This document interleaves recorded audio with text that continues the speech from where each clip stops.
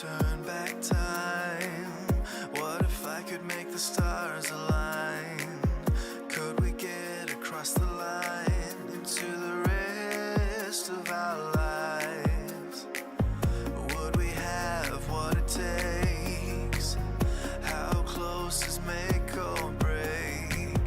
I can see us start to make our great escape. Tonight we will lie awake in the stars, and I'll let you into my heart. Chase the future together forever.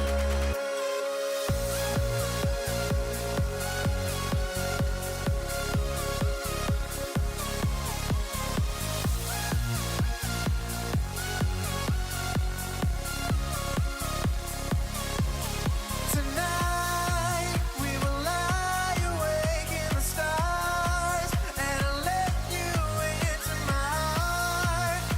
Chase the future together forever.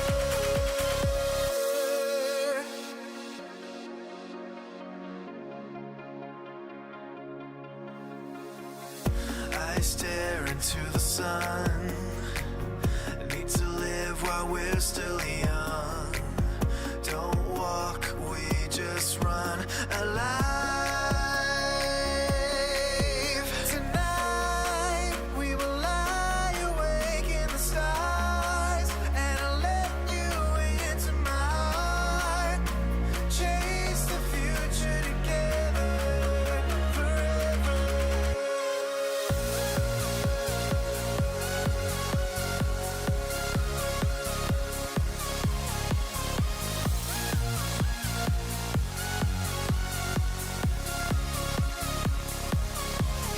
Tonight we will lie awake in the stars, and I'll let you into my heart.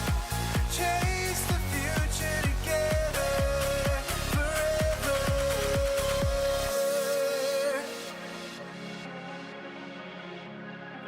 We can chase the future together.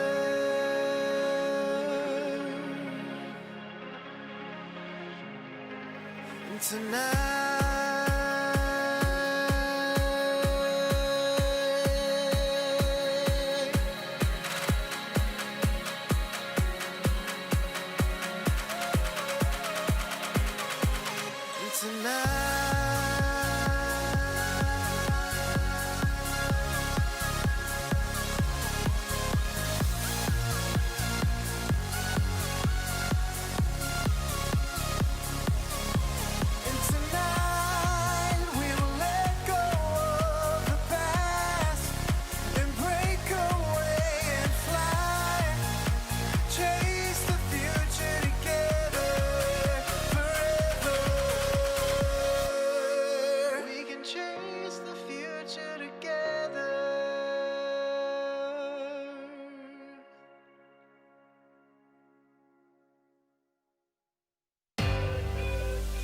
I've never forget you since you told me hi on a starry night. It was easy to catch me with your big brown eyes and the way you smile. I guess that you believe in me, the thing inside is killing me. I'm holding on, I'm holding on. I just wanna get you forever, forever. I just wanna get you forever, forever.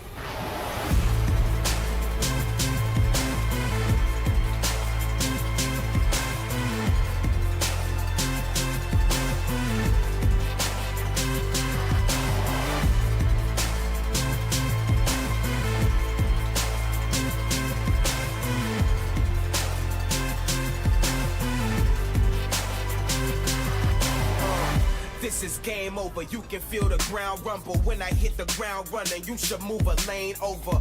Rain holder, we don't run on the same motor. I'm a chain smoker, you a lighter to a flamethrower. I come from an insane culture, living like a trained soldier, just to make it a day older. No closure, remain closer to the days when I could feel the hunger pains I knew I would take. I knew I would this, and I ain't going out till I take it. What I came to get, I was made for this, and I will never lose. I'm the greatest, just face it. I was made for this, and I ain't going out till I take it. What I came to get, I was made for this, and I ain't going out. I was made for this, and I will never lose. I was made for this. I feel colossal, choir sing the gospel. I can make the sky move, breathing through my nostrils. Sharks in the water, looking for imposters. You ain't in the bloodline, Prince and the Papa. Stand between my digits, then you better be a comma.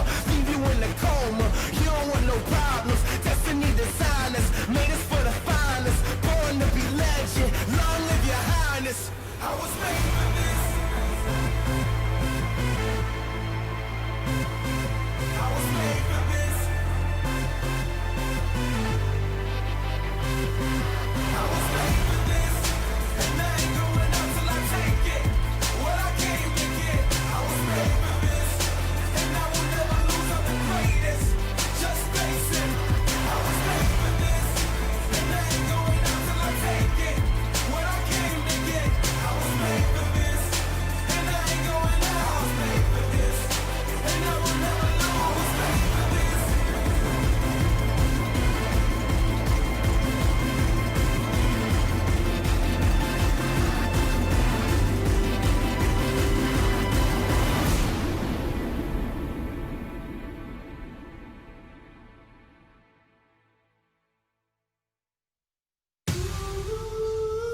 You don't have to wait, you know my name.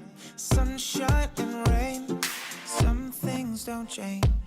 Thinking about the days we were younger, innocent in our ways. We were dumb, girl.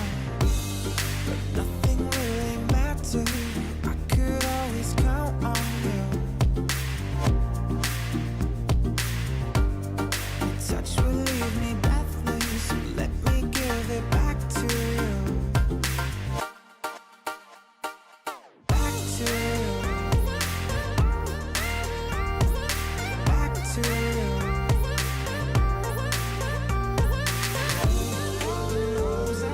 Back to you. Back to you. Back to you. Back to you. Don't have to wait, you know my name. Sunshine and rain, some things don't change. Thinking about the days we were younger, innocent in our ways. We were dumb, girl.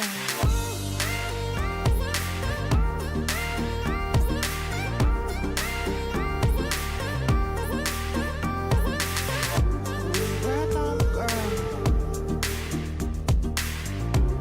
But nothing really mattered.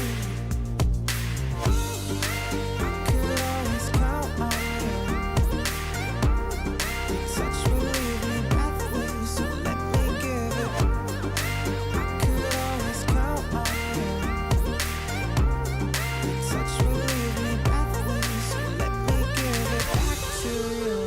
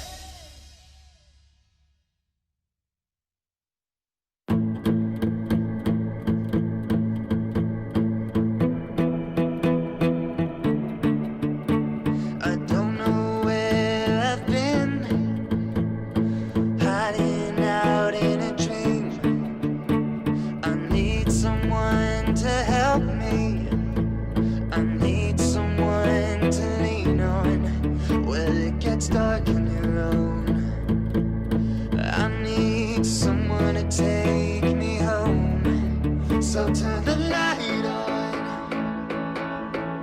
So turn the light on for me. Oh, turn the light on. So turn the light on for me.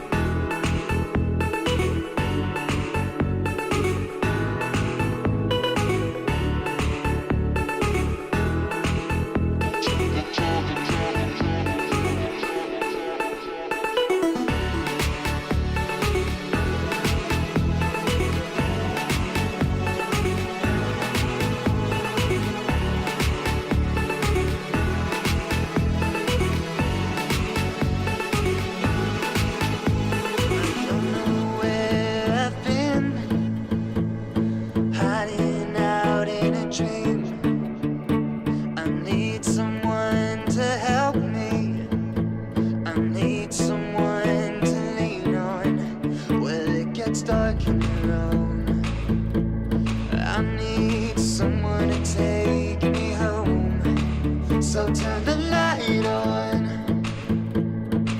So turn the light on for me. Oh, turn the light on.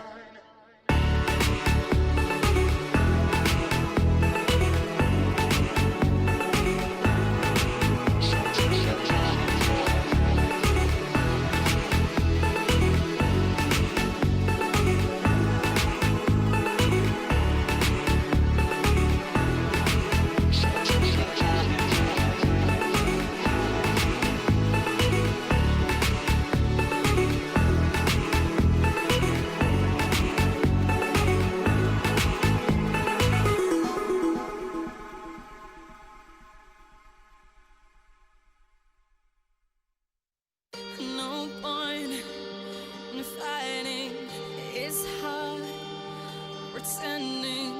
Wake up, it's time to leave.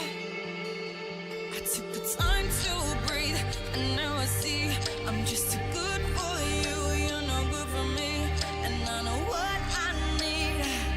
So I'll set you free.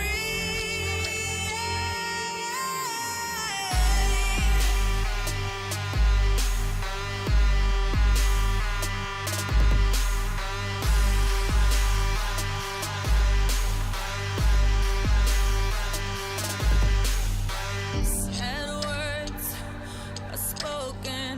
Move on. It's broken. Give up. It's time to leave. I took the time to breathe, and now I see I'm just too good for you. You're no good for me, and I know what I need. So I'll set you free.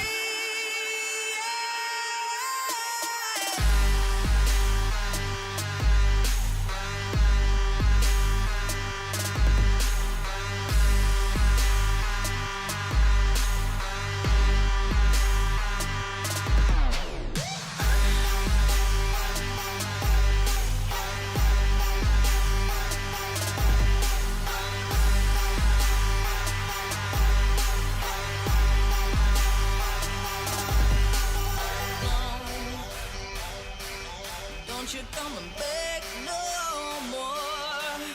Oh no, 'cause I will never let you in.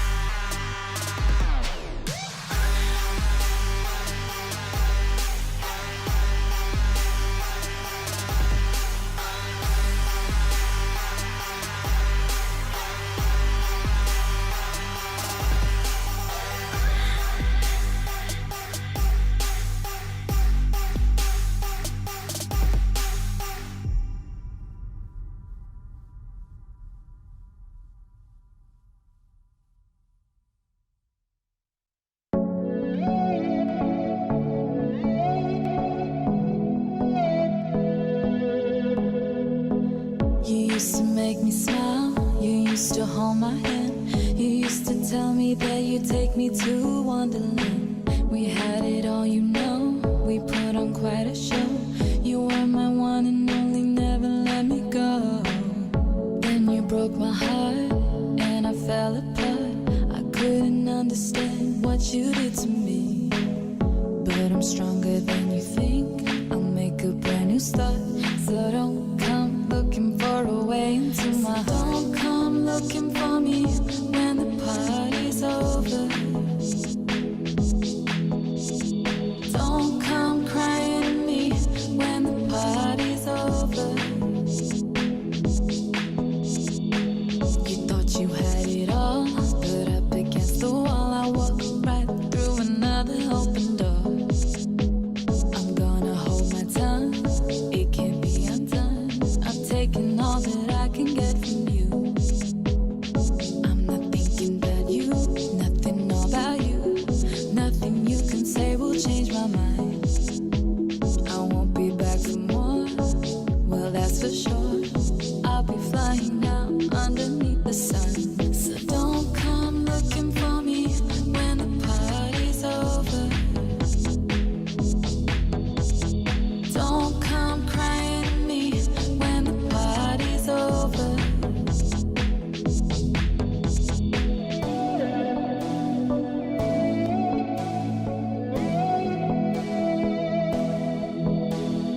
Don't come crying to me.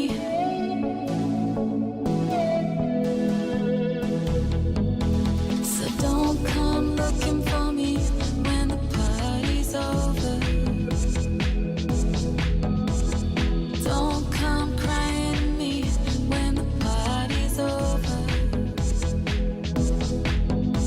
So don't come looking for me when the party's over. Don't come crying to me when the party's over.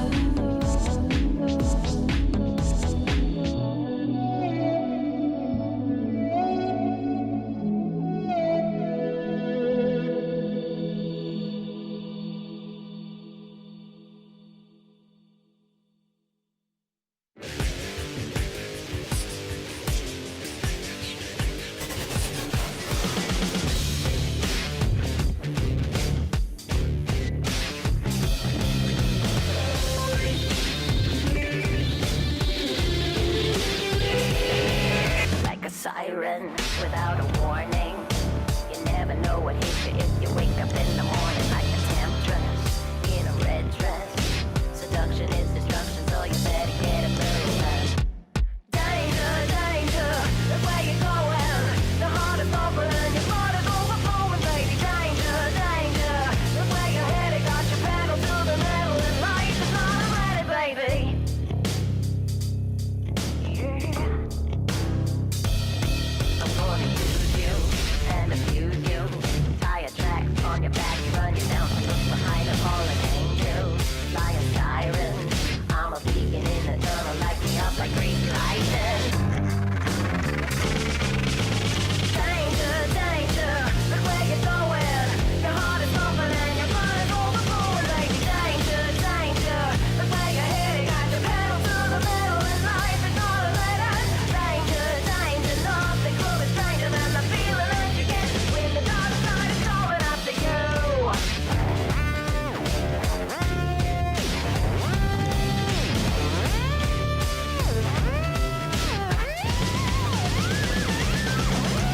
Danger, danger, danger, danger,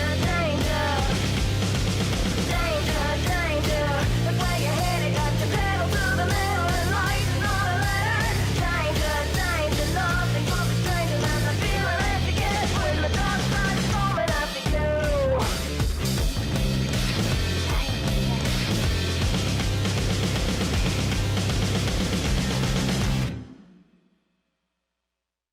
We're not the only ones. We're not the only ones.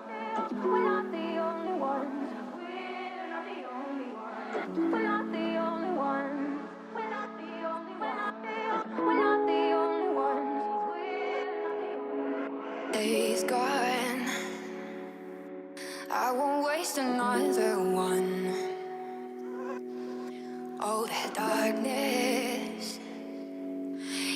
won't set me back again. Oh, I'm not asleep or awake. I won't let the future escape.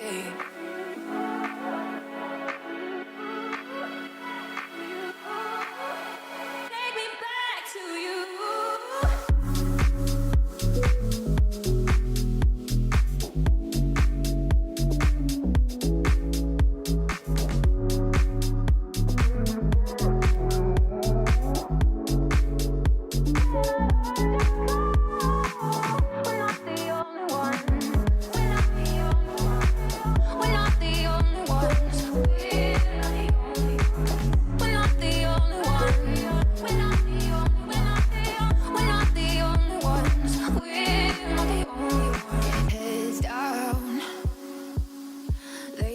Just shake the ground.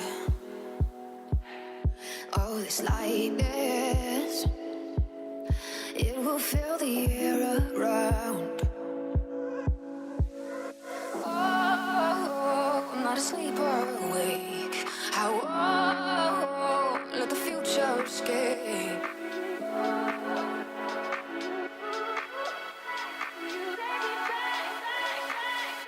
Back to you.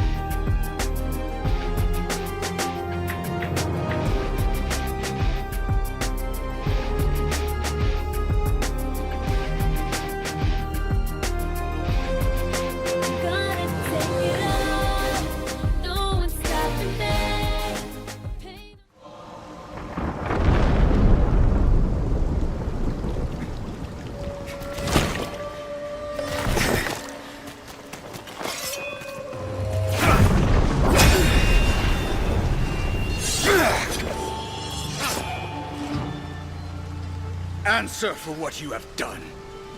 Yone, turn back. You have dishonored us. You swore to protect him. You swore to protect Ionia. Look around you, brother. Your honor stains the ground. Better than living without it.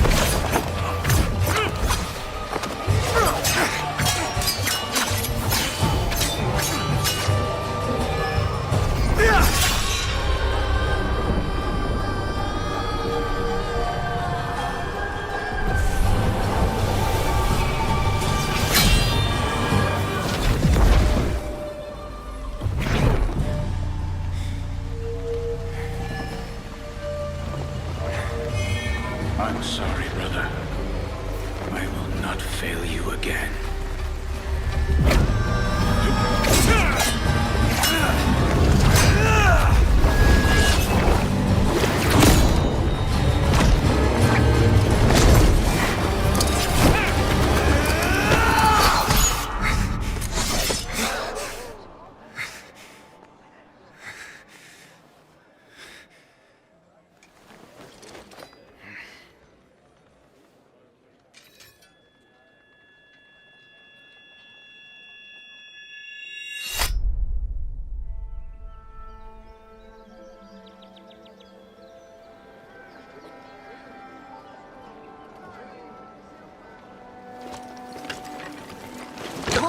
Apologies, Opa. I didn't mean to. It's all right. Ah, the spirits wait for no one. No, I'm not. Looking to commune? Why else would the great Yasuo come? But are you ready? Does that matter? I'll never make it up there in time. True, the road is long. Perhaps my own temple can still provide a way. The choice is yours.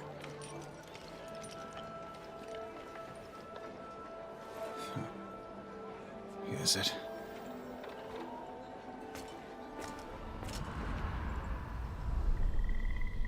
It's taken years for the spirit blossoms to return. If the land is ready to heal, perhaps you are as well. And this is the way? Old men, flowers, and hope. Maybe hope is enough. Maybe. Immerse yourself in the river Whaley. Let the waters cleanse you. Let the currents take this burden you carry. Remember who you have lost. Let me go, Yone! I was winning! Did you see me take out that big one? I saw you dishonor yourself. You fight? When I have to, not when I want to. You don't have anything to prove. There is always another fight, Yasuo. Finding it proves nothing.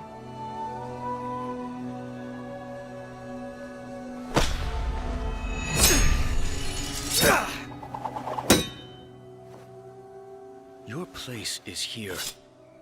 With Elder Suma. He trained me for this. I can help end this war. Your duty is to this school. To your master. To Ionia. Then I should be out there protecting her. I won't fail you, Yone. It seems I have already failed you.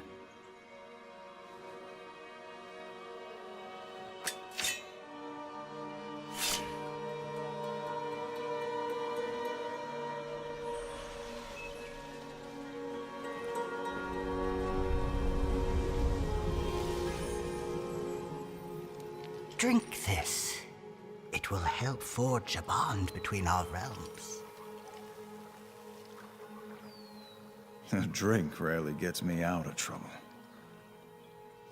Sometimes we must go looking for our demons.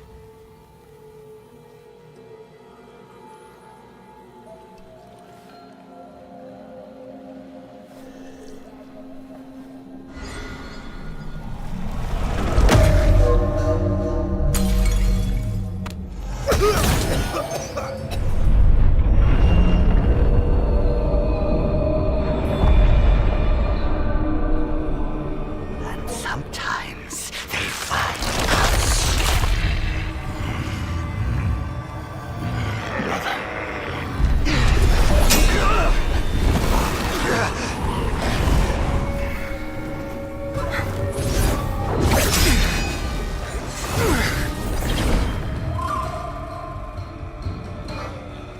Show yourself.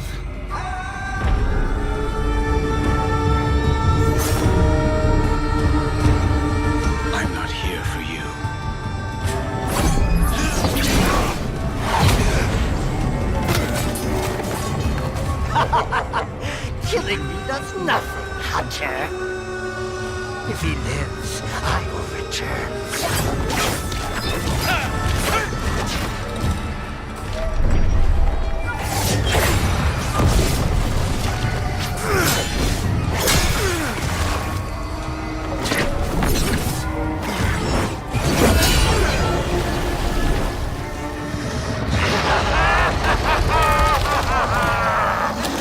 Suma's great pupil.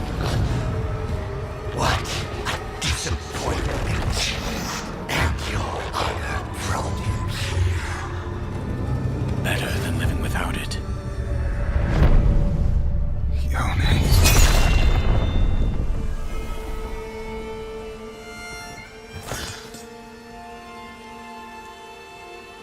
I'm no murderer. Then why are you running?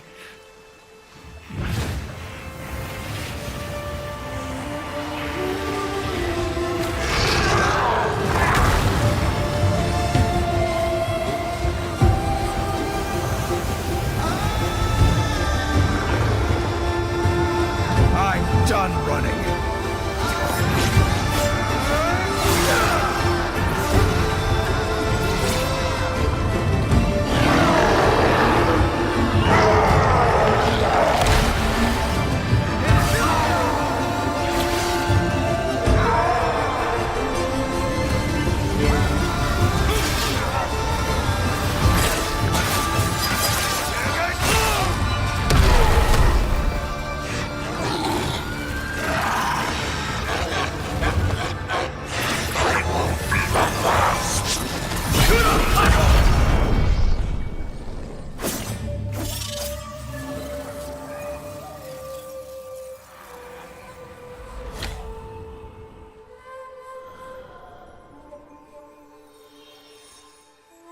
Have your revenge, brother. You might deserve death, but not by my hand. Then there is nothing left for me in Ionia. Even the wind has a path, brother.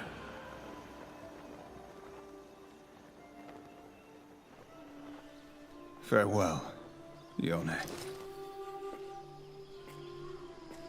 May the spirit of Ionia guide you.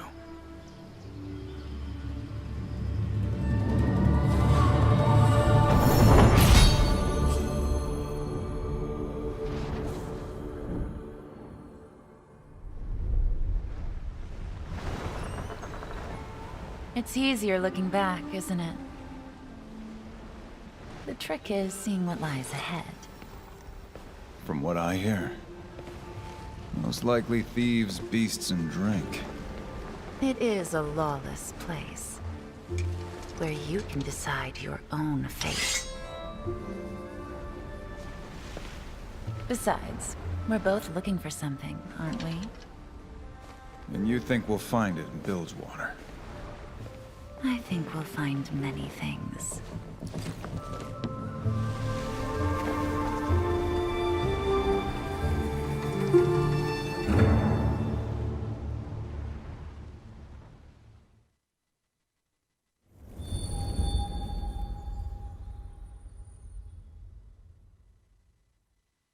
Ladies and gentlemen, as you may know, the LPL this year has been granted 4 seats at the World Championship.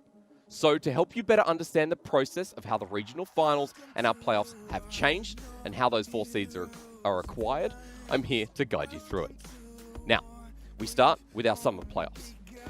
Our top 8 teams from the regular season of JDG, Top Esports, IG, Suning, V5, LGD, Team WE, and FPX are placed into the bracket in their relation to their final season placement.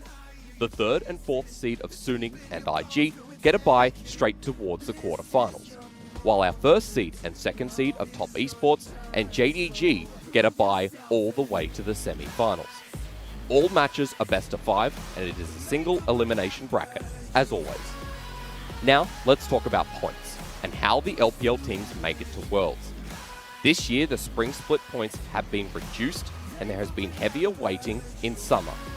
The team that takes the LPL 2020 Summer Championship will also qualify automatically to the 2020 World Championship as seed number 1. The team with the second most points from spring and summer combined will be the second seed to auto-qualify for the 2020 World Championship. The team with the third, fourth, fifth, and sixth highest points will make the regional gauntlet you see in front of you now. The team with the third and fourth highest championship points will face off in the upper bracket of Round 1, with the winner acquiring the third seed at the 2020 World Championship and the loser getting another chance in the second round. The fifth and sixth highest championship point teams will face off in the lower bracket of Round 1, with the winner moving to Round 2 and the loser missing out on the world opportunity. We then move to the regional finals and the final part in that second round, with the team that lost in the upper bracket of Round 1 and the winner of the lower bracket in Round 1. The winner of the regional finals in Round 2 and that final matchup for the fourth seed will, as you guessed it, take that seed all the way to the World Championship. That fourth seed will be the final spot and the final opportunity to qualify for Worlds. Now, ladies and gentlemen, please remember that first, second, and third seed from the LPL will directly move into the group stage at Worlds, while the fourth seed will be in the play-in stage, along with some of the minor regions across the board and the last seeds of the major regions as well. I hope this was helpful for you. It is bye for now, but not forever, as we move into the LPL 2020 Summer Playoffs. What's going on, everyone? I'm Munchables, this is Tibbers, and you're watching the LPL Recap. Let's get into it.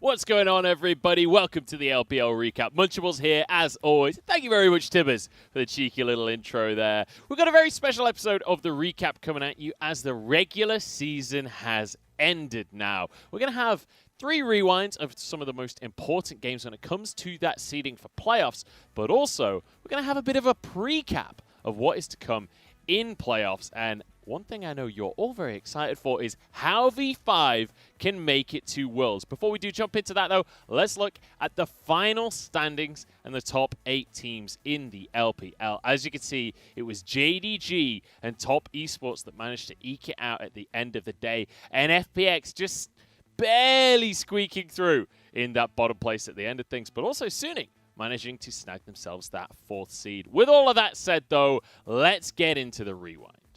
Let's take a look back at Suning versus Vici Gaming, because this was a crucial series when it came to seeding going into playoffs.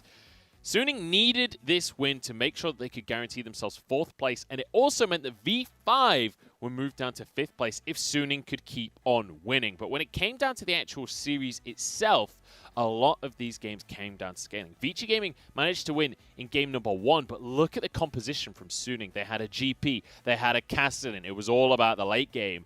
And then game number 3, everything fell apart for Vici. As you can see on your screen, iBoy getting red buff instead of contesting the Baron when the gold was in Vici Gaming's favor. It meant Suning could grab this Baron completely uncontested. And then again, Maestro and iBoy trying to start a fight on Sword Art, but look where Lien is on the minimap right now. Kiana nowhere to be found, Vici Gaming out of position, and Suning finding these miracle picks in the late game. It meant that they could get themselves this win. It meant that they could keep their momentum rolling, and it meant that they could keep that 4th seed. They did still have 1 series to go after that one, but they managed to get the late game team fights, and that is a big learning point for Suning. Top Esports versus WE was an absolutely crucial series this week. Top Esports needed it to net themselves 1st seed. WE needed it to try and grab themselves 6th seed moving on into the playoff bracket. This play in game number 1 was absolutely sick from Jackie and Yuyanja, showing us why this Caitlyn Lux duo is so potent. Shout out to Casa as well, winning out the 50-50 smite to get that Baron. That netted Top Esports game number 1. WE answered in game number 2. And we got to see Teachamar on this Orianna pick. It's a new pick for him. He looked great across the series, but he didn't look as good as Knight. This Silas managed to find 2v1s, managing to snowball so heavily in game number 3. And you know what? This was actually a really good series from WE. Being able to take Top Esports to 3 games was actually quite impressive from them. It wasn't quite enough, though, to win the series because Knight, once again, doing so much during these team fights. But then the longer these team fights went on, the more it seemed to be going in Top Esports' favor. The mechanical difference was there. When it came to the shot calling as well, it did feel like Top Esports had an edge. So the conclusions coming out of this one was obviously in terms of seeding. W went down to 7th. It was Top Esports netting themselves the first seed over JDG. But most importantly, in my mind, it's a really, really good look for WE that they're able to match Top Esports at all in these team fights, but also Top Esports, when it came to late game decision making and the coordination in those fights, are still looking like that top team. Suning versus FPX. What a way to round out our summer split. It was the final game, and it was a crucial one for both Suning and for V5 that were watching, biting their nails. If Suning could win this one, they grabbed themselves the 4th seed. And in game number 1, the team fighting just looked beautiful, able to get themselves a Baron buff.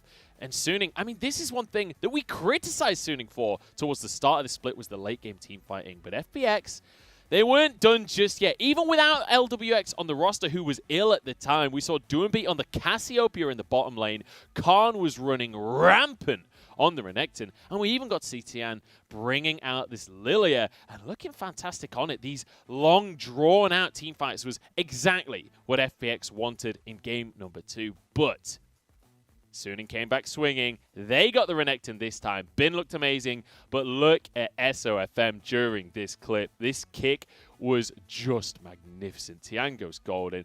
In goes SOFM onto Doombeat. Kicks all 3 of them, and it means Bin can just roll through the squad. Suning with the late game team fighting once again. I guess it wasn't even late game team fighting, just team fighting in general, but Suning look amazing and importantly net themselves that 4th seed spot. They get a bye all the way into quarterfinals, and it meant that the V5 get knocked back to the first round of playoffs. Well, since the regular season is over, that means it's time for playoffs. And in this very special episode of the recap, we're going to do what I'm calling a pre-cap. We're going to look at what's coming your way for playoffs. So let's bring up the bracket and have a glance over how things are looking, because we're going to be starting things off with V5 against FPX and LGD against WE in our first round. And I want to focus in on V5 specifically, because I know a lot of you guys at home are very excited for V5 as a team. I know a lot of you are really wanting this team to make it to Worlds. So let's look at the championship points and figure out how V5 makes it to the World Championship. So let's just assume that we can remove JDG and Top Esports in the top 2 spots. Since they're the first 2 seeds from the regular split, we'll give them the benefit of the doubt and say that they're going to make it through on top championship points and the summer winner. So then we have Invictus Gaming and FunPlus Phoenix. They already have enough championship points that they are guaranteed to make it to regional finals. So 4 of our teams now decided. 2 of them to regional finals, 2 of them already to the World Championship, which means there are 2 spots remaining for the regional finals. And it's either Suning, WE, Victory 5, or LGD to take those spots. Now you can see EDG have 10 points on the board, but because it's spring points, they cannot tie with anyone that gets 10 points in summer. The summer points take precedence, so EDG are out of the running. Now WE having 10 points is very important, because if WE can make it to that second round of playoffs, they'll make it to 20 points, and they should be able to just about eke their way in. But Victory 5, they're really praying that LGD will beat WE in that first round, because if LGD ties with Victory 5 for points, Victory 5 will go through. The tiebreaker is seeding from the regular season. So if Victory 5 can get 5th place and it's LGD in 6th place, that's all V5 would need to make it to the regional final and make it to Worlds.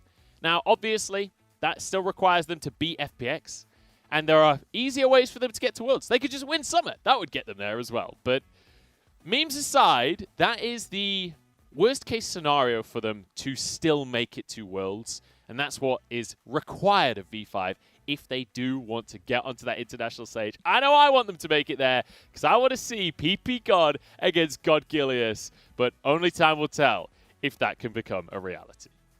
With all of that said and done, that's going to round out our recap today. I've been Munchables for you guys, and I hope I've been able to get you up to speed as we head towards playoffs.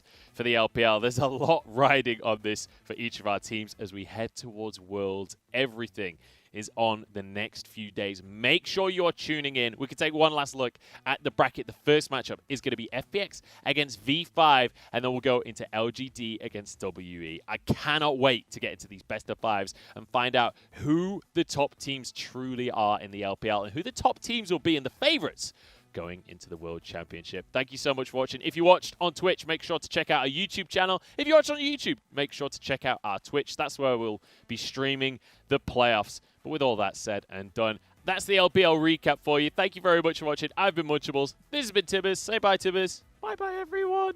We'll catch you in the next one.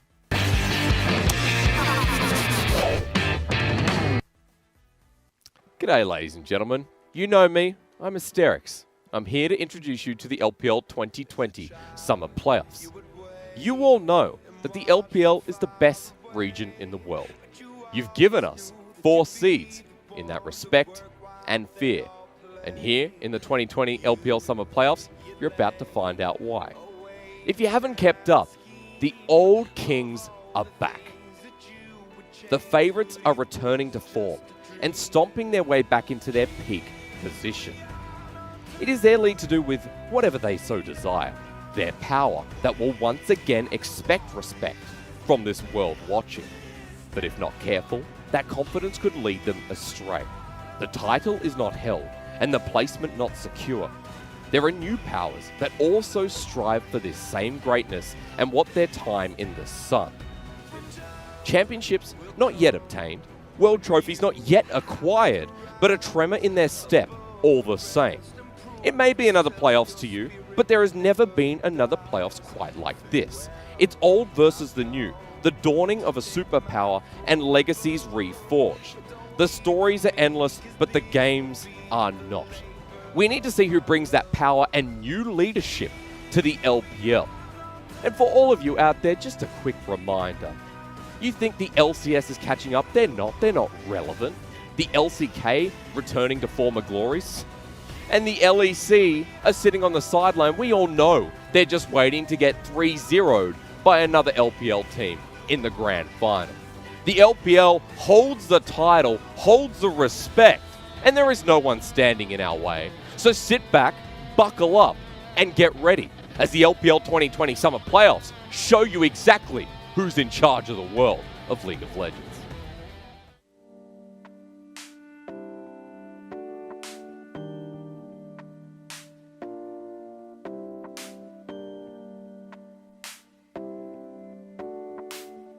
Opening night, everything is cool. Open up your mind, and it's understood. If you close your eyes, you will see the light. Open up your heart in front of the sun. Open up your arms, is it for the fun? If you follow me, I will follow you. Then I saw your lips reflecting in the water.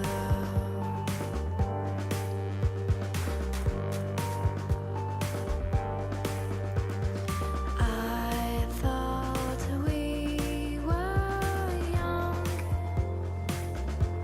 and nothing really matters.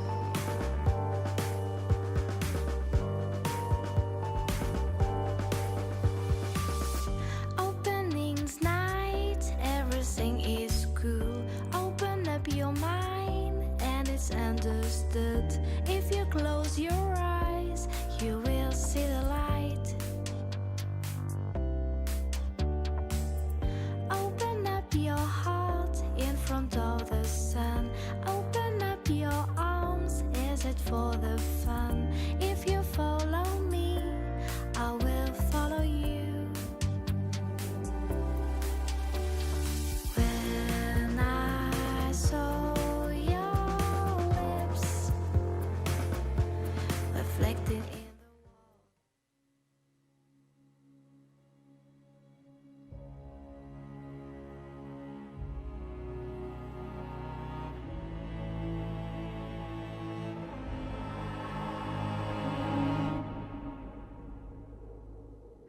战鼓擂下，8强求变，直面镜中人。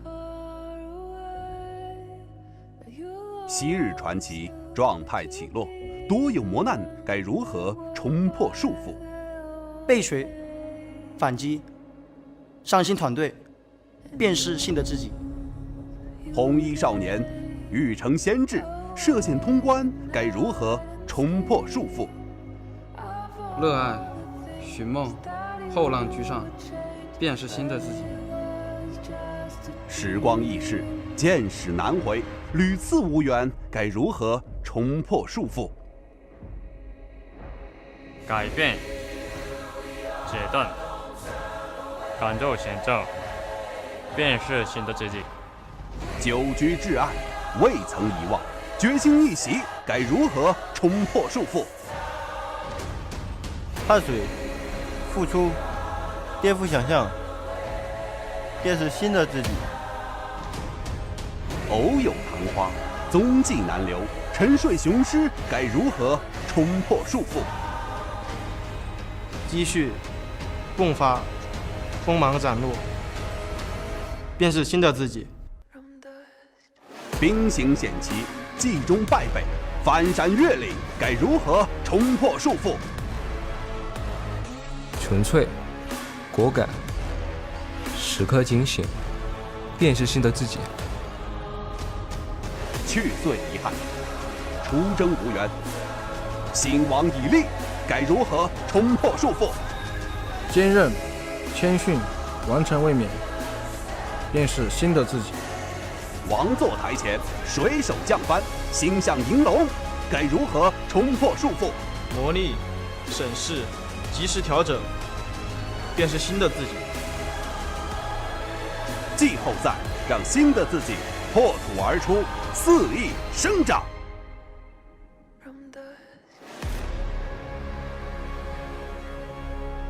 Ladies and gentlemen, g'day and welcome to the start of the LPL 2020 Summer Playoffs. I am Asterix. It is my distinct pleasure to welcome Lyric to the desk to also introduce the playoffs here. And it's been a long time coming. We've had a very long year, a long split as well. We finally made it. I've been waiting this whole year for this day specifically. V5 in playoffs. I mean, you're excited because you saw it coming. Only you were the Messiah. Everyone else followed suit, but you were the first, were you not? It's impressive to see him on the desk here to take me through this journey against FPX. But before we get into the matchup, we need to show you what the status of the teams are. Ladies and gentlemen, this is our playoff bracket, and everything in front of you will be from today onwards, starting with our round one. Exactly. FPX V5 today, LGDW tomorrow with those quarterfinals to follow. Yep. But as you said, today's the matchup we're going to look at, Victory 5 versus FPX. A bit of shared history here and two completely different trajectories. Shared history, I like that to start off with. Ladies and gentlemen, remember, all matches are BO5 here in the LPL, and it is a single elimination. Once you are out, unless you have enough championship points, you are out and out of the running towards Worlds. But we'll talk about that a little bit later, of course. Munchables put out a recap towards that, and there will be another playoff video explaining that for you as well. V5 versus FPX. Our round one begins now. And for V5, what a team, what a story, what a journey to get here, as you mentioned. Spring was 0-16, 1-32 individually in games. In summer, they've picked up 25 individual games. They've ended as the 5th seed. This has been the most impressive split in the organization's history. You're right. The true zero to hero story. And yeah. Again, when we look at this team, when we look at this roster, it's just so stacked with a bunch of individual talent, whether we're looking at the jungler and Weiwei moving down to the bot lane and PP God. And there we have it, right? That is our 3-man core, but it all starts with mid-jungler, right? The blessed 2-man, as we call it. LeBlanc, Zoe, Graves, and Italy. It's all about that mid-jungle 2v2 getting pressure. And then as you coined it, everybody get down. Because we are going straight to the bot lane, where they counterpick bot lane in most of their matchups to guarantee they have either that strong 2v2 or push pressure to set up for those bot side plays in Dragon fights. I love the stat. 57.5% of the time that counterpick comes through. I mean, that enables the strong matchup and why V5 have this early tempo, as you like to call it. Exactly. They have the fastest average game time in the LPL. They win fast and they lose fast. And that's also why they're one of our most exciting teams to watch, right? Because they've stomped some teams like Top Esports, like FPX in the game. But they've also given up a few wins here and there. It's funny because FPX were a team that were kind of built off early tempo as well. For V5, they do it in a very different way. And I think the thing that people need to remember is that a lot of the time when you look at V5's draft and you see how early to mid-game orientated it is, you think, well, that's their style, that's what they want, and that's what we'll be looking out for here today. Exactly, and it all starts from that mid-jungle. Like we said, Mole typically has a lot of pressure in a lot of his matchups, constantly hovering for Weiwei to come in, counter jungle, pick up these kills.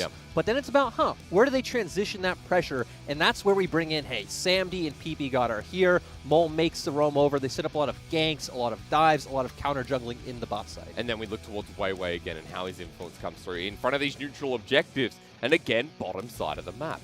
They have the highest dragon control rate in all of the LPL. So this is where it's all about. And this is where people like Mole really thrive and why, especially this Zoe has been such a menace for other teams to deal with. But they also have a bunch of other really interesting plays with tempo where we'll see them pick up Rift Herald, look for picks in the enemy jungle to set up for this Rift Herald play mid where they've typically gotten 2 to 3 turrets from this 5-man play. Yeah, it continues to roll forward again, early tempo that leads them to a win.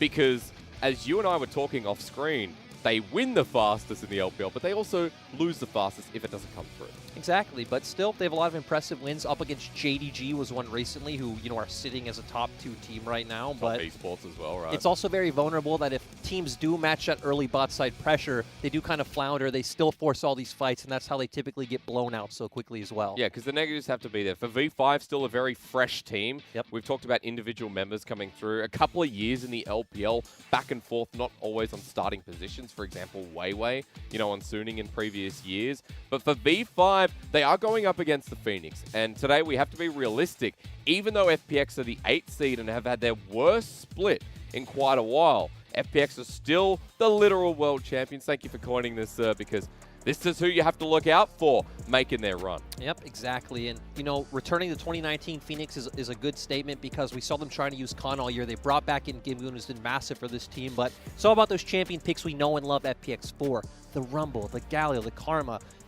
Tien's been one of our most prevalent Olaf players in 2020, which is quite surprising. But hey, this team, this split has really been Duinby versus the world. He's the highest % of his team's damage. He's looking incredible in these team fights, which when you consider his most played champions are Galio and Karma, it's pretty insane. Yeah, are you a facilitator or are you the carry? Duinby plays both, and if Duinby is performing well, then you have to say for FPX that's a really good solid point to build around. But of course, we have to remember that for FPX, it's make or break in a lot of these moments. Exactly. When you only have one player you're really playing around right now, it's very high risk, high reward. So we see them playing around a lot of tricky barons or setting up a lot of cheeky picks around the map with brush play. So it can either win them a game out of nowhere, but can also set them to just slowly fall behind, and that's why they are coming in as our 8th seed. I mean, they've had a pretty rough season, ladies and gentlemen. They finished with 9 individual wins. We're expecting them to be in that top 4 even after MSC, but it has been a tricky season, to coin it again.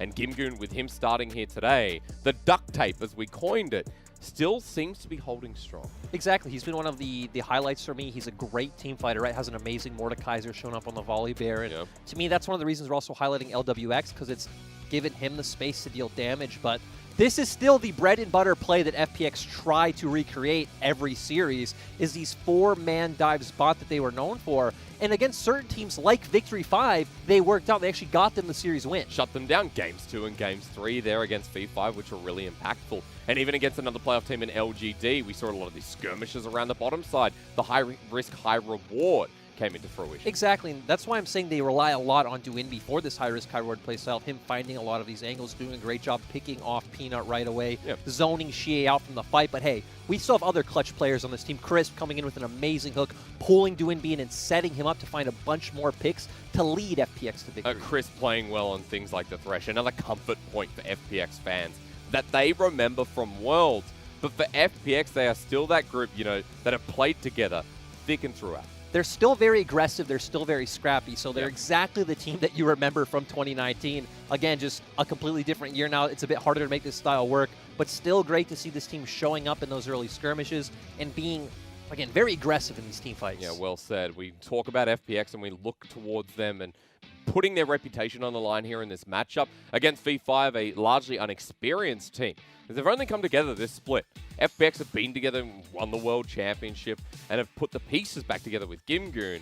And one piece I want to talk about is that bottom lane, because in this head-to-head matchup, it was hard deciding what lane we should look at. Realistically, mid's going to be fun, but the bottom lane has such a strong story with the student versus the teacher. PP God versus Chris. Yep, for those of you who don't know, PP God spent a year and a half on FPX's LDL team developing under Crisp, and he's had a breakout season on this board, high kill participation, a ton of counter picks in the games, which is why we see their bot lane doing so well. For Crisp, it's been a bit rougher. I feel like a lot of his struggles have come from the team struggles. He's not able to find the success with the roam heavy style he had, but still, he gets his hands on this Nautilus, which... How many games? 17 games this split, and he's still trying to be that big team fight threat we all know and love him for. And it's great when the student becomes the teacher. There's got to be a degree of conversation around that. For PP God, his very first LPL split, we cannot forget that this guy has only been in the competitive scene for just about 2 years. Even Sam D. I mean, Sam D has played one split in LDL on Suning S. This is his second split ever, hard stop. And different languages spoken in that bottom lane. Again, it has to be reiterated that Sam D, an import coming through with PP God, a native speaker. It's amazing how they synergize well together when they've only just joined up. True. And I feel like now it's time to, set expectations for viewers about what's coming into this series, because we got some predictions. Hey, yeah, we do. Thank you, sir. Let's bring those up for you, because you know what? This was hard for me. I know it was hard for you. 3-2 is where we're going to start on this. Exactly. I love the 3-2 scoreline. I love the fact that Oishin and Clement predicted FPX, because I think this will be a very close matchup, because it could break two ways, right? It's how much you really put into that experience, because V5 have none, FPX have all of it, so that will really make or break the matchup. If you're only looking at recent form and how they play, I think that edges it over to V5. But even in their recent series, FPX showed, hey, we're a smart team. We can figure out how to shut down this style. But this is why I'm leaning towards V5, because they've brought Y4 into some of their recent games. They've diversified. They're playing a bit more around Bubu. They're putting more resources into Mole.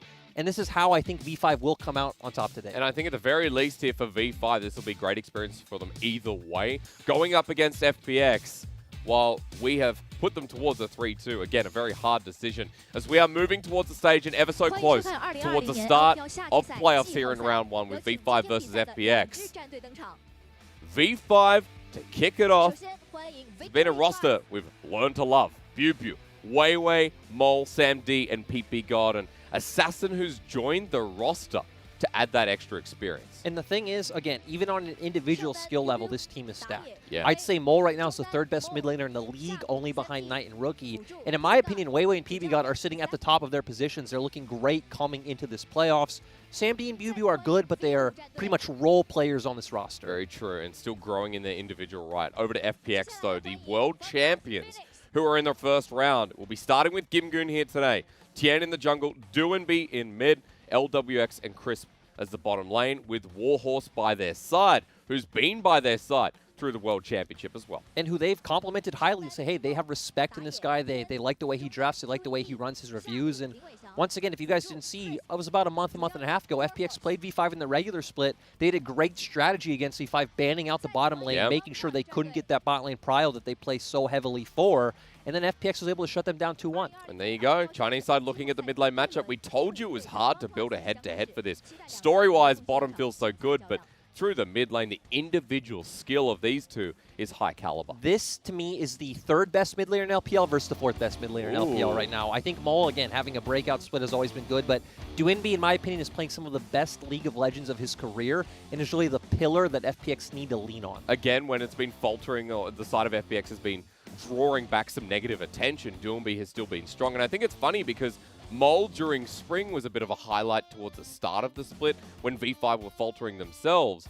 This time around, Mole has other elements to rely on, so he doesn't have to be as much of the pillar anymore. And I want to see how he does going into this series, because we need to mention this is also a new patch, guys. We are on 10.16. Everything had a bit of a small change, small nerfs, small buffs here and there, but two champions that really stand out to me is Nico and Lucian both got buffed, and Mole loves Nico and Lucian, if you remember Spring Split. He would pull these champions out all the time. Nico's still one of his most played in solo queue. So expecting maybe a little bit of a flurry in game 2 or 3. We'll see how this one starts off, because while we are talking about mid laners, we have to also remember that through jungle, the matchup could be influenced. Weiwei versus Tien is another good element to highlight, as V5 start off on blue side, FPX on red. And now 10-16, as Lyric mentioned. Ladies and gentlemen, Yone will be banned throughout playoffs, I have to say, just to keep in the back of your mind. So it is not available. The new champion sits on the bench. But Lilia still enabled as we run into these bans. And Twisted Fate, Galio, all targeted towards Doomby. Exactly. We're seeing that V5 realize, hey, these are two champions that can get Doomby through that laning phase and allow him to have that big pressure all around the map. For FPX, though, they're banning out the junglers from Weiwei and taking out their favorite AD carry and Ashe to guarantee them that bot lane prio. First pick. Oh, they've done this so many times. Most played top laner in the LPL right now, and a lot of teams are looking at it quite seriously as the first pick. Yep, we saw it in the last weeks, and there it is locked in for Bubu, so it's going to guarantee him a strong matchup into pretty much everything that Gimgoon plays. So, again, Gimgoon plays a lot of Mordekaiser, plays a lot of Volibear, which also took a bit of a nerf. So, FPX taking top right now is interesting. They're not going to end up showing anything. What I want to see is where do they go with the AD carry position with our two prevalent AD carries banned out. When you think that Ashe is such a big pick for V5, and there you go, Lilia, first rotation on red side. Tien has been spamming this in solo queue and has already played it a couple of times in the LPL. And it's a champion that pro players are very divided on. Some I've heard think it's extremely OP, and others I've talked to think it's absolutely terrible. Point is, it has a great early clear, has great movement speed around the map, provides a lot of damage, you know, in those early skirmishes. And there we go. We get the Kalista. FPX are saying, hey, we want these early skirmishes. Yeah. We also want to guarantee bot lane prio because we know Kalista's so strong in the early laning phase. And a really nice takeaway from Sam D. When he entered the league, Kalista was his favorite. So V5 thinking about something a little bit more passive that has been rising back to form. And I'm really surprised with this one because this is why we saw them bring Y4 back into the roster because Sam D wasn't much of a Senna player, but they do lock it in. They signal they're going to play more around their soul laners. And hey, when you locked in Renekton first pick and now you get Maul on his famous Zoe, look at that smile. These guys are ready to play around their soul laners. Yes, they are. So Maul with a bit of comfort now.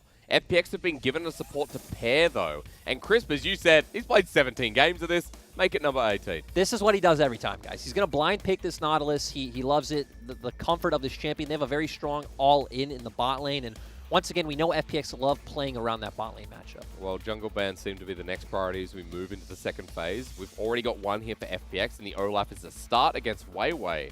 That's going to make jungle ban number 3. Do they continue down this route? Yeah, I assume you just keep banning out Weiwei again. With the Volibear nerfs to set nerfs, it's kind of interesting that we're seeing FPX just completely outright ignore those champions. We haven't seen Weiwei diversify that much out of a lot of those top picks. He has a couple of games on Lee Sin. He has a couple of games on Trundle, which we haven't seen in recent weeks. But I'd love to see V5 just keep banning out mid laners, take Doinby off matchups he's comfortable, but instead they say, hey, we're not going to give the Goon the GP. No, one of his favorite picks. He's got a world skin for a reason as well. It also plays really heavily around bot side, which Very is, again, true. exactly what FPX's comp is signaling. We'll just wait and see. No one get too excited. You got to show one solo laner here, and the Volibear, they don't care. They're going to lock it in anyway. Yep, and it's been one of Gimgoon's go-tos. FPX has been one of the teams that have preferred to put it in a soul lane rather than have it in jungle, and that doesn't say a lot to me about Tien. It says more that Gimgoon wants a champion that has a very steady laning phase, can provide a bit of frontline, and is also very safe with his ultimate. Now, you're talking about Weiwei's jungle with Graves gone, things like the Trundle still available, opts into the set instead. We're building a bit of a frontline here for V5 if this gets locked into. Yep, and I would expect it, right? It is one of our go-to answers to the Nautilus because Nautilus hits a dredge line and it is too tanky with the W stats coming out that Leona can't go down. So V5 are playing a very early game, focused game. They really want these early skirmishes. They want to fight for early dragons. They want a lot of attention towards the top half of the map. Are we building up a bit of mid-game here, though, for FPX? Solo laner for Doomby. Now, when I think of Doomby, I don't always think of LeBlanc. He has played 16 unique champions. This was the one I was about to say. Karma has been his most played champion this split. It has had a bit of nerfs to her Q damage, so I have heard that a lot of pros are kind of straying away from it, but Doinby is one of our players who just loves this champion. It facilitates what Tien wants to do in the jungle, and you also have a very strong team fight coming out. All right, well, Doomby with the Karma, with the comfort. You talk about the team fighting. I'll be looking for it. V5, you mentioned skirmishing as well. I expect more aggression coming out from V5 this game. We have, again, we have our Renekton who really wants attention early on. We have mixed damage in the mid-jungle, so we could see Weiwei looking for some mid-ganks early. Mole setting up with those Sleepy Trouble Bubbles to where FPX are going to play a bit of a slower game, in my opinion, at least very early on, right? We're going to see Lilia go for those full clears because she has an amazing clear speed. We're going to see Doinby just answer waves, and they're going to set up for these big plays around the bottom side of the map. Big plays on the bottom side. All right, that makes sense. You talked about FPX being willing to touch up on V5's bottom lane. The strength of how they play League of Legends right now revolves around bot. If FPX can shut it out, play more towards their own play style, which we saw in 2019, there's a big chance that they could edge a net in this first game. Yeah, it's going to be nice to see because we're going to need to see LWX and Crisp set up massively because they are bringing the engage to this team composition. So I wouldn't be surprised if we just see if we see Tien full clear his jungle, make his way down bot, and we try to hit a dredge line onto SamD and PB and set up some action pretty early. It's a great way to start off this game. Great way to start off the series. Great way to start off playoffs with V5 in the 5th seed here over the world champions. The old versus the new. A better way to kick off the LPL playoffs. I dare you to find one as we run on in to our first match.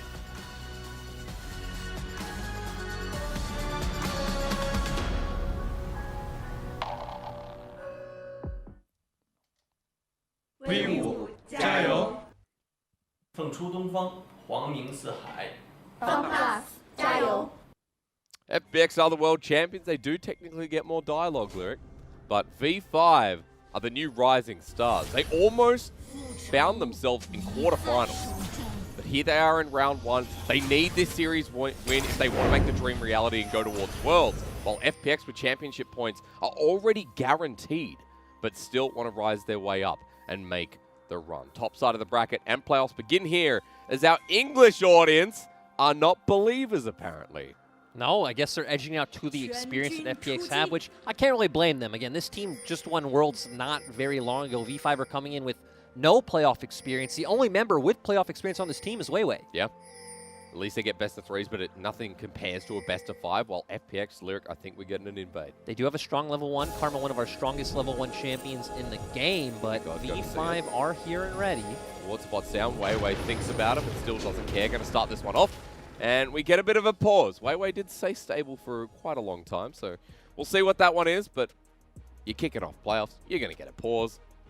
And even this invade actually makes a lot of sense, right? We said, hey, FPX want to set up for their bot side very early on. You can cut the map, make sure that Weiwei's playing around the top side. Then you're going to have a lot of pressure to maybe even potentially set up for early dives when you have something like a Nautilus coming out. I was going to say, though, for V5, would the trade-off be okay? Because you're talking about the solo lane as a V5, with the Renekton, with the Zoe, and the ability for Weiwei to get in the laning phase. I'd say the trade-off isn't worth it because I definitely feel like with Kalista and Nautilus, you can get that rolling much earlier than a Renekton into a Volley Bear. Gimgoon's going to have a fine time. Even if Gimgoon does go down, once in lane, it's not going to be the end of the world. He is just expected to be this tank that's going to soak up damage later on. And I will say, when we're talking about Chris versus PP God, it's going to be a fun matchup to watch at the very least. And I think also putting a bit of onus back into LWX when he's going up against a rookie AD carry in SamD. Also a bit of an exciting matchup. It really is, and SamD and PP God have looked extremely dominant in laning phase. It does come down partially to all the resources they get, but we saw many times them just getting 2v2 kills outright in lane. They got it in their very first match of the split against DMO and have done it consistently. Even against JDG, I remember 2v2 killing Loken and Lumao, and both of them having standout splits as well. Ladies and gentlemen, we are getting back into Summoner's Rift. Not sure what the pause was, but now that we are back, we see the logo. Playoffs begin to get it. Oh no! An LPL way to start. Apparently, red buff being taken down. Smited, stolen by Tien. Level 2 now on the Lilia. And forward, SamD gets pulled in, has to flash away. The Ignite's down. First blood almost secured. Tien has flash, and he spins to win. First blood to FPX for the playoffs. And that was so massive coming out from FPX. And on V5's side, they were divided. Mo was trying to make his way around, couldn't get in. Clutch smite coming out from Tien, and then realizing, hey, we have a 4v3 on the bottom half of this fight. Let's just keep going. And no more summoners on SamD. He used both. PP God has no flash. He'll remain in lane to get a bit of experience, but this is not a good start. I also want to highlight that LWX and Chris were just kind of slowly building up their wave. We saw them going for those last hits. So that can show us they're going to build up a big wave and try to set up this dive. And now that Tien has red, he's going straight towards his blue. The map cut, whether Weiwei likes it or not. Yeah, it's great play coming out from FPX. And even talking about their draft a bit more, since Lilia is a champion who really does want to look for the counter jungling, she's very fast clear speed, you really want to guarantee prio in the mid lane, and there's no champion like Karma at doing that. Is going to lose out in prio on this first wave because of Doomby joining in on the fight, but off the bounce back, Doomby should be able to control this lane the entire time. We'll watch for Mole here, who's getting aggressive, trying to push him back a little bit for now. Topside was not involved in the play, while I have to pause because LWX and Chris just getting a bit of deep vision. While V5, their wave shoved very hard against this turret, and most of it will be picked up by Sam D. And unlucky for Doomby, Mole picking up a redemption, so not feeling confident in walking up to the wave right now. And right now we're just going to get Wei picking up the topside Scuttle Crab with the pressure that Mole's generated, as well as BB in topside. I like that a level 3 Zoe can pick up an item that costs like 2,100 gold. Remember, ladies and gentlemen, the story here is that FPX are the world champions. Not only that, they've made playoffs many different times. The Smite secures that. BB goes for a bit of an invade himself. Weiwei's heading up on a ward right now, and this 5-time playoff team may be challenged through this jungle. BB walks back to lane. Yep, looks like Tien will be fine again. Lilia's clear speed is so fast. Your Q is on a 4-second cooldown, so very easy to spam that ability. And we see LWX and Chris picking up the Scuttle on the opposite side of the map. And Red Line, because PP God doesn't have flash, has the exhaust, doesn't burn it just yet, but half health with the Ren. Dominant laning phase already for FPX, and we've only just begun. Yeah, great job. They play off the level 3 that they did get before V5 spot lane. And you know, we were talking to Clement yesterday. He coined it perfectly, in my opinion. If a team is willing to invest as many resources into bot as V5, V5 are mortal. Yeah.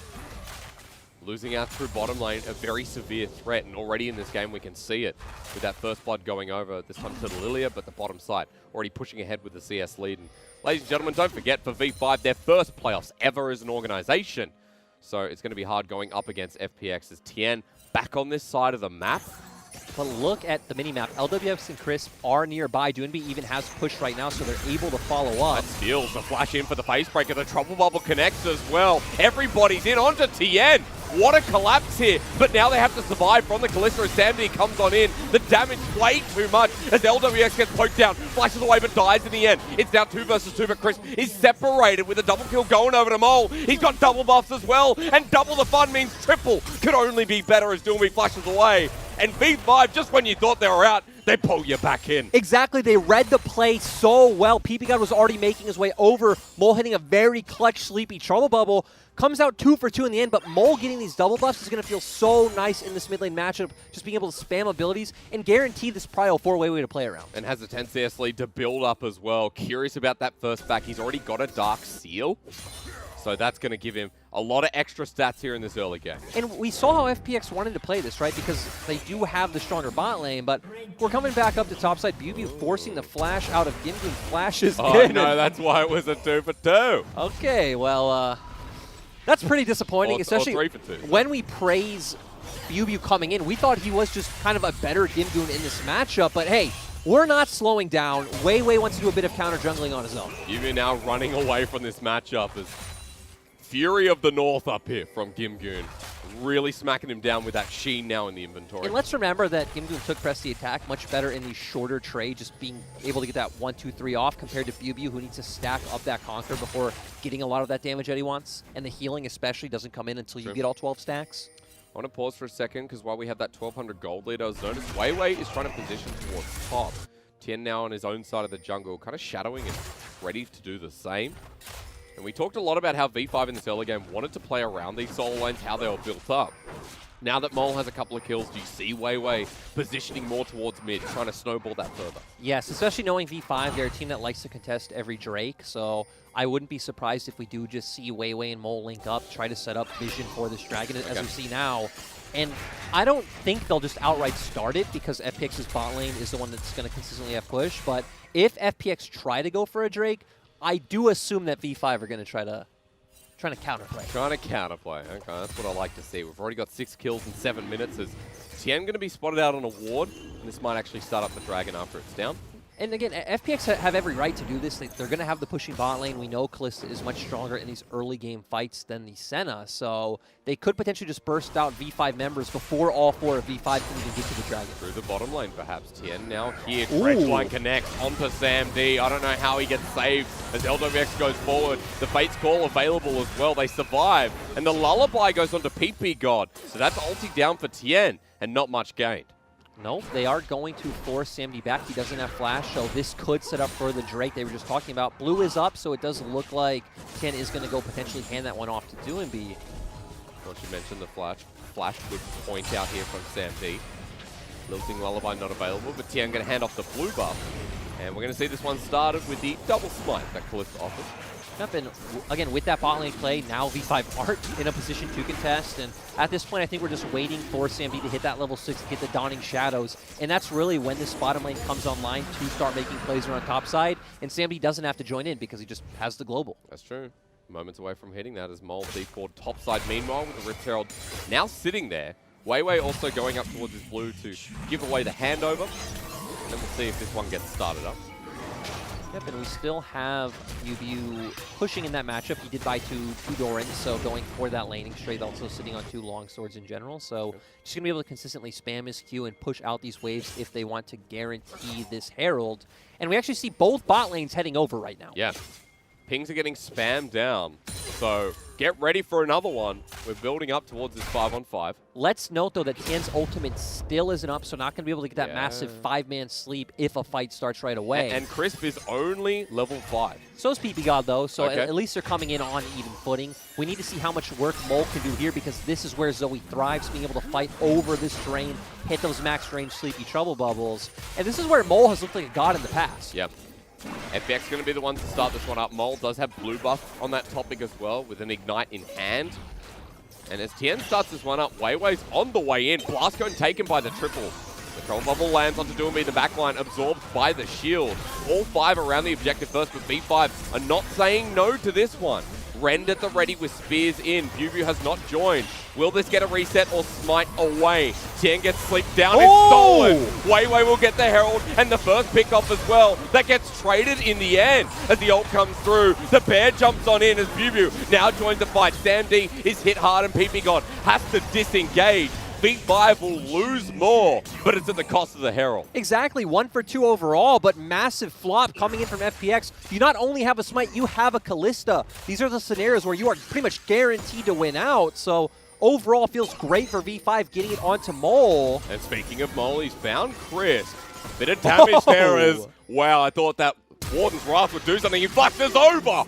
Oh my lord, Mole 3-0. And I'm saying it right now, Mole is the 3rd best mid laner in LPL, up there with players like Knight and Rookie. Hey, you look pretty good right now, sir. Hey, it's phenomenal to get to watch this guy play League of Legends. And now that V5 have this Herald, this is where we typically see PP God more unlocked from his lane, trying to make those roams look for those picks, whether it is just in mid onto Doinb, or looking for a pick onto Tien in his own jungle, and then set up for a massive Herald play in the mid lane. He's got those tier 2 boots, and notice that the Merc Treads against this team feels pretty good, if you're someone like PP God as well. But we will keep track of Mole and where the build goes. For now, watch this replay. Oh, because he used Dredge line. I mean, it's understandable, right? Yeah, look, he gets a pass. He saw the character model there. He thought he could pick something up, but just set up for Mole to get this kill. And again, now this is the win condition for V5. We set up, hey, they want to play around soul lanes. You have a 3-0-1 Zoe. This is their time to shine.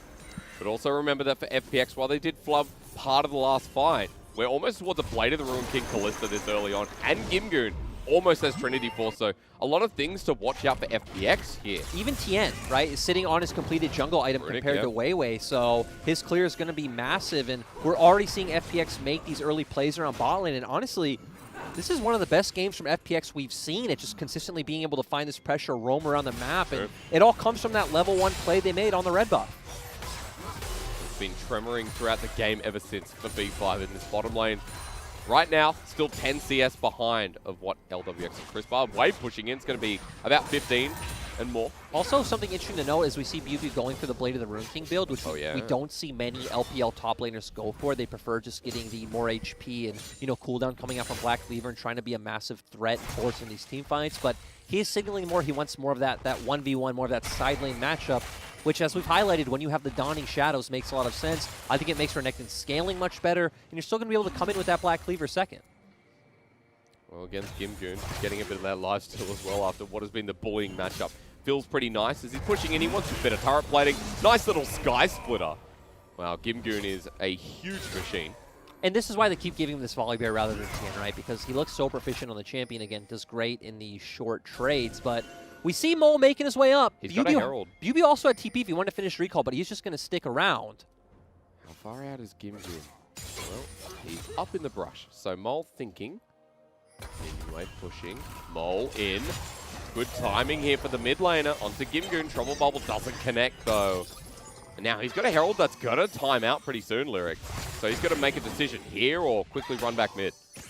I assume he's just going to drop it here. It looks like... I was actually expecting Bubu just to walk mid lane, but it does look like Sam D and PB got a little catch that wave. And they're actually going in for an early lane swap. Yeah, Weiwei's not here. He's heading up towards the top side. He's committing to this top lane turret. And to me, that signals that they're just trying to dodge out on both matchups. You know, both their side lanes were doing pretty badly. We saw Gimgoon coming out ahead. We saw LWX and Crisp also picking up early kills. So giving up this dragon to get a bit of plate gold into Mole and Weiwei's pockets. Be great considering that Weiwei is now on towards his second item here as one of the front lines of V5. This is also an interesting adaptation because we've seen V5 make this play before, but typically they'll do it with sending Sam D on the side of the Rift to get the turret plating, but realizing, hey, he's on the center, he's on this more supportive element. Let's keep funneling gold into Mole. As the flash comes through, meanwhile, Gimgoon was walking towards the top side, has to ulti out of there. PP God goes in with the Solar Flare. Not enough damage, though. Lilting Lullaby might be the tilting one for PP God as he goes on gold and absorbs the damage once again. The center ulti comes through. Gimgoon doesn't understand how to kill this man. And that was close from both sides. Exactly, that was really shaky. I understand the thought process from V5 looking for that pick, but this is also why LPL players still love this Volibear, because it just does provide so much versatility with that ultimate, being able to go in aggressively, or as we saw there, being able to get out of sticky situations. Still nice by V5 to be able to get away, not lose out too much. Gold is back to even, FPX are up 2 Drakes. Remember why Gold's at even. Mole got the inner turret top as well. Gimgoon was trying to walk up there and persuade him to leave a little bit early.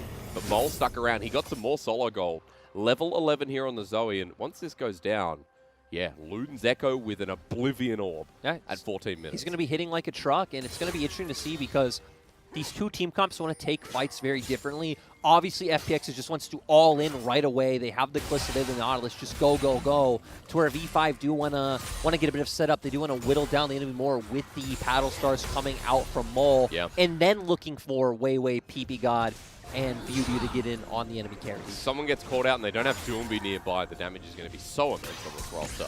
Also interesting that we see Bubu just went for a Kindle Gem, so wanting a bit of tankiness, wanting that early CDR. Is Mole caught out? Doomby won't get the lockdown here with the tether from his Inspire. Trying to think. Focused Resolve, that's the one. As Mole is 1,000 gold ahead of LWX, who was fed very early in this game and is sitting with Bladed Ruin King. So V5 have already committed 5-man to topside. If you look at your minimap, Bubu is already hovering around mid lane. Though Gimgoon does have TP, it doesn't look like FPX have really any good flank wards set up. So looks like they're just potentially going to give this one away to Victory 5. Pulling it out for the time being. The second Herald of the game given over. That's 2 for V5. And this is also another distinct characteristic about V5 is that they do just try to 5-man stack one side of the map to guarantee pressure for these objectives. And it's how they get ahead, but it's also how we've seen them be punished in the past, like against EDG, where they had that Camille and V5 just ignored their side lanes for so long. But we're going back to standard lane allocation with Mole on the wing towards the mid lane. And if they can get LWX, it's a big chunk of gold that can be shredded on over to V5. Same with Mole, though. So key members that pretty much can't die. LWX dodging away from the Sleepy Trouble Bubble, but mid will still be defended. Yep, and they're trying to set up for this Herald play. They are going to hover bot side now, so Gimgoon shouldn't really be able to push out any more aggressively than this. but Gimgoon should be able to make his way over here first. Redline connects, not really into the wall. Goes Golden Tien trying to come in as well. V5 have spread on out as the ultimate from Weiwei, not secured with the face call for the safety maneuver. Chris gets sent on in as the volley is there, but the face breaker was massive as Bubu returns on the flank. The solar flare in, LWX out. Gimgoon is the one-man army, but the trouble bubble. Mole is the hero of this game one. And like you said, massive haymaker coming out from Weiwei. Mole doing so well. They still have the Herald. They're going to make that play now. And this is what we've seen time and time again with Victory 5. They thrive in these early bot side skirmishes, and they're able to push it forward so well. Get that pick, then put the Herald down, roll with the tempo. V5 now with that tempo play have a 2K gold lead. And it looks so dicey for them starting out, right? Yep. We saw that Gimgoon was making his way over first. It was a 5v4. PP was not in a good position. He was getting collapsed on, but V5 were able to make it work. Really clutch ultimate coming out from Sam D as well, and we're going to get a replay here. We see V5 try to go in, but realizing quickly, hey, we need to get out of here. Weiwei in a really bad position. Almost goes down. Massive haymaker, massive Senna ultimate to set all of this up. Bubu keeps going forward with the dominance. Mole's still throwing out all that damage. If you see here, Sleepy Trouble Bubble on the Gimgoon just to clean up this fight. And huge AoE coming out from the side of V5 with both the set and the Renekton. Massive paddle starting to do and be right there. And this is why we've said so many times, you cannot leave Mole's Zoe open. This is one of the most banned, it is the most banned champion against Victory 5 actually, at 51% of the time. And Mole's showing us why. He's now 4-0. He's got a Magize because all big mid laners buy Magize in the LPL. If you are a top mid laner in LPL, you buy Magize every game. And now for V5, with that gold lead in hand, start with the first Cloud Dragon. They have the option of 4 for that 40% CDR on the ulti, so that'll be good for things like the Senna, the Set, the Renekton, as FPX want a challenge.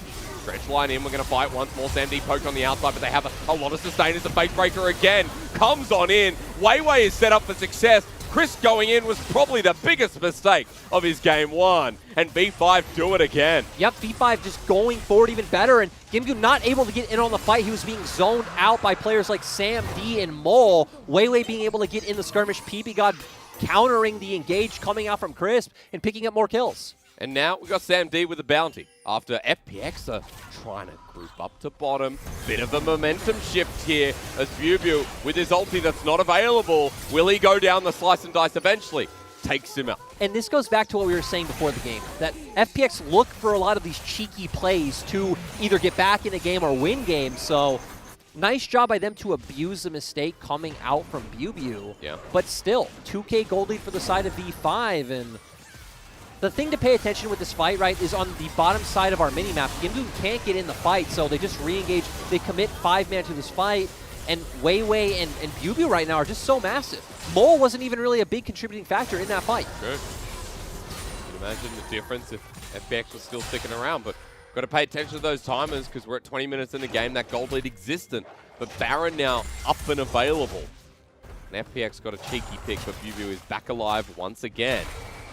And now, I would say we wait, but I'm not sure. Yeah, you're right. With Victory 5, it's always confusing because they do still like to continuously look for these proactive plays around the map. It does look like they're going to send their bot lane duo to catch this wave in mid, so FPX have the push to get vision in the river. So maybe going to try and set up a pick into V5's jungle.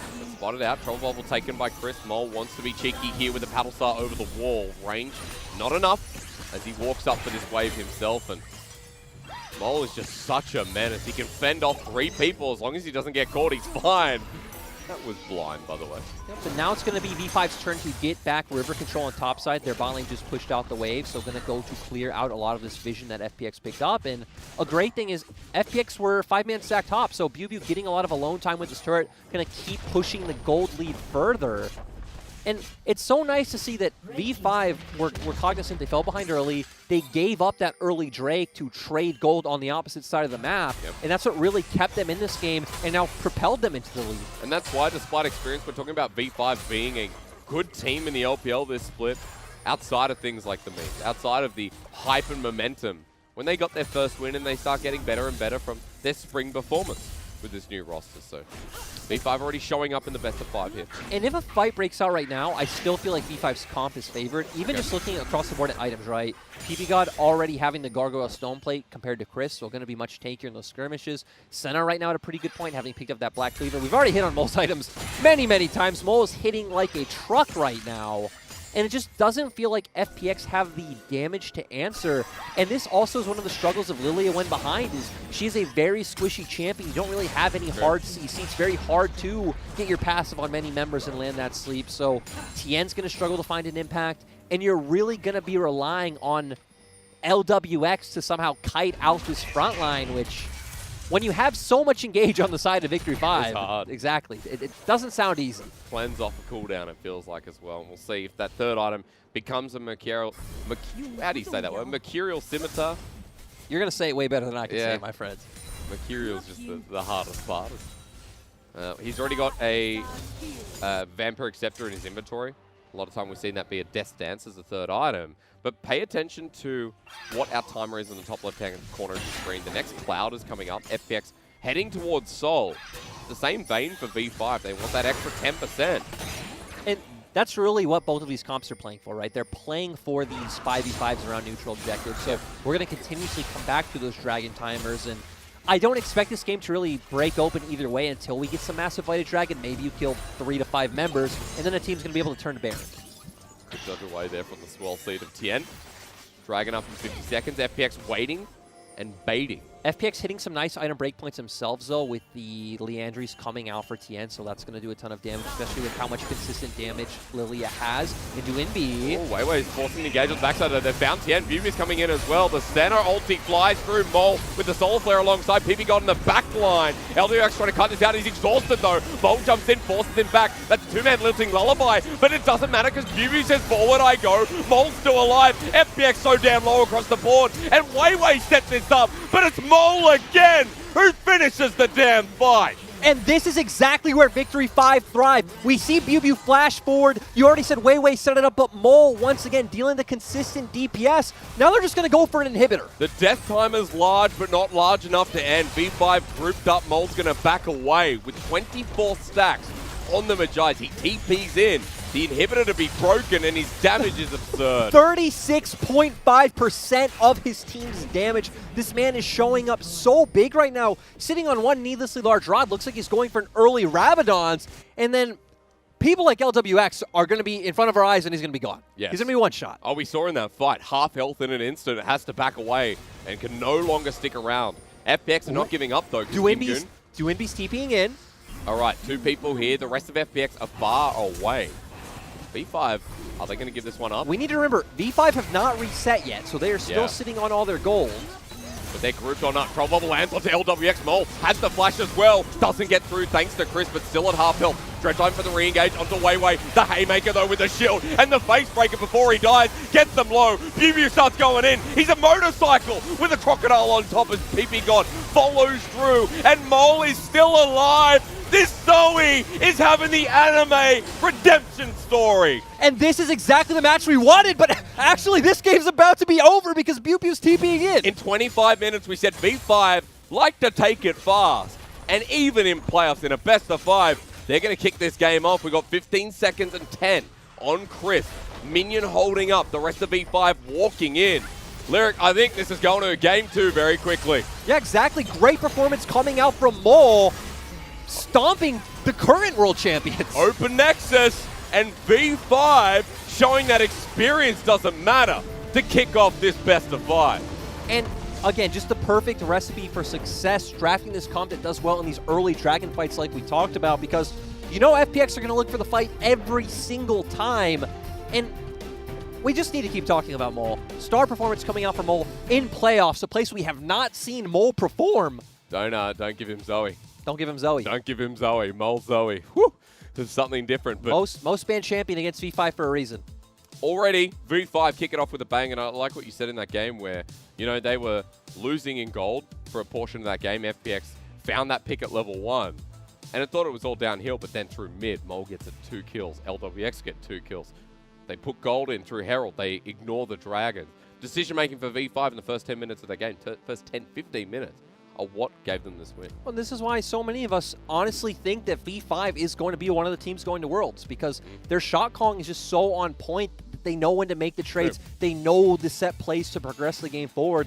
It was great to see that they're losing on both sides of the map, right? Their top lane's losing, their bot side's losing. They realize, hey, okay, we're gonna change our map state. We're gonna get even in gold. Mole's gonna be set back up. Sam D, as you said, got a bounty pretty early on, got back into the game. Yep. And just no answers coming out from FPX. They weren't able to find the fights they wanted, especially Tien falling behind early, making it so this Lilia was quite useless.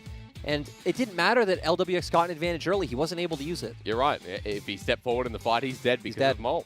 You know, bigger impact here from the mid laner. And in the mid lane matchup, we got, I guess, what a lot of fans would expect that Doomby would be on something like this Karma, you know, push and have an impact through the ability to shield the early 2 items. The biggest part for me was that Mole's ability to carry in the regular season and now hasn't changed. There's no nerves that you'd expect with a team running into playoffs for the first time. None of V5 will hit nerves. They still just progress forward. They still walk forward. They're still extremely aggressive, but there are a few question marks with FPX's draft. Like when you have a Karma, it is typically meant to facilitate either a carry jungler or an 80 carry that scales, which Kallista's not that, and Lilia also an AP champion. Sure, it's nice because it gives push, so it allows for Lilia to look for these aggressive counter jungling plays, which we saw him go for. But that's when V5 counter punched early on. That's when Mole came in with the Sleepy Trouble Bubble, and they got what was going to be an even trade until, BB also went down top side. And that's when you look at the value of the set versus the Lilia, right? Where Weiwei's set was the person who set up the fights in, the 15-20 minute mark and around these neutral objectives. Weiwei had another good game. It wasn't about him hard carrying, but he still carried on this Bruiser jungle. And it shows, even with some nerfs coming through for the set on his W&E damage, the scaling being brought down, doesn't matter because V5 aren't ever going to get to the point in the game where that's relevant. It's all about the early game for Victory 5. And I love LPL gold graphs, but even more importantly, that damage coming out from Mole, just nice to see. Absolutely insane. Gimgoon coming in as a close second there as well. For FPX, I'm curious as to what happens now, because a lot of the time we've seen as a response, what happens when teams lose? They go straight to interchanging their players. Exactly. Me and you were actually having this conversation earlier that I don't think FPX should bring in Khan right away. I think it could be even worse if, let's say, you bring in Khan and then lose, and now you have no mental reset compared to, okay, you try Gimgoon again, you change up the draft a bit because it was wonky, and then if you go down again, right, you have a very good mental reset coming into Game 3. We're talking about it with V5 as well, but here for V5, a successful game number 1 to open up round 1 of the series against the world champions. Game 2, right after the break. There's no way, man. They're literally the worst team in the LPL. Seriously, mate. I would be amazed if they get a single win this split. Yeah, you should just let it go at this stage. Seriously, dude. It's just getting weird now. I think you should drop it at this stage. Nobody believes in this team.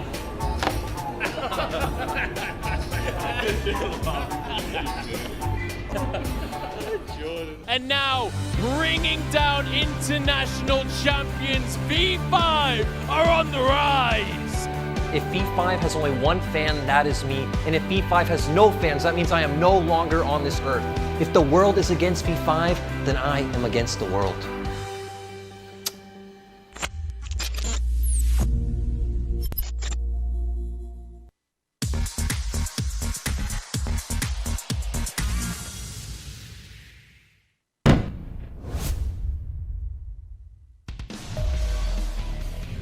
这把男枪发育也非常一般，没什么伤害的。看色帝这波了啊 ，Y 后是被打惨，打成那个半血，他们赶紧一吃，耗费了这一吃，无名这里可以嘲讽到塔姆了，看能不能远距离啊嘲讽到了他们一个顶解掉。这个 TP 感觉是致命的呀！直接去拍后排，先拍死一个塞纳，塞纳没有人任何的去保护他，凯南一个超级进场，开启了一波天雷闪，再去斩一个乐叶，乐叶加料全倒，卡玛也被带走，又是打了一波零换5。看看 RNG 啊，选择直接要去动这条火龙。阿卡丽 TP 的位置在哪？阿卡丽 TP 的位置比较的保守 ，TP 到了下路的线上，他脚踏风火轮，看看 RNG 这边几个人是比较惨的。看龙这次总算是被小龙马给拿到。RNG 前面木巨波火龙，但是阿卡丽一个 E 技能是击杀了小梅。安吉这波还能走吗？4个人被不停的减速，开了一个阿拉霍顿，开了一个巴德，运了一个阿卡丽过来。阿卡丽这波他有收割的一个机会吗？他身上应该是有保命道具的。小虎的位置也不好，是女警的一个 Q 技能是没能打到。这波小龙宝突然想来一波反打，瞬间自己已经被莉莉娅给秒掉了。这波嘎的位置也不好呀，莉莉娅直接一波 double Q， 安吉没有选择撤退，直接选择反打一波，只能葬送自己这一波好局了。应该是蓝色王标志可以抢到了。RNG 现在也不管不顾，想先输出这里，EZ 先挂一个大招，先挂前排，蓝色王直接拿了抢到了火魂，这波标志直接一波全上。黄鸡一个大招推回来2个人，寒冰已经先行被秒了。这波是蓝色方一波收割之势，小龙宝也被黄鸡戳死，黄鸡在里面疯狂的输出，黄鸡2个头 ，EZ 也斩下 double kill。RW 继续在中路推完了之后，转线到下路来，一度之间 V5 完全被对方掌握了局势。想要开了，看一下这里闪现过来直接开了，对方2个人，同时狗熊也进场。这一波偷到狗熊的大招进场的 Haro 并没有能够碰到对方人员，看这个位置的话应该要先倒。那这一波 V5 应该是大获全胜了。RW 被开了一波突如其来的团，不要错把仁慈看成弱小。Shut down。我会带领我们走向荣耀。先是连捅逼一下蓝色方的走位。但是河道迅捷线是蓝色方的。RNG 这里选择先动，哇，这个大招直接控到了 Gala 和小龙宝。看一下后续这里 King 选择了一波进场，但第一时间血量下的有点快，只能大招向后。而这一波沙皇直接推回来，对方3个人 ，Gala 这里已经倒地，在正面小明也走不掉。这一波本身是 BRG 进场，其实没有跟上的。我意已决。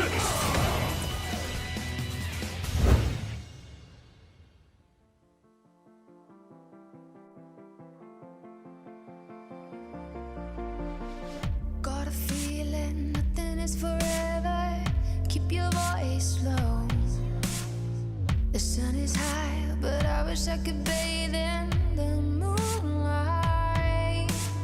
Ooh, this is it now, come out of the shadow.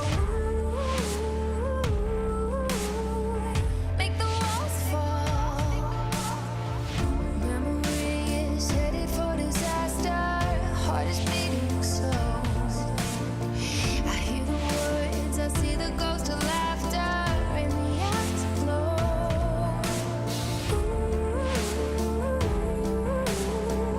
This is it now, come out of the shadow.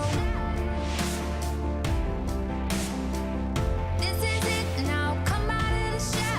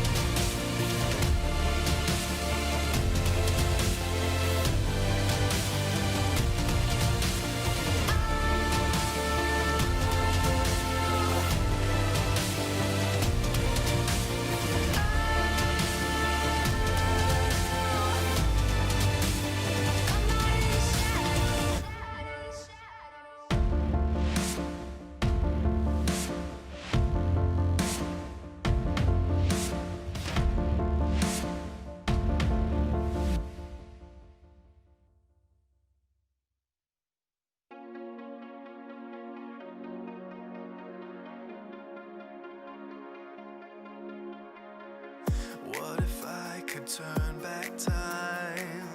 What if I could make the stars align? Could we get across the line into the rest of our lives? Would we have what it takes? How close is make or break? I can see us start to make our great escape. Tonight we will lie awake in the stars, and I'll let you into my heart.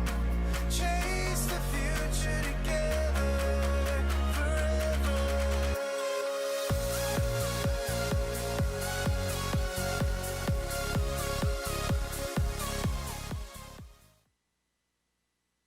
打这游戏的话，气场成绩是赢5盘，然后现在进季后赛了，然后感觉5个人都打得很好。我之前是打过季后赛，然后嘱咐队友就打季后赛，就打比赛之前多吃点东西，要不然打个第5盘饿。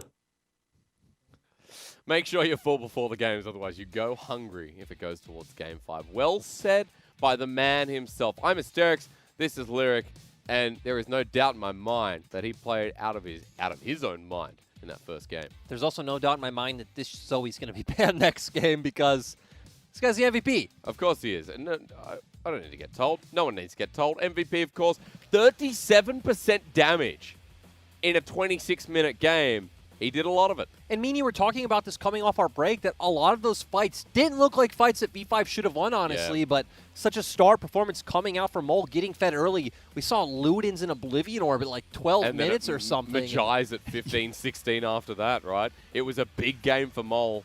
And to echo your point, if he gets Zoe again, that would be a miracle, to say the least, here for V5. And what a great performance, considering that V5 was so far behind by 2K Gold at like 4 or 5 minutes in the game. Sorry. Exactly. He set up a lot of these picks himself, as we saw there with that Sleepy Troll, doing so well to weave in and out of the fight. And this is where Zoe thrives, right? Being able to get in these river fights early on where people are using summoner spells all over the place, you're able to pick them up, use them, get the movement speed, get the W damage coming out, proc your passive many times, and Mole finding a nice bubble on LWX to take him out of the fight pretty consistently, hitting Chris with all that damage early on, and it gave room for Bubu, for Weiwei to get in the fight, to deal all the AoE damage that Renekton and said do. Sam D was playing a more supportive role with the Dawning Shadows, and it looked great. And no one could touch Mole for the remainder of the game, and that's how it rolled out. 26-minute fashion. We talked about V5 either win fast or lose fast. Usually, the average game duration is under 30 minutes. It's like 29.56, 29.42, sorry, during the regular season. So, expecting that for V5, we're going to get the same type of tempo plays and tempo composition in Game 2. Exactly. No reason to change anything up. But for FPX, we definitely want to see a bit of a change again. Stick with Gimgoon for now. I do want to highlight for viewers who might not know, when FPX 2-1 V5 in the regular season, it was with Khan. So that is a bit of an interesting aspect. But just change up your draft. It was nice to see. We saw them trying to get the Karma to have mid-prio to allow the Lilia to look for these invades and the Callista getting fed early on. But kind of disappointing that Mole did pick up those kills early on, so the Karma actually never had push. Anytime the Lilia looked for invades, he actually got picked off because V5 read them so well. And I'd like to see either match V5 toe-to-toe, which is what I'd prefer probably, is, you know, bring in something like the Rumble, bring out the Lee Sins, and go for those early bot-side skirmishing comps. Or I'd say even draft something that just is more holistic if they want to go for like a scaling with a Karma, you know, get LWX on a hyper carry, play a bit slower, and, you know, take it from there. Because coming back to the, you know, the Rumbles, the Lee Sins, what we talked about where FPX were returning to more of their 2019 style, where we saw these picks, the Olaf even not picked up by Tien, banned away instead. So for FPX, there needs to be a lot of change. Game 2, of course, it will still be Gimgoon. They're not just panic putting Khan in, as you were talking about before the break. And like you were just saying with those comps, we actually saw them draft those comps to beat V5. They pulled out the Rumble, they brought out the Lee Sin, they kept 4-man diving bot, and they had like a 25-minute win over V5 in that game, so it would be nice to see them go back to comfort. But as you said, they're also staying cool and collected. They're not rushing to any changes. A team that's played as many best-of-5s in series as FPX, you would assume, you know, are very comfortable in this position. Yeah, I mean, the world champions have to have some respect behind their name. As you can see, Gimgoon's still on stage for this second game coming up. And V5, they have picked side blue for this game too. So once again, second side selection. It's interesting because V5 spent all split preferring red side. They're 15-8 on that side. But on 10-15, they switched over to preferring blue because before, it was all about first pick 80 carries, which V5 really wasn't a team to do. They prefer getting their hands on something like the Volley Bear on the set on a lot of these prio junglers. So V5 moving over to blue side and sticking with the first pick Renekton in this series. They're one of the few teams that do it. FPX might do the same thing, though, as they did in Game 1. It's surprising because they weren't one of our teams who historically did it this split. Like, it was always about early picking a jungler for Weiwei, but as you said, Lilia coming out for FPX, taking away the center themselves. But hey, Sam D's two favorite 80 carries, and I'd say his two best 80 carries this split, were the Ashe and the Callista. So not quite sure how I feel about them leaving open that one, but V5 may be going to show us some new dimensions to their play. Maybe. Have they been prepping for this matchup? Of course they have. Honestly, wow. I would have just preferred to see them stick with the Ashe. It's Yeah. Samdy's most played champion by far. He's played it 13 times. His second most played is Kalista at 6. He's only played Ezreal 4 times, and it doesn't really go towards that V5 style. When you've already got the Renekton there. Now, Weiwei doesn't have his Graves or his Nidalee, and he'll return to the set. We're actually getting a quick pick and ban phase as well. Chris, game number 19, by the way, on this pick. And I was looking at View in the break. Game number 17 of the Renekton, so we're getting some pure comfort for both teams. And it's interesting to me that at least V5 are sticking in a similar vein of last game where they have a self-sufficient AD carry that can kind of play by itself and bot.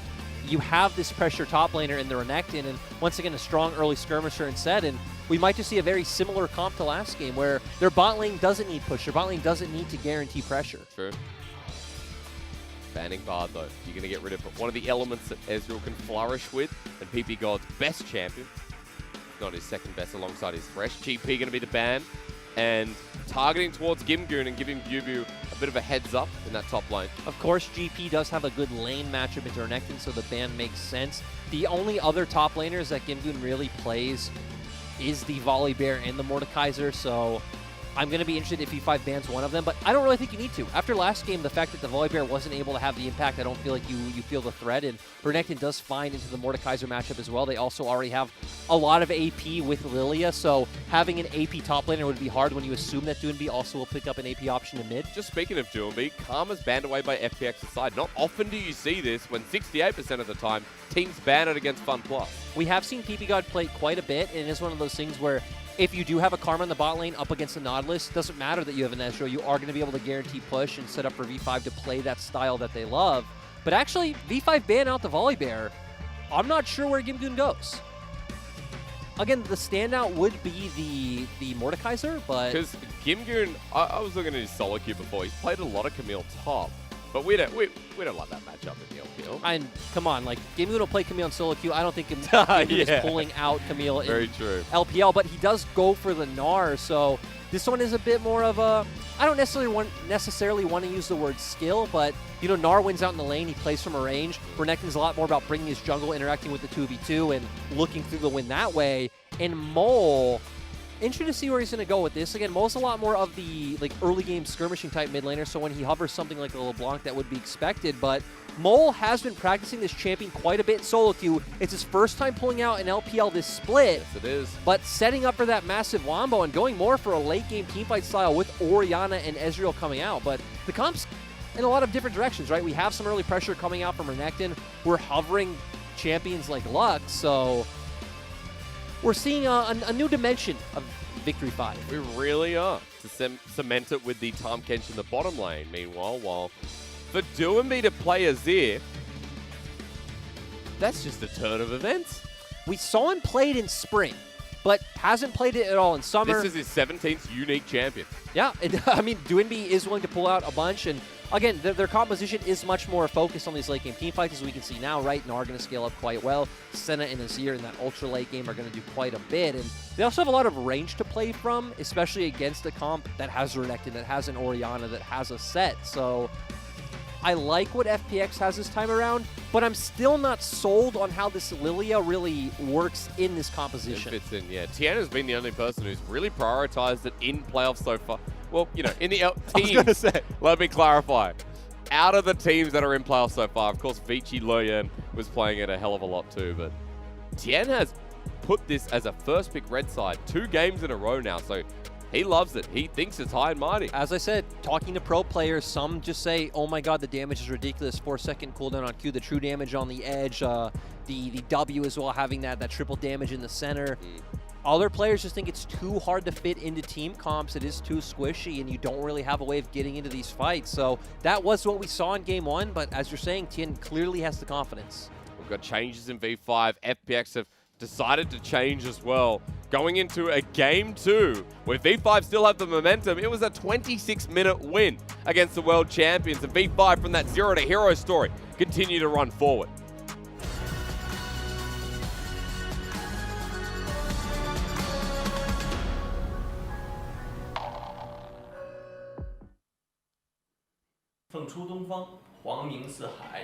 Plus 加油！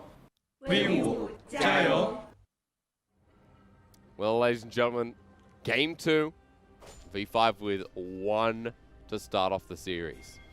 And coming into this, while a lot of people were talking about, V5 being the favorites, the highest seed, recent performance is better, a lot of people thinking the best of 5 experience would be in favor of FunPlus. It is a long haul. That's always interesting to me because people are usually all or nothing with that type of opinion, right? You either think FPX's experience and V5's lack of experience trumps everything, that's all that matters, and FPX will for sure win, or the opposite. You typically just go, okay, well, it doesn't matter at all. That's an intangible. I can't factor that into my analysis, and you just go with the, in-game variables. As we enter Summoner's Rift, sir, welcome again. Doombee's decided for Comet here on this Azir through mid, but apart from that, everything seems standard. No lethal tempo Ezreal on Sam D.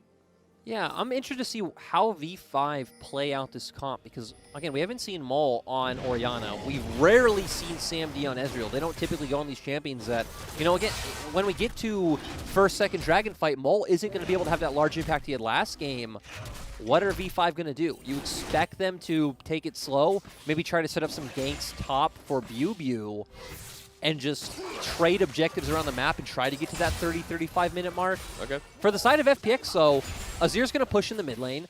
Your Gnar should be able to get pushed early on up against the Renekton, and bot lane's pretty much a wash. We have a Tahm Kench against the Nautilus. We don't really expect to see much 2v2 action, so this Lilia is going to get time to just continue to full clear, maybe set up invades through the top half of the map, get those items that she needs, the Liandry's, the Rylai's, and maybe we'll get to see the skirmishing power come out from the Lilia this time around. All right, well, for better success here for Tien to keep my eyes on while we were looking mid.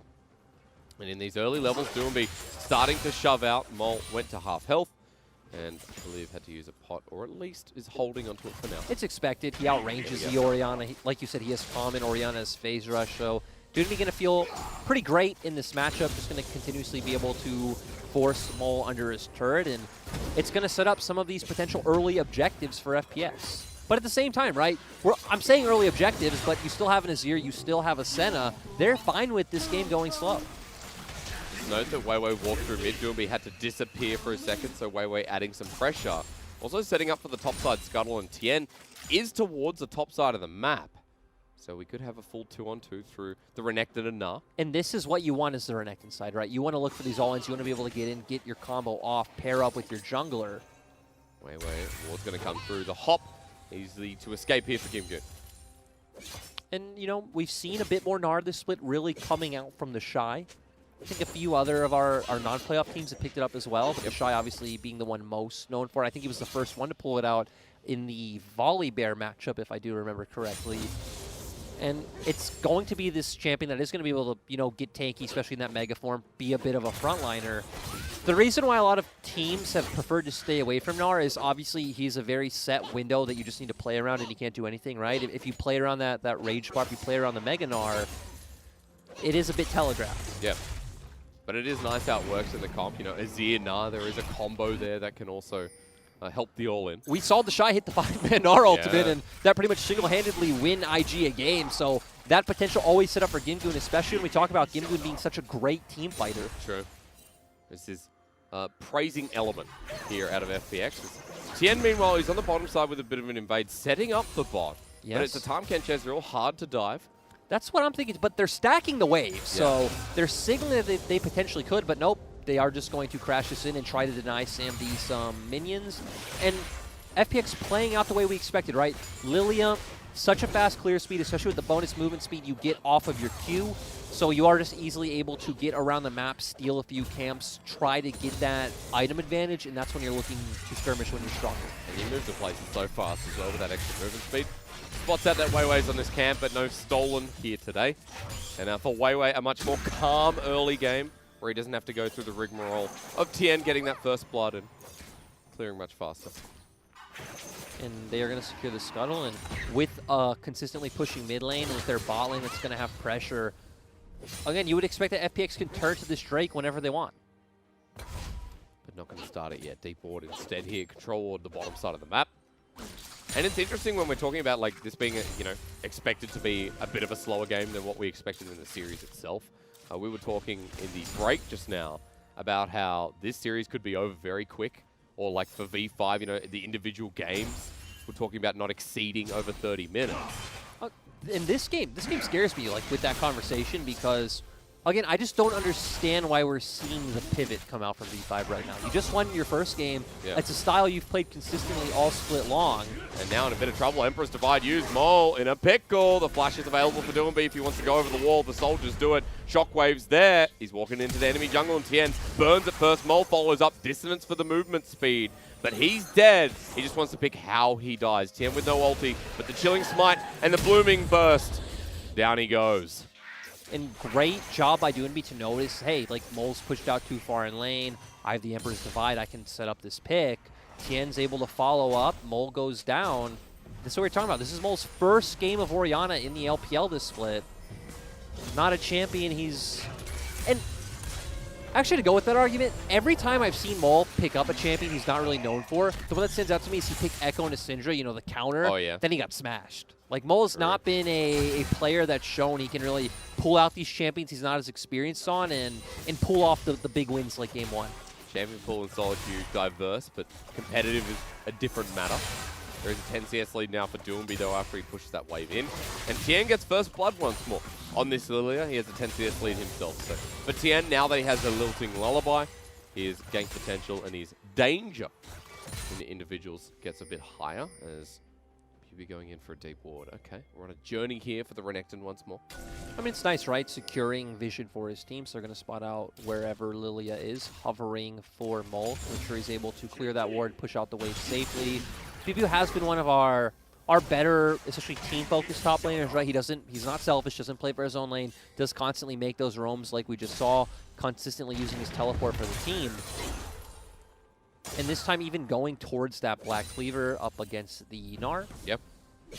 Does make sense, right? You realistically should never be in range to consistently get off those auto attacks. You're going to be able to slice and dice in, get your full combo off, and back out. Always spot that Kim Jun though. Pops away. That's about it. Smite's available. We'll take that one away and back away while the Cloud Dragon gets started and taken by Tien. We said like 30 minutes ago, right? FPX could do this anytime they wanted. Yep. They have priority in bot lane, they have priority in mid, so very easy objective for them to secure. Now V5 on the opposite side have push in top, and Sam D even teleporting top right away, going to try to even out this trade and start getting ahead in gold like we saw last game. FPX are committing their bottom lane though, and even after seeing Sam D on that ward, are not going to veer away, so FPX want to take this, they want to challenge. And right now, like we said, Mole is not strong. Doomby definitely in a much better position to like partake in this fight. Well, speed hits Sam D, might be in a bit of trouble. Time Kench next to him though, and the re-engage coming through as the ulti's popped by the Lilia at half health. Kim Jun's on the back line. Emperor's Divide kills Weiwei. And for V5, they might get a great 3-man shockwave, but Bubu now has to do the damage to clean it up. They find one. LWX and Tien are low as True Shot Barrage. Nails down, flashed away. LWX with a great reaction time, but V5 somehow match this trade. Yes, somehow. Great shockwave coming out from Mole. We didn't expect much from him. No. He's an Orianna in an early fight. PP God's angry. You made him upset. It's a Tom Kench who just took down LWX. PP God solo killing LWX is exactly how I hoped this series would go, but let's also highlight Bubu because, yes, Mole set it up. Mole's shockwave was massive, but Bubu's one who got in there, dealt the damage with his combos, popped the Dominus, and pretty much helped secure the teamfight win for V5 because he is the strong member right now. He is the pressure point. But once again... Oh, no. Ooh, yeah. That ward. Red line comes through. Bubu wants to slice and dice. Oh, he will escape. They're just around the corner. That's why the control ward doesn't spot it. I want to take 2 steps back, though, and highlight V5's shot call. Because they TP'd Sam D up to this fight. They give him this position. Confusing from Weiwei. Steve not really in a position to follow up. Doesn't even have enough time to get off a haymaker, but there it is. 3-man shockwave. Doesn't really do too much damage, but locks him in place for Bubu to get in there, get a massive slice and dice, dealing the damage with Dominus. Great ultimate coming out from Sam D. And like you said, PB God was not pleased. And you know what? I was looking at the back end of that fight. I thought, what was Kim Gun doing the whole time? He was zoning off the bottom lane, but he doesn't do any damage as we watch PP God just lick LWX to death. That's true, right? You're Ninja Tabi first as well, right? Was he Mega Gnar in that fight? Yeah, he was. And he got his ult off on Mole, but still didn't do enough damage. That is what happens. We are an early game Gnar right now. So we come back, and even though FPX have a lead here with the turret plating being picked up across the map, V5 have a kill on Mole once more. PP God is 2-0. And once again, we have the Herald, like you just said, so gold should be able to be evened out. And also interesting of the lane matchups, once again, that V5 go for. Dragon, of course, going to be the next objective up, so getting the swap first going to have a bit of tempo once they push out these waves. And I wonder if they are going to want to look towards mid, but we see pings coming down around bot right now. And everyone's traveling down. Mole goes into the skirt of vision while BB picks up turret plating top. Here we go, turret plating flying through True Shot Barrage. Just a bit of gold on Samdi. So this is a throwback to earlier in the split, before they transitioned to making those big plays around mid with Herald. Early on, it was always about giving Samdi turret plating, especially when he was on carries at the time, like Ezreal, like Aphelios, and really being able to get these more late game-oriented carries accelerated. Playing it close to the chest, but you know, on your point as well, when we saw things like the Kalista, right, where he snowballed out of control, and it was the full carry performance. That's what I remember most of all. 5th game of Ezreal here, and for Samdi and PP God, bit of gold in their back pocket, and considering that he was down 10-15 CS through the laning phase, he's now caught up. He's got the Manamune stack. Abyssal Voyage for PP God. To get on in, into the backside, it's LWX and Chris, who don't have much of an escape. Dredgeline might just need to be used. The ultimate onto Weiwei. Basebreaker not in time, but he flashes onto LWX, ults him back into Sam D. The damage comes through the Haymaker, but the kill given over to this Ezreal. And it's so nice to see these proactive Tahm Kench plays come out. That's always the talking point when we see Tahm Kench is, are players able to utilize the ultimate to its fullest effect? PP God and V5 showing yes and picking up another kill. Also shows you it doesn't matter what kind of comp it is, right? V5 are not just going to lay down and take it. They don't care that they have an Ezreal and Orianna. Like, those champions still do damage. They still have CC. They are confident that they can hit the key abilities to win out in the fights, and that's always exciting to watch. Good League of Legends is fun. 6 kills, 12 minutes in the game. But I do know that we have a 1k gold lead for V5 after that play. Also considering Bubu got turret plating, the Rift Herald got them that gold lead with the plating going over to Sam D, who now has his Lucidity boots and the Sheen. Shockwave going to come in though. No minion wave anymore. Doomby takes a bit of damage, but no one else there. Mole is angry after dying early. And they're doing this again. This is a very set play from V5 where they give up those early Drakes. They send whoever their carries to the opposite side of the map to go pick up turret plates, because look at your mini-map. Sam D is walking topside right now. And meanwhile, mid, it's going to be the TP burn for Mole just to push the wave. And it's so interesting and nice to see this done consistently, where V5 realizes, hey, we don't need these early 2 dragons. We can try and stack up 4, you know, get a better spike off that. Let's try to equalize this trade in gold, dodge out on some hard matchups, and move the game forward. But for FPX at the very least, getting turret plating here is going to be so much quicker. Yeah. First turret blood should be going down to them first. Yep, they should be able to pick this one up. I wonder if they'd want to keep pushing, but it looks like they're going to back off because they would have such a big tempo lead. But obviously the bulwark coming in and making it not as easy for them to push. They have a good reset now with Herald coming up in about a minute. Also interesting to me that Bubu did go with the Tiamat build. It is quite nice, right? Because you don't want to just be standing at the wave a very long time, hitting it, taking that free punishment coming off from the Gnar. So you're going to walk up to the wave and be able to clear that pretty much instantly. Also going to set up for better team plays around the map if you can, you know, just instantly clear the wave and start making your way towards mid. Down in CS right now by about 10 against this Gnar in the top lane.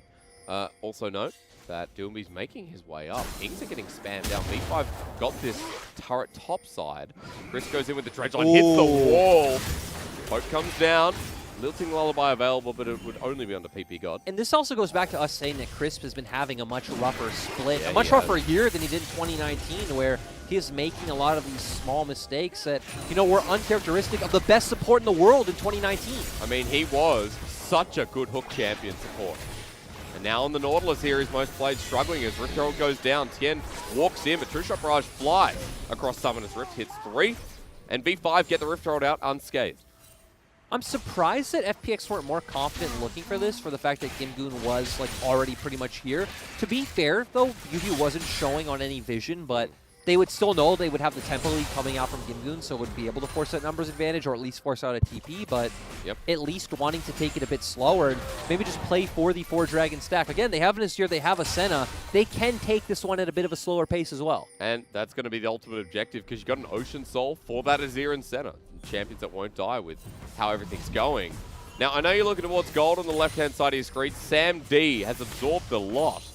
And Mole's caught back up to Doomby and is now in line. And this once again goes back to that trade that we were talking about, like being conscious of giving up that second trade, going and get that plate gold forward, and especially a champion like Ezreal who does want those 2 items, right? You want the Muramana, you want the Frozen Fist, you want the Death's Dance. That it's really nice to make those trades. Lyric, I see a Herald. Now it's going to take the long way towards mid. No, it is not. Sorry, top. You know, this is top lane, by the way. But what are V5 going to do now with the pressure?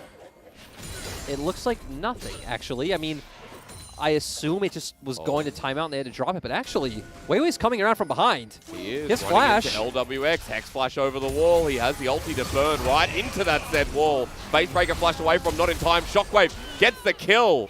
And I thought V5, maybe that was an error, but this was set up. Yeah, it's surprising. It didn't look like the setup was there, but they had the confidence to make the play. Doesn't matter that Weiwei didn't even have the perfect angle to ult. He still knew that they had enough damage to pull off the play, and they get a kill, and they get a bunch of chip damage, and they're transitioning to mid right now. They pull up FPX. Sam D is here. Abyssal Voyage being used onto Tien, who kites away. Sam D just throwing out some mystic shots. But Turret won't go down. That pressure only going to get some chip damage as replay time.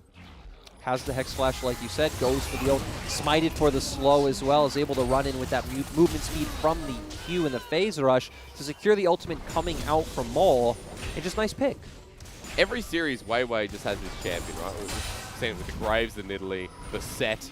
Now, I will make the hard statement that, in my mind, Weiwei was the best jungler in LPL Summer. I think it was a close race. I think it was probably the closest and most contested position. I think it's fair to throw out names like Beishong and Kanavi as well. But I think Weiwei was the most consistent performer. He was the smartest performer. His pathing is great. The way he reads the enemy jungle is just so phenomenal to watch. And I'd say he's the best team fighter on the most wide array of champions. Like, he looks phenomenal on Graves, looks phenomenal on the Volibear, can pull out these earlier pressure champions like a Lee Sin or an Olaf as well. He's a jungler who hasn't had much attention because he was on the side of Suning. He filled in for Hacker in 2019 Summer. Looked decent on the Karthus, another champion to highlight. I thought he looked good in 2019 Summer, so that's why it was surprising but when... the word is decent, right? Now he looks even better. Yes. Now he looks phenomenal on this team and shows, if you put resources into him, the kind of massive carry he could be. And V5 taking this turret mid, gonna now turn to looking for those Drakes like we talked about. And guess what time it is? 2-item Ezreal time. So V5 planning it perfectly, timing these fights around their spikes. But Gimgoon has TP, so I'm interested to see if FPX will look for this. There's a decent shove. That's Dream Dust onto 2 of Sam D and TP God. Expires. Dragon goes down. Gimgoon continues pushing. While Shockwave pulls in 2 in the mid lane. Doomby has to flush away. He's poked down. That's a 3-man route thanks to LWX. PP God is not giving up, though, running against them. While Gimgoon's on the flank himself. Flashes over for the Tongue Lash. He'll get Dredge Line in. He dodges away. Presses B in the middle of the fight. PP God literally just PM'd the world champions as Chris flashes over and Gimgoon not spotted in the pit. I absolutely love that from PP God. Flashing forward and tongue lashing onto Tom Kench to try to keep the fight going. And now V5 are going to get a Rift Scuttler out of it, and they also burn Doomby's flash. Actually, Chris flash as well. He pressed B in the middle of a fight for half a second. That was... And let's remember, Crisp is the guy he learned under. Not even just Crisp. PP God spent time with this whole FPX roster for a year and a half. He knows them well. Very, very true. Bishop Barrage nails down the mid lane. Pay attention. We've got a Dragon in 4 minutes, but more importantly, the Baron spawning in 30 seconds, which we have to keep our eye out for. Muramana fully stacked by Sam D. So now those 2 items are fully complete. We didn't get to see this. Well, this was... Oh, you're right. Oh, so this was FPX being the ones to go. I was actually wondering. I was going to say, hey, how does Mole keep finding these amazing angles for these plays? But that one was kind of gifted to him in a nicely wrapped package. That is doing B and there's do and don't. It's so strange because, again, he's been the clear standout for FPX all summer. How you have the highest % of your team's damage when your highest played champions are Karma, Galio, like Twisted Fate is insane. Doom B still up in CS despite that error we saw before heading towards the second item. Nash has actually just picked up, so 2 in the bag. This also goes to a conversation that you know, I was harping on V5 for changing it up this game. Yep. But FPX changed it up as well. Like the Azir, right? We don't know Doinby for Azir. It's actually been a champion he's largely ignored over his career. Again, he spammed it a lot in Spring and solo queue. Did pull it out a couple times, but not really a champion we know him for. It's funny because there's a list of champions we don't know him for. Azir before 2020 Spring was definitely on that list, alongside the Zoe.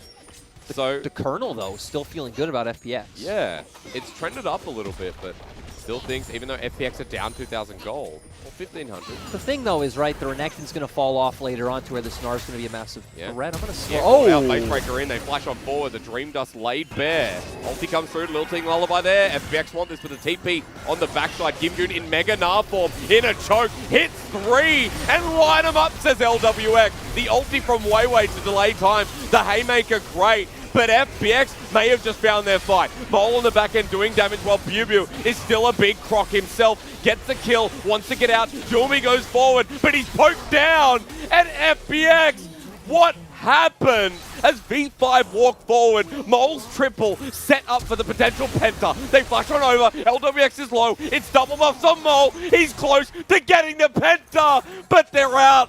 And Mole still takes the triple with V5 getting the fight. I honestly don't know how they do it. We said Gimgoon hit a perfect ultimate. Mole's ultimate only hit Gimgoon, but still they kite out the fight perfectly. Bubu once again doing such a great job of pulling attention to set up Mole to deal all this damage. And here we see great Devour coming from PB God, but amazing ult coming in from Gimgoon. Weiwei clearly doing a ton of damage on the back of the fight as well, actually. Setting up a bunch of these potential kills coming out. TN has to get out of the fight immediately. Bubu going in, as we said, giving the space for Mole to clean up a lot of these kills. And just the shields coming out from Mole, keeping Bubu alive, and just the innate sustain coming out from Renekton's kit. Nice fancy footwork coming out from Bubu. Maybe complimented a bit too soon, but that's all right. He survived. That's all that matters. And Mole moments away from that Penta.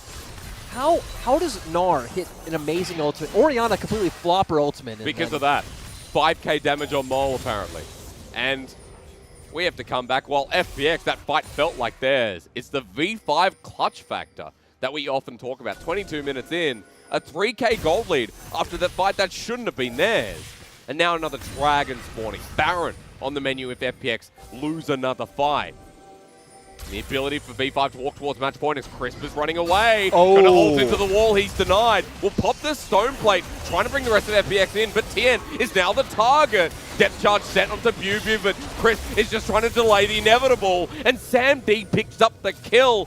V5 get another. This is not a fluke. And always they are on the same page. They're running in as a 5-man core. We see Weiwei going for the ultimate. They all know their roles in these fights. And once again, they're going to pick up another easy dragon, and there's no way for FPX to answer. And you've got an Ezreal that's almost with a death stance. We've got core items, key items lining up, and Mole with a 10-stack Darksteel. Get ready once again for the Magi's on this mid lineup. 4k gold lead on their way to stacking up 4 Ocean Drakes. But let's be honest, it's Victory 5. We're probably not going to get to 4. But still, the fact that they're ramping up this game so fast is amazing. FPX getting outclassed. Yes, across the board, pretty much. And it's so strange, too, because we expected them to outclass FPX through laning phase, right? We thought they'd come in with these comps that push through bot, allow Weiwei to go for the counter jungling and win through there. They've pretty much done the opposite. They've taken laning phase very slow, and they've just completely out-skirmished FPX. That ulti might have done it. The Abyssal Voyage set up. Never mind, cancelled by PP God in the end. But the True Shot Barrage stopped the back from Doinby, and V5 are ready to pounce again. And as we see, right, the big item breakpoint's coming out for Mole, so he's going to be doing a lot more than Doinby will be doing at this point. And we're not getting, the Spellbinders build. We're getting the Banshee's second. Yeah. 5 against Doinby, and the Magi's going to add so much damage. I was going to say, I feel like the Banshees is also to combat the Lilia, right? So he can't just come in, get his passive on you and get that massive sleep. Which, let's go on a bit of a tangent and say, after these 2 games, I'm still sold that Lilia is kind of useless. I came in with an open mind today. Hang on. Shockwave. Escapes. Nice play from Doinby. Yeah, nice to escape. Would have been dead instantly if hit by the Shockwave. A lot of damage out of Mole from the 2 combo. But what were you saying, sir? That Lilia, again, came in with an open mind about this champion. A lot of pros were talking it up, but we just haven't seen the value. We haven't really seen what it does. We've seen that it clears really fast, and that's kind of it. And remember, the best moment was against Suning in that best of 3 to finish off the split, where Tien hits like a 3-man blooming blows, gets sleep onto 3, and the engage comes through because of that. So very conditional, it feels, so far in the LPL. Yeah, we haven't seen it do too good, so hit or miss. That speaks volumes, but like you said, we have a lot of the item breakpoints hit for the side of V5. This was the exact point we highlighted for the Ezreal. He's going to be doing a lot of work right now. He's going to be extremely safe. So Doinby and LWX not really going to be able to deal the damage necessary, especially LWX, who went the lethality route. All of that armor that SamD has gotten on himself is going to feel quite nice. Arcane shifts forward, doesn't care. True Shot Barrage again. And boy, oh boy, is he hitting pretty hard at this point. Longsword in inventory as well for the 4th item. Upcoming. And V5 may have what it takes to bait in the Baron. Tien does have the Swell Seed to face check. Crisp is the one doing exactly that, but Mole's a threat. Ooh. Under Gimgoon, but they found someone else. Tien actually very low, hit by Sam D. The Solo bottom kill. lane. Yeah, just Sam D. Yeah, great. And again, this guy got subbed out for Y4 for a few weeks, coming back in rejuvenated. Looking amazing. Baron on the menu without a jungler for FPX. More importantly, 4 versus 5. And everything's up for the side of V5. Even Mole's ultimate just came back off cooldown. Chris is walking in. Bubu now spotted out. LWX running into the pit himself. Nara into the wall, looking for the steal. Oh! Doinby will find it as Nara into the wall. V5 have made a mistake here with Weiwei not getting the smite down. Gimgoon will sacrifice his life. Mole will pick up a kill onto Chris. It's 2 for the Baron. The price may be well worth it. Overall, still massive win for V5, in my opinion, getting all those kills. But man, how does Doinby do it? We said this is the clutch member the team needs to rely on. Steals Baron, and overall... Hang on, looking for the Emperor's Divide. They may have found Mole, who flashes over the wall. The Shockwave, though, brings in LWX, and he's just dead. Doinby poking from his side. Now, they got the Baron. The problem is, if they stay for the fight, they're going to lose them all. As Lilting Lullaby is onto Bubu, who doesn't have his ult. He wants to re-engage, slices and dices out of the way. Survives. Another pick. This time it's Gimgoon. Sorry, LWX, who dies. Exactly, and that was Doinby pretty much delivering over his mid laner. But overall, great job by Mole to recognize that we're going back to the solo kill we saw from Sam D to pick off Tien. And let's see exactly what happens here. Gimgoon goes in and... Oh, 15 HP. Oh, the miss smite, but honestly, that was hard. That was a bit unlucky, right? Yeah. Like 15 HP. I'm just saying... Sometimes we give like the pass, and I feel like that one gets the pass. That gets the pass. 15's okay. If it was like 25 or something. And look, because Doinby now the only one with Baron, for V5 they're like, well, okay, we've got another Ocean Dragon coming up that'll lead us to Soul Point. They're still winning fights as the teleport comes through, and Mole still has 18 stacks on Majive. V5 after they clear this, we'll see that dragon spawning. Let's highlight that Doinby was able to pick up Void Staff after all those shenanigans, which is going to be extremely massive when you look at V5's items. They have a ton of magic resist coming out already. D. Arcane shifting forward. All right, Gimgoon no Narbar as well, Lyric. We've talked about that through this game too, how crucial that engage is. Yeah, and again, I feel like V5 are just in such a good position right now because I don't really understand what this Ilia is going to provide to this fight. But still, you know, if Mole can't hit the big shockwave, if Mole can't deal the damage, that could be an avenue that FPX can take the fight. So we're hoping for some kind of big play coming out from whether it's Chris, whether it's Gimgoon to single him out. But Mole has Banshee's Veil, so you have the Spell Shield to protect you. And it seems like FPX agree. FPX understand that right now V5 is stronger, and FPX are sitting on triple Ocean Drake. Yeah, V5 with that triple Ocean is going to be huge. Baron power play in the top right-hand corner of your screen as well. Minus 250 after all said and done as the True Shot Barrage flies through. They're going to use the remainder of it to get, or at least threaten the inner turret. Gimgoon's about to be mega. And Weiwei's in for the flank. Look at this Lyric onto Tien. He has the opportunity to ult, doesn't decide to do it. And FPX are backing away. V5 now grouped up as 5 through mid. Looking for this choke. Weiwei dodges away onto LWX. He wants him. He presses Q, wants the fists out. Gimgoon into his ulti. Hits 3, but Samdi is free-firing once again as Weiwei gets into the backline. V5 grouped up as 4. Meanwhile, as Mole gets choked down, and Weiwei has no support. 4 versus 5, and V5 have to run. We finally saw the value from the Lilia because the team wasn't able to follow up because Tien hit a massive 4-man sleep. Weiwei was singled out. He ulted Doinby knowing he's the big carry for their team at this point, but overall, nice play, nice reaction coming from FPX. Yeah. That gold shrinks ever so slightly. 4,000 still for V5, but 30 minutes in the game. We are getting towards those points that FPX, excuse me, have been waiting for. Exactly. We're getting to the point where this Narsen become a massive frontline and too hard to deal with. But let's take a look at this again. We see Weiwei looking for it. He has the ultimate up. Gimdun coming in, hits a 3-man Gnar ultimate, the Senna ultimate to follow up, but as we see, Tien hits the massive sleep comboed with the Nautilus ultimate. Doinby just died. Doinby has just died. 50-second death timer. He's lucky Baron is not up, as Mole was the one to pick up the kill. So, I honestly, the fact that we just come back to a shot of PP God made me think like, wait, how did this happen? But after the shenanigans earlier where PP God flashed Tongue Lash. PP God's had a pretty good game. That's what, PP God has showed us a completely different way to play the Tahm Kench. Thank you to our observers. So it is just what we'd expect. Abyssal Voyage coming in, bringing in Maul. Misses the ultimate. Doinby trying his best, but the clutch Devour coming in from PP God, allowing Maul to pick up that kill. He just has so much damage, puts out one short combo, and Doinby's dead in the end. And Doinby almost turned that around, actually. Yeah, I mean, he's going to be dealing massive amounts of damage right now, right? Yep. He has a ton more DPS coming out than the Orianna. We talked about the Void Staff already.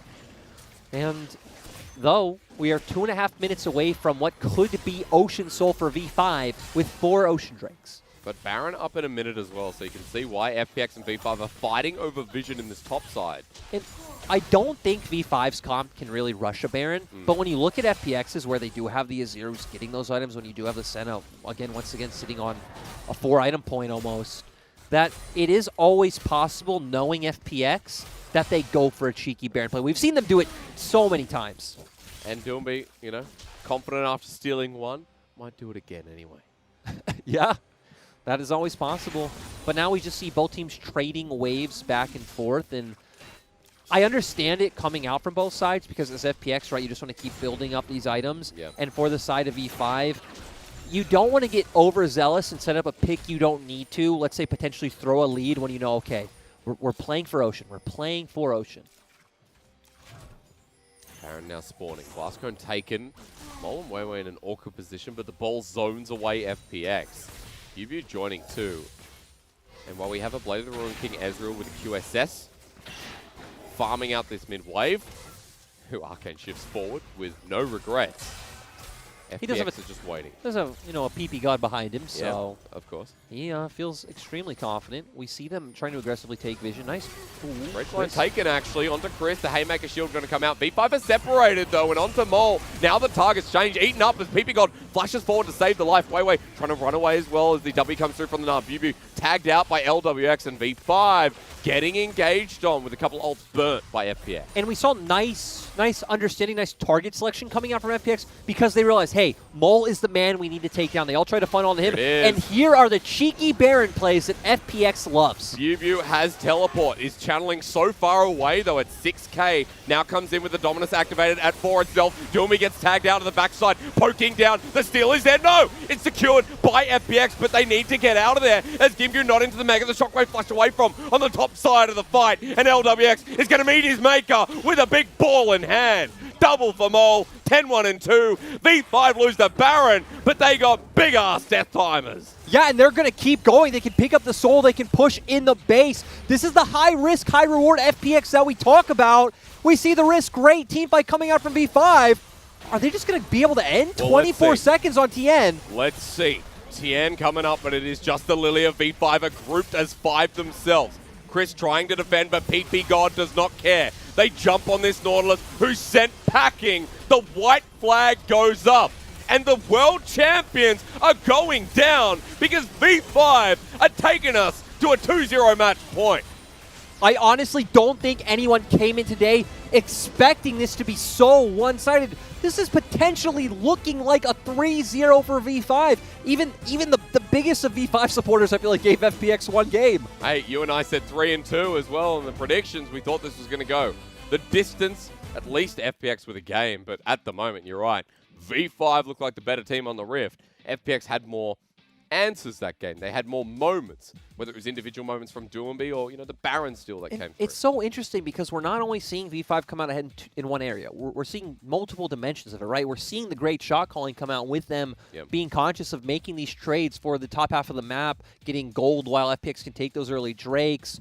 But we're also seeing the mechanics play into it where that one team fight in FPX's blue side jungle looked absolutely one-to-me. We saw Gimgoon hit an amazing ultimate, but Wei doing so much damage in the back of the fight, forcing TN out early, and Mole doing so much on that opposite side to keep BuBu alive and deal as much damage as possible. Mole, so far the series has been clean. I mean, but he got killed early. He got taken down, then got that response kill, started snowballing ahead once more. 10-1 and 2 was the final score. Had almost 25 stacks on the Magi's, if not. So this has been Mole's series, and really stating his position in the mid lane against Doomby, who hit top 2, top 1 in 2019. Yeah, I mean, it's so surprising to me. Coming into this match, honestly, I had Mole pegged as the 3rd best mid laner coming into playoffs, and Doomby as the 4th. I thought Doomby was coming in extremely good form, that he was the one showing up for the team, and hasn't really had the tools to do it. Game 1, he had the Karma, which has been a great champion for him, but in the team composition, it was a bit strange, and then Mole was rewarded early. This game, he gets the Azir, and we see the glimpses of it, right? He's setting up some of these plays, he's making the calls, doing quite well, but we didn't get to a point where it was ever relevant. And then, high risk, high reward, right? They force out some members of V5, and they think, okay, let's go for a Baron, and it just completely backfires. Yeah, even though it's secured by TN, everyone's in there. Sam D and Mole alike had a great game. And I got to say, PP God should get MVP for the solo kill. Those are my 2 cents. He solo killed LWX. Look, I don't care what health he's on. I love PP God. He had a great performance. I feel like Mole once again he probably will. Mole is insane, man. But hey, this was a team performance. Like, again, they're playing well. Wei had a bit of a quieter game, but at the same time, this also shows the depth of talent on V5's roster. When we said, hey, he's potentially the best jungler in the LPL right now, he can have a bad game, and his teammates can still show up and pull him across the finish line. And another note that we haven't talked about all series long is this first pick, Renekton. He's actually doing quite a lot in these fights. The skirmishing that V5 accelerate around the early or bust that we talked about, set up by the Renekton so well, and it's not getting punished in lane because it's Gimgoon, remember? We know that Gimgoon, if he doesn't get GP, what is he going to offer? The Gnar was a response, but not much of one. Yeah, it's looking great so far. LCK fans obviously molding in the chat, but you at the same time, V5 and LPL overall in the recent series showing like, hey, this is a fine champion. It's funny because they don't play it the way we typically describe of set up ganks through top, snowball to head. They actually use it as a bit of a, like, absorb pressure, be self-sufficient, and play elsewhere. Now Khan, yes or no? I think yes. You beat Victory 5-2-1 in the regular split with Khan, and one of the reasons was that Khan was just beating BuBu in the 1v1, was setting up for FPX to make those plays around bot, but not only Khan. Get Khan in, and then draft the Rumble, draft the Lee Sin, play those strong early skirmishing champions, and beat V5 at their own game. Because V5 on match point against the world champions. V5 showing they are the higher seed. We don't know what's in store for us in the rest of this series. Game 3, though. See if they can close it out right after this. FPX have been cooking up something new. But sometimes, experiments take time before you get the results that you want. Even though it may look like it hasn't worked to begin with, sometimes you just have to give them the right conditions. And watch as they take on a completely different form.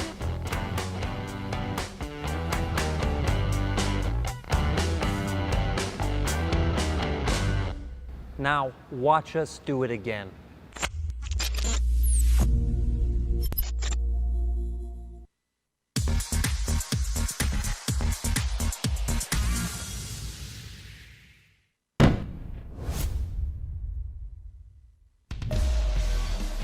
就现在整个补刀上面，因为上路现在差了40刀，AD 这边也是有30刀左右的一个领先，这两个人都有补刀赏金哦，因为二匪流是2个人头应该是150，对吧？又多了150的补刀赏金，这边安旺帝直接强留对方3个人，大家已经发条大空了，清风夜娘打上去了之后带罪名的，哇，这一波全都要死，应该很难走了，而且 Maple 身上是有闪的。要先杀一个，换了一个泰坦走不掉了，这人头应该是要再交一个给到中单。他13级甚至身上只有1件强化装啊，对吧？一般我们说奥恩出反甲的这种，可能13级的时候1件半。就那段时间巅峰战力，先看一下上路这边想要打一个单杀，369现在有点被风筝的受不了。 但是这边一边打野一边中路都已经到了，这边先投一个狗熊大招，能不能换？是，这边直接一出强撸撸到 W 技能也给到狗熊大招作为收尾，548的一个暴击伤害，再配上一个 Q 技能，大杀特杀的奈的感觉，这把没有人可以拦住塞拉斯了。背上这边再被 Q 技能给减速，直接配上被动破敌进法，拿下了狗熊的人头 Double Kill。而且你看这边就是打团的时候，你感觉到就是 LNG 的自己的2个后排其实是被保护的非常安全，急速杀2个踩，但是砍半条。 TP 过来，这个位置捡一下，捡一个蓝橙给到以后反手腰带喷死了 ，Maple 已经大杀特杀，再拉一个折返的一个飞行拿下人头，一个 double kill 以后正面巴德想要利用经济独立了，完了把自己控在原地。 这波鹰击长钩进来，看到后波已经把大龙起来压到剩下一半 ，W 这时候怎么办呢？而且这边这位置被发条卡住了，一箭射到了，能不能秒掉？闪现过来秒，奈特也有闪现跑，回头一个冲击波，但是效果非常差。这边龙2000血有机会，而且这波top没有打到底，是要把龙给放掉。这边打团了，龙还有2000多点血，这边女警的一个输出位置不错，咔嚓保住了一个大龙，而且 Jackie Love 在岸上疯狂的投点，但是战局已经往外面拉的时候，这波 Jackie Love 点不到了，但是咔嚓已经收掉了对方的一个悲伤，但这波周末应该也是可以把他杀掉，韩明拿下2颗人头以后反手来看一下 Jackie Love 跟预言家这波怎么操作，是一个2打3的一个局面 ，Q1 全部都空掉，这时候周末反手要来输出，这边一勾到，交出一个自己的一个干锅解掉以后再加上治疗，往后拉开点死了周末以后 ，Jackie Love 这波应该是要收场了 ，Double Kill 拿到，最后蓝切减速给到以后远方最后一个浪子单飞，想看帽子戏法吗？天之下殊锐马之怒吧！留不住啊。 中路立一个塔，把中单给逼走。哎，流沙引擎下来一个推到这边小白，但伤害够吗？小白是没闪的，感觉这个位置走不掉了。但是 VA 直接闪现往前输出，感觉有点冲动。后期这边鳄鱼进来，伤害够不够？纷纷这边一脚踩上去，但直接被反手2下戳死了。踩的有点急了，后排还想输出，进来落下来，万箭齐发减速，再跟2下，全杀了。这波沙皇收割3杀4杀，轮到我了。 Triple kill.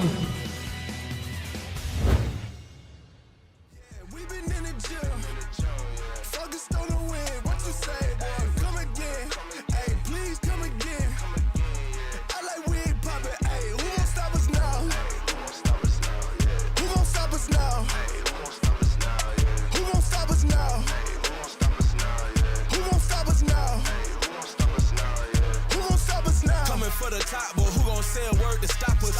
Climbing up so high that you gon' need a bird to watch us. Boy, that's way up. We serving L's to those with nerves to mock us, but don't play us. The vibes we got get blocked, approaches proper. Them dudes got majors ambitions. We ain't going for birdie.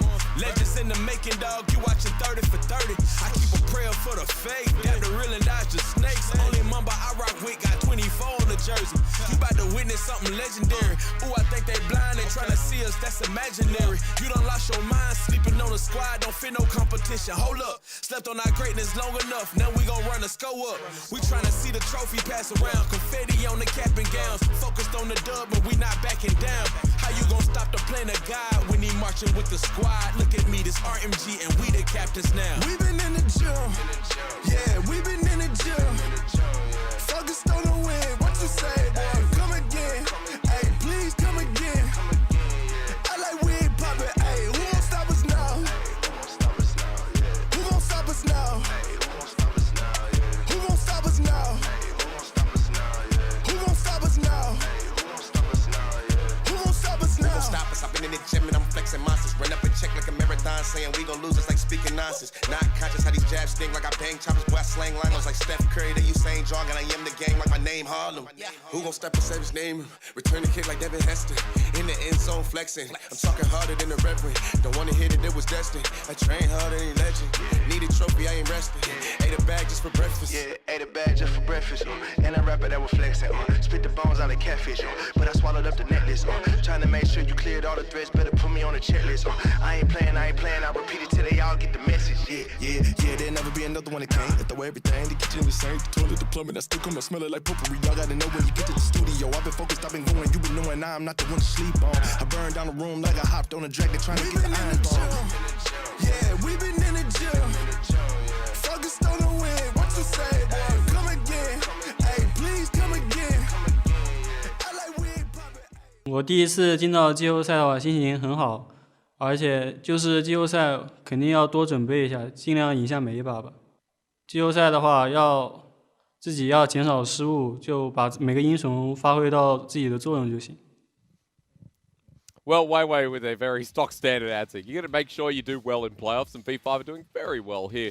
Now on match point against the world champions. My name's Asterix. I'm joined by Jordan Lyric Corby. Lyric, the L is silent. Not sure why. Ladies and gentlemen, Mole gets MVP for game number 2. I have to say, Mole again just had an out-of-this-world game. But the whole of V5 was so well coordinated. And you said before the break that it was a group effort from this team again. Yeah, doing quite well. Mole putting out all the damage. BB once again providing a lot of space for him with that first pick Renekton you talked about. Weiwei doing his job, getting on top of the backline with the set ultimates, being a great distraction. Sometimes maybe a bit too much so. And I mean, the man himself, PP God, finding a lot of great aggressive windows. I just love this part of the game because this is when you were like, well, you know, we don't expect Mole to do much. But the three-man Shockwave, the follow-up from V5, and then it happened again. And look here, like follow Mole's Shockwave to start it off. It only hits Sonar. I guess it's Crisp as well, but once again, you're hitting the two frontliners, not dealing a lot of damage, but taking out Gimgoon on the side with the combination of his autos and his combos, gets in there, hits a lot of massive Qs. The shield's coming in to make sure BB survives a while in this fight, and it's how V5 overall came out ahead. And then even after the Baron still by Doumbé, V5 get the picks off, and Doumbé's the only one left with the Baron.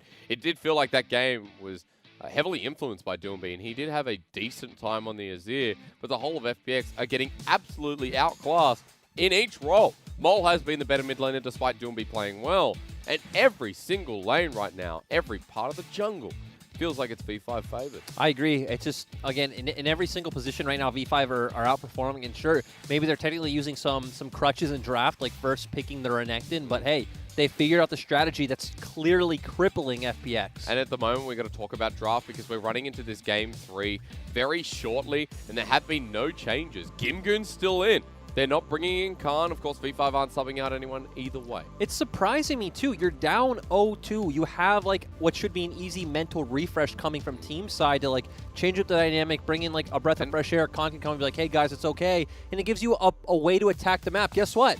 You can't first pick Renekton against Khan. Khan can pull out something like the Quinn. Thank you. I read your mind. Yeah, you know, I was going to be like, you know, Khan is not going to take that first pick Renekton. He's going to look at it and be like, look, I can build into that. The Quinn, as you mentioned, he can play GP too. I think it's incredible that FPX are going into this game 3 and hoping for a bit of a turnaround. But again, we've talked about the experience and the mental reset maybe not as applicable to a team like FPX when in the past they've run through many best of 5s. V5, their first best of 5 here in the LPL split, their very first playoffs, but I don't think nerves are affecting them at all. No, they look the exact same as they did when I casted them a week ago. Like they look completely unfazed, and that's great to see because that was one thing that I was scared of as well. Because we were even having this conversation a week ago before I got to my 3-2 prediction. I was like, it's going to be a 3-0 or, you know, it's going to be a 3-0 one way or the other because either V5 will crumble or V5 won't get the chance and they'll just completely stomp. And it actually looks like we are just going to see them potentially run over FPX because if FPX can pick up a game win, it's completely different. Like you're now coming in with a losing mentality. Everything's a bit bleaker. So FPX, if they could pick it up, maybe can make some magic happen. Because I know everyone wants to see this series go the distance at the very least, whether they're a V5 fan or FPX fan. Remember that if V5 can win here, win this series, they will guarantee at least 10 points, which is great for them. And of course, we've got to look towards the other side of the bracket, whether they make regionals. But here against FPX, it's the performance that matters. And it's a 3-0 that would set them up for success. Yep, but I do want to highlight for FPX that they still should feel relatively okay about qualifying for regionals. The only way it feels like they don't make it is if two teams make deep runs that aren't expected to, like let's say V5 or Suning and then LGD or WE. They're guaranteed. FPX are guaranteed because they got 40 points from Spring, and they got 3rd. What would I feel like there's some scenarios where they aren't exactly guaranteed, but yeah. Anyway, look, V5 picked blue on this. Ladies and gentlemen, FPX on red. The ban towards Renekton is interesting. So adapting the playstyle already, and V5 now first pick's going to change. Yeah, and I'm interested to see what V5 are going to do in this scenario. We've obviously seen V5 going towards that set every single time, and there we go. All right, with the set locked in, now change gears because FPX have the bottom side available they used in game 1. We've got the Caitlyn ban normal here from V5. Yep, and I wonder where FPX will go. We've obviously seen them pick the Lilia every time on this rotation, but I don't want to see any more Lilia. That has been a failed experiment. And now going back to something a bit more familiar potentially, Trundle is Tien's 3rd most played champion. Obviously, you're going to have a bunch of tank sets so you can steal that ultimate away from the set, but pivoting at the last second and sticking with the Kalista, going back to game 1 and saying, hey, we know we need to play through some early pressure. But at the very least, that's not Lilia, right? At least we're not seeing that champion come through. And with the Trundle to confirm it, we've got a change for Tien. And a change of dynamic already. So Tien's role is going to be different in this game. And now we go to V5 as their bottom lane needs to be cemented, as we've seen in the past. Look towards things like the Ezreal. I'd still just love to see the Ashe, like especially now that they have the Kalista, right? Being able to get the attack speed slow and like slow down the Kalista bit's going to be great. And this has been Victory 5's best strategy all split long. We haven't seen them get to play it yet because, of course, Ashe was banned out game 1. And okay, guys, here we go. We have Mole Zoe. Mole Zoe left open. If you ban the Renekton, the Zoe's going to slip through. There's so many things you have to target. Yeah, and oh, so now Doonby going straight towards the Orianna, and this has been one of his champions that honestly has looked pretty good on this split. Yep. He's had a couple of like really prevalent carry games, has had some great ultimates, and we have the setup coming in from whatever Kalista is going to pick up as a support. I would expect to see Crisp go towards something like a Nautilus or a Leona. Ooh. Or maybe towards something like the Thresh we've seen in the past would be cool.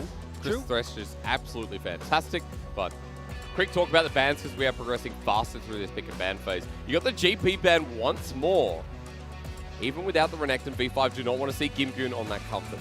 And also, as you mentioned in game 1, attacking bot, the ability to do so.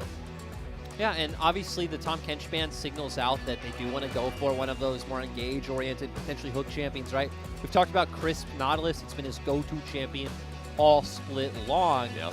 But Thresh is something he was known on early for, like throughout his career, and obviously the Leona has been his 2nd most played this split. All right. Yep, so now with Victory 5, looks like they potentially might look to ban out another top laner from Gimgoon. We said, hey, Gimgoon has a very shallow champion pool. GP, Mordekaiser, Volibear really feels like that's all there is to it with no Renekton on the table. And you've already saying, hey, I want to go for this engage, so I would like to just see them go back towards the Volibear, but they are going to go back towards Comfort, getting Crisp on the Nautilus once again. So having a bit of a ball delivery system for that Orianna. This is game number 20, by the way. So many, many games on the horizon for Chris Nautilus after this as well. PP God contemplating just going back to the Leona. Yeah, and we've already said this is like a very stock and standard matchup into the Nautilus. You are tanky enough to where the Nautilus hook doesn't really do much to you, but this has been PP God's signature champion in my mind, even more so than the Bard. PP God's Thresh has been absolutely phenomenal to watch. Pairs well with the Ashe and shores up her lack of mobility. You're going to have a lot of pick potential throughout the game. And now we're going to see BuBu maybe take away, pinch the pool of another champion from Gimgoon. Mordekaiser is something that Gimgoon's always flexed back on. Always plays his weak side of the map. BuBu's going to take a page. Gimgoon is not the carry-style top laner. Plays for the team, plays for the rest of FPX.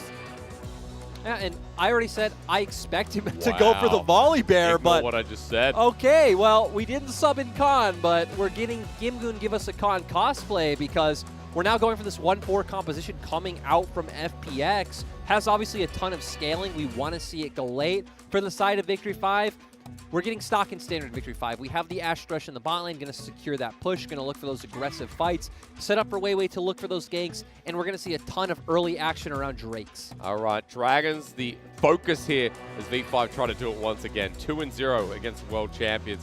And Gimgoon decided to show us his Jax. This is be fair or be square. Could be his exit. Interesting because me and you were looking at a solo queue before this match and you were highlighting, oh, he's playing Camille, he's playing Fiora. Wasn't practicing any Jax. No, he was not. Obviously, has a good laning matchup into the Mordekaiser, can do quite well in those one-on-one duels, but still, especially we don't expect him to put any pressure up around top side. I want to see how FPX is going to play this one because I remember we saw Bin in the split play Jax. I think he first spot Black Cleaver and played for the team and kept roaming. Yeah, that was me and you casting that one. It was interesting. Did that win? Yes. Oh, it did? Okay. Though it was against DMO, so, you know, throw the caveat there. Oh, no. All right.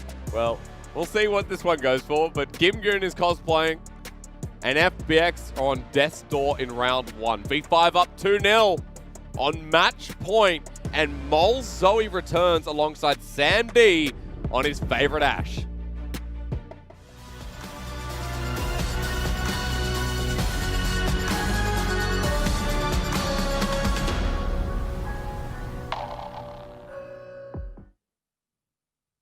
V5加油！凤出东方，黄明四海。FunPlus 加油！ Ladies and gentlemen, the JOs come through. Match point for V5 in this best of 5. To start off round 1, this series so far has only gone for about 55 minutes. V5, they win fast or lose fast. So far in this series, it's definitely been all about the winning against the Phoenixes. Mole returns to the Rift with the Spellbook Zoe, which we have not seen in a bit of a while. Well, we saw it in Game 1, of course. But in total, Spellbook has fallen out of favor, so Mole's still preferable with it. We've seen some players still stick with it, but of course other players, I think off the top of my head, we've seen, I think it was Fofo go back towards the Electrocute and some other players like that. So, you know, still going to play more for the utility and the, like later on those team fights, right? Being able to switch over to the heal, the barrier, the ignite. So I still like the build coming out from Mole, especially up against the Orianna. You're not really looking for these heavy aggressive trades trying to burst around lane phase anyway. At the very least, Mole dodging away from the command attack is going to be the start of this lane. Duel me on Orianna once again is, I think, to say the least, going to be interesting. Last time I remember casting this was with Khan on the Ornn. Yeah, yes, I remember that as well. Big combo. And once again, another dredge line goes wide for Chris. Waiting in for the play, I believe. Chris gets pulled back in. The ignite put down. Chris flashes away. This 2v2 lane we've talked about is dangerous when you're up against V5. This is the bread and butter play from Victory 5, right? The Ashe Thresh. This is what we knew them for in like the first 5 weeks of LPL. Yeah. Chris missing the dredge line, PP God and Sammy doing so much to punish. And PP God's Thresh, you know, his most played and his best champion is Gimgoon topside, meanwhile going to get the level advantage and smack down on Bubu. Yep, and we do expect Jax to do quite well in these early trades. And, you know, this was a good reminder from our observers that, you know, Jax did also get a bit of a buff this patch. The ECD getting 2 seconds shaved off feels great. 14 seconds is part of the game, and he has it up available once again. Bubu with a good death grasp himself. And Mordecai's versus Jax, not a matchup we see all the time, but 2 players here in the top lane who, yes, definitely top tier in the LPL right now. So it's going to be exciting to watch as Tien's going behind enemy lines to set up this gank. And this is not stock in standard FPX. No, they're not. They're going to do much like the IG dive as Bubu death grasp flashes away. Tien has to run away. Nicely done from Bubu. And there's the lack of experience showing in playing through this top side, right? This is not something FPX ever do. And now we see Weiwei showing him make his way towards topside scuttle. Tien's low. Tien still a duelist, but the face breaker flashing away from Weiwei still wants him. Onto Gimgoon now. The target is Doombeat running on in. The Haymaker shield given over as Mole. Comes on through. Weiwei absorbs a bit, flashes through. Gimgoon gets first blood on this Jax as the paddle star. Doesn't connect. Mole has to flash away. Bubu goes into his death. And Big Father Gimgoon with 2 first kills. And V5 were not on the same page. You can see Weiwei did want to go for it, but Mole didn't hover right away. Mole missed everything. Sleepy Trouble Bubble didn't connect. Paddle Star didn't connect. And great start coming out for FPX, especially with those kills going onto your Jax. When you're talking about a 1-4 that FPX can execute, the early kills on this Jax going to be great. With the Vampiric Scepter picked up as the first back. One thing we need to highlight, though, is obviously playing that hard split push style isn't as prevalent this meta. Many people have talked about how you need to fight for these dragons. You can't just give over a soul later on. The great thing for FPX is it's not going to be an Infernal Soul, so that's one of the OP souls taken off the table. But hey, we're seeing Victory 5 go for the FPX play. Yeah, LWX and Chris know this out of their book, and they're going to respect it for now while the turret plating goes down to Sam D and PP God. Big CS differential already built up in this bottom lane. Now it's going to be really interesting because we're going to see the teams play through 2 completely opposite win conditions where obviously Sam D and PP God are getting strong on one side of the map. Gimgoon on the other. Can V5 transition this and start stacking up these Drakes early on and outpace FPX's comp? Tien is now on the bottom side of the map after his interesting gank towards the top side. Not sure if there's a ward place there, but they're backing in the same brush. PP God is waiting out. Sam D, yeah, he's spotted out. And they'll take the alcove, come back into the lane, so they will not back just yet. PP God out with the death sentence, waiting for it. Crisp out of range. And I just want to see, so it looks like Mo right now is going to go for a reset off of Mo's reset, try to come back to lane, try to get some mid lane cryo, and start playing for this Drake, right? We see Sam D and PB God having the consistent push, so maybe we'll see them push out one more and get a recall as well. But at some point within the next 2 minutes, I want to see V5 transition into picking up the first Infernal. All right. We have Weiwei here to recover after dying up at the top side. We'll track him a little bit closer. Right now, where are you, Weiwei? Heading up towards topside Scuttle. Tien's here again. It's not even the Scuttle, it's just the dive that's about to come through. But Weiwei's reading this well. Coming into lane with a level disadvantage. Tien now here. Pillar placed on down. Bubu wants to bring them in. No death realm available. Deathgrass pulls back Tien. Current shots come out thick and fast, and Weiwei just wants to get on in there. The facebreaker instead onto Gimgoon. Tien's walking back in. But that's kind of the end of the play as Gimgoon jumps back with the leap strike. And Weiwei tried, he smited to get the Nimbus cloak, movement speed, run forward, but wasn't able to make anything happen. PP God roams over as well. But overall, it's still nice that they counteracted the play coming out from FPX, even if they couldn't turn it into any kind of tangible goal. X-Clutch over the wall from Weiwei. Meanwhile, Bubu and Gimgoon might be facing off. But Weiwei in the midst of it wants to push the wave. Level 6 Jax is just going to use this opportunity to stick around. Maybe they bring Tien back, because right now he's doing drugs. Okay. Come on, Weiwei actually just leaves, so Gimgoon just going to be able to walk out scot-free.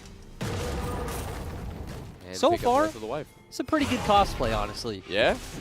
Might even be better than the original. Oh, Not to throw any shade, but... No.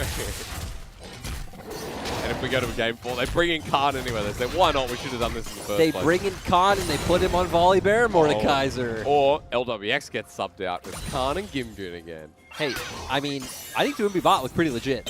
For any of those you who didn't watch, in FPX's last series, LWX was sick. So they brought Khan top, put Gimgoon mid, and put Dwinby in the bot lane. It was quite the spectacle. It's like Renekton and Jace mid the whole series long. Cassiopeia bot. Yeah. I was hoping like we'd see Khan play AD carries. Me too. Again, probably plays like Lucian, Quinn obviously. Even Jace bottom lane I thought was going to come out. He'd be able to bring out some interesting ones. But bottom lane meanwhile, as we return, 10 CS lead, but LWX now has the game for Acceptor, so a bit more damage available in the kit here of the AD carry of FPX. And that Dragon still hasn't been taken, sitting there as a constant reminder as to what we will expect. And it's interesting, right? Because sure, they didn't go for the Dragon, but they counteracted the play on top side. The thing I don't necessarily agree with about that is this Jax is obviously a ticking time bomb, so you just bought yourself more time, but we haven't transitioned it into anything around the map yet.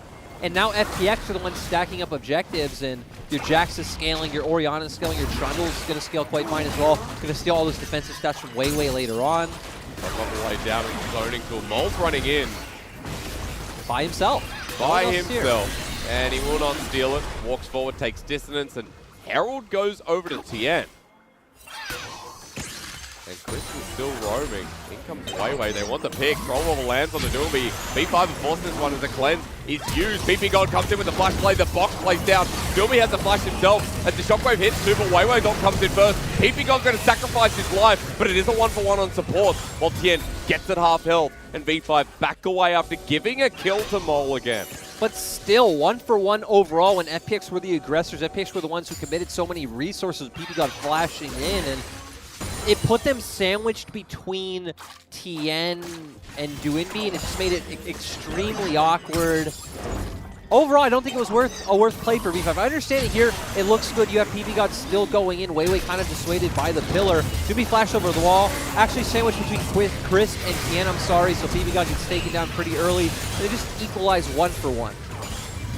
Tien's the one to pick up a kill. Remember that we got Tien with the Rift Herald in hand as well. So I guess you did just flow support flash for mid lane flash, so it is worth in that sense if we can find a repeat play made around the mid lane. We have seen Weiwei put some attention here a few times, just doing be showing the respect so far. And recency experience of the series has been that Molto is pretty good. So now with a kill in hand again to start him off with the Dark Steel stacks. Beginning game number 3. Call it the vote of confidence as Doomby backs away. Remember, he doesn't have teleport. So he'll have to walk the lane as Mole shoves it in once again. Yeah, and again, good start from FPX, but still, we've seen good starts from FPX in the previous games, and typically it is around that 10 to 15 minute mark where it starts to fall apart. Yeah. The plays at a high risk, high reward. I think the perfect way to coin how FPX have been playing this split. Still, the good thing for them is they do have the Herald. They can open up a long sideway lane to set up Gimgoon to deal a lot of damage. Weiwei jumping in, wants the Hex Flash in time. Wow. Gets out. I love the confidence coming out from him with that play. Counter-Strike would have been half a second and be reactivated. Here we go. They're 3-man in top. They have the Herald. They're going to set up the long side lane for the Jax to abuse the Mordekaiser. Death Trap's available. Shield comes out, but he's just dead before he can use it. Gimgoon is the one taking up for now. Rather, Tien, gets trouble bubbled, and Mole gets a massive shutdown onto the big Jax. A 1-for-1 once more. But Mole is getting fed. Yeah, and I mean, we've been in this situation before to where we saw FPX technically in a better position with how their comp was taking fights, but still Mole got fed on the Zoe and he was the one dealing the massive amounts of damage. It's interesting that we see FPX's bot lane hovering over, maybe trying to read a potential transitionary play from Mole and look for a pick, but they aren't able to find it. So we get back to farming for a little bit, heading towards the Cloud Dragon in 2 minutes 50. Not even the 1k gold lead anymore, but Tien with the Rift Herald, top side. And here we go for good old good. And this is exactly what you want as a Jax. You're going to be able to get the isolated 1v1 up against BB. BB, of course, has bought a Bramble Vest, so at least isn't going to take too much punishment from the Jax. But once again, V5 are the ones who need to accelerate the pace of the game, need to start finding these picks. Run away. Doomby at half health. Once again, trouble bubble through the air. And Mole willing to sacrifice the blue buff alongside Weiwei. For now, maybe a steal comes through, I'm not sure. But given over in the end, Mole pops his head over to see it go over to Doomby. A good steal, a takeaway by FPX. Man, we have not seen Crisp hit a dredge line this series. No, we have not. Well, he's hit one bottom side before in game 2 that he probably didn't want to. I was going to say, he's hit all the point blank ones that he probably shouldn't have looked for. Oh yeah, the ones that he wanted, he did not. Crisp having an off series, but not really off when you consider how he was in summer. Crisp having an off split is an easy way to put it, as Mole setting up trouble bubble. Shockwave was available, but Doomby didn't want to commit to it, while now it's the blue buff reverse steal. But Tien is here. Doomby's pushing out the wave, so he's going to be able to hover. Actually, though, they just give it up. Used. Well, meanwhile, top side, Death Realm is actually used onto Gimgoon. Counter-Strike's not available. And for Bubu, the flash comes through, Gimgoon actually nicely dodged away. Waiting for the leap strike while Doomby wants to intervene. Yeah, and Bubu is quite low. So if Gimgoon can get the push, actually just going to go for it anyway. Has the flash available, wants to hit the minion wave. Counter-Strike comes through, Death Trap sends in behind, he flashes away a little bit too late. And he's just dead here. Nicely done by the dual wall. Meanwhile, on the bottom side, a Genesis Arrow was used. Chris survives for now. Tien uses the Subjugate. Weiwei commits though, and Mole's running in. Yeah, and let's see if Mole can find a sleepy trouble bubble. Tien, it's blind. Wants to trundle, but will not overcommit. Surprisingly enough, while FPX, their solo laners are getting topside pressure, but V5's first Turret Flight not secured. It's FPX in the end in that topside who managed to get it. And this goes back to what we set up about 4 or 5 minutes ago, that, hey, these teams are playing through 2 different halves of the map, and we finally saw V5 consciously give up Bubu and say, hey, we're not going to keep defending these roams. We need to make a play around our strong side, which is bot. They get a bit more gold onto Sam D, and Dragon's coming up in 20 seconds. So again, V5 need to pick this up. V5 need to keep the ball rolling before this Jax becomes more of a menace. And we are fighting in this second, with an Ashe in Blade of the Ruined King, where LWX does not have the same. Mole is on his first item with the Luden's Echo once again. So item discrepancies across the board. FPX are going to go up to the Herald instead. as Dragon now. Yep, and right now, they're just making a trade, and this was a trade we've seen V5 making the past few games of, hey, giving up the early Dragons, taking the gold trade, and then coming out ahead in those fights 15, 20 minutes into the game. It's kind of like reverse. 2 Dragons early picked up. Now from here, V5 would be the team that would get the rest of them. Tien's going to pick up Herald. SamD moves to the mid lane, and we're just looking up. A bit of gold here for Doomby, you must say. And even though Gimgoon's the one to pick up the kills, Doomby has been farming well. He picked up turret plating in the top side. Now pressuring the inner turret against BuBu. Tien's going to get base breaking here. Weiwei draws the attention. Doesn't get the true damage on the Haymaker. 1k gold lead for FPX. And that Herald still in hand for Tien, second time around. Interesting to see where he puts it now that turret plating is down. Yeah, and I want to see now, again, we're even in gold, but as you just stated, FPX have the Herald. They could even just break down the spot side turret, once again, give another longer side lane for Gimgoon to play around. But how are V5 going to keep this going? Because they definitely need to pick up Soul, and they're probably looking at a game for Elder at this point. They're going to need that execute damage to come through to be able to take down members like Tien later in the game to keep up with the damage output coming from Gimgoon's Jax and UMB's Orianna. At the very least, we'll look at someone like Mole, who, if he does find a pick, we might not have to wait for that 2-0 here on the Zoe. All right, Herald put down mid. Mole is moving his way down. Pings are getting spammed by V5. And FPX grouping up. Now, the charge won't get the pick, but the extra damage that comes through should help it out. And FPX will get the turret, Strong Level doesn't land, and move away as a 5-man unit. That'll be the end of it for now. It's a bit more gold in the back pocket of FPX, now leading by 2,000. And it's surprising that when we finally got the game where V5 got the Ashe, they bring out the Thresh, everything's looking very stock and standard V5. This is the game where they make a mistake early, they fall behind. Yeah. And honestly, I feel like at this point in the game, we're kind of favoring FPX. Of course. We're looking at people like Gimgoon, who's going to get exhausted. Weiwei running on in, trying to take him down. There's no flash available. Ult into the wall, and that Showstop could have done everything. Ooh. And the Face Breaker interrupts the leap strike. Jax stays in place. Mole gets kill number 3. And now they want the turret on top. And this goes back to something you said in Game 2, Asterix, that V5 have shown us this clutch factor, so we can't discount them no matter how far behind they are.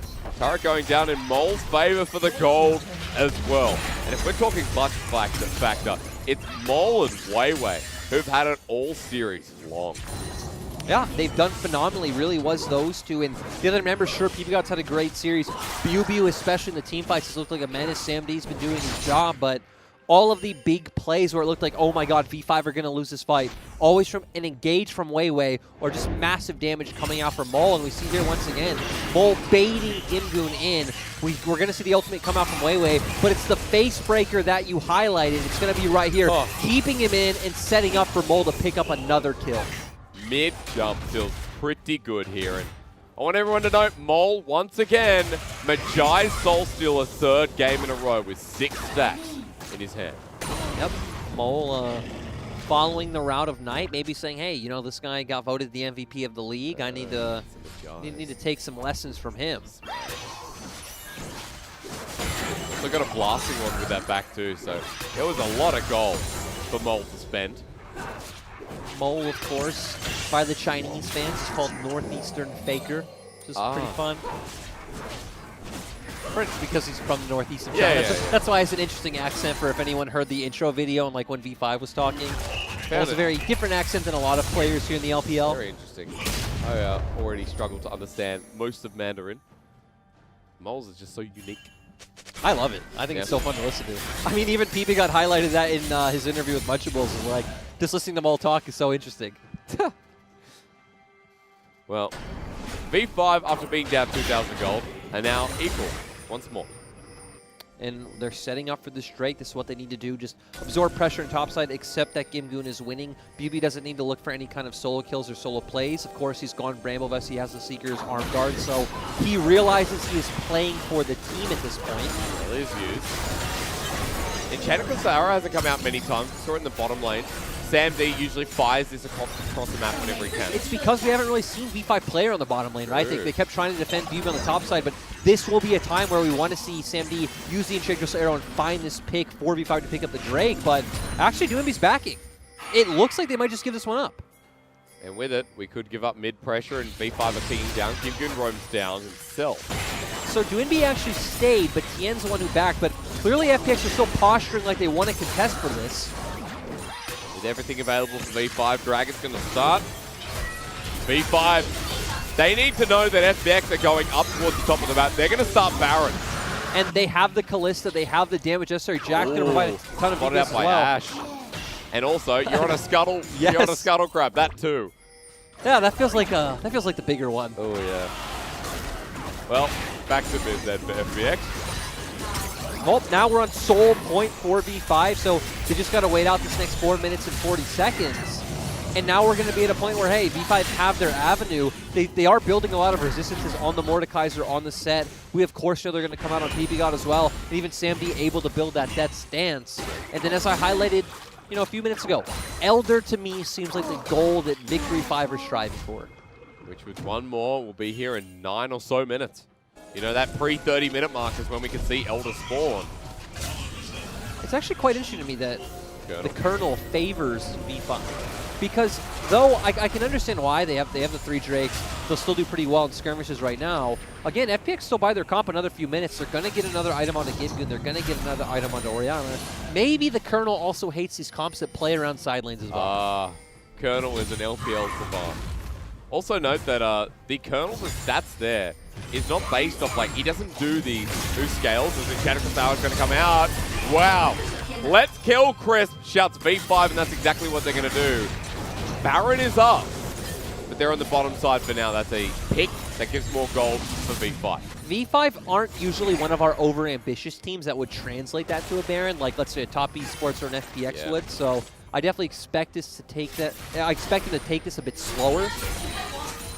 As BB God hangs over for the balance. Tien poked down by Mole, who's still doing so much damage. Won't get the inner turret with the wave clear, but they're collapsing onto Gimgoon. Chillings might come through. Facebreaker was close, and Mole spotted over the wall. Gimgoon survived. And doing a great job. This is exactly where Zoe thrives, being able to play over this long terrain and siege these turrets. Flash away though, because Counter-Strike comes in, hits 2 people over the wall. Shockwave from Doombe is massive. Weiwei lines them up, and he's sacrificing his life. And Doombe with a great ulti keeps FPX strong in this game. 2-0 and 5 on the Orianna, 2-0 and 4 Trundle for Tien. And again, they're just getting larger and larger. And this, Flashy. Flashy. Sam D burns his own. Teleport being burned, and FPX might want to translate into the Baron starting. Exactly. To me, that is exactly an FPX play. FPX, no matter if it was 1 or 2 picks, will always look towards this Baron and try and get the game rolling. You have the Kalista, you have the Smite up for Trundle.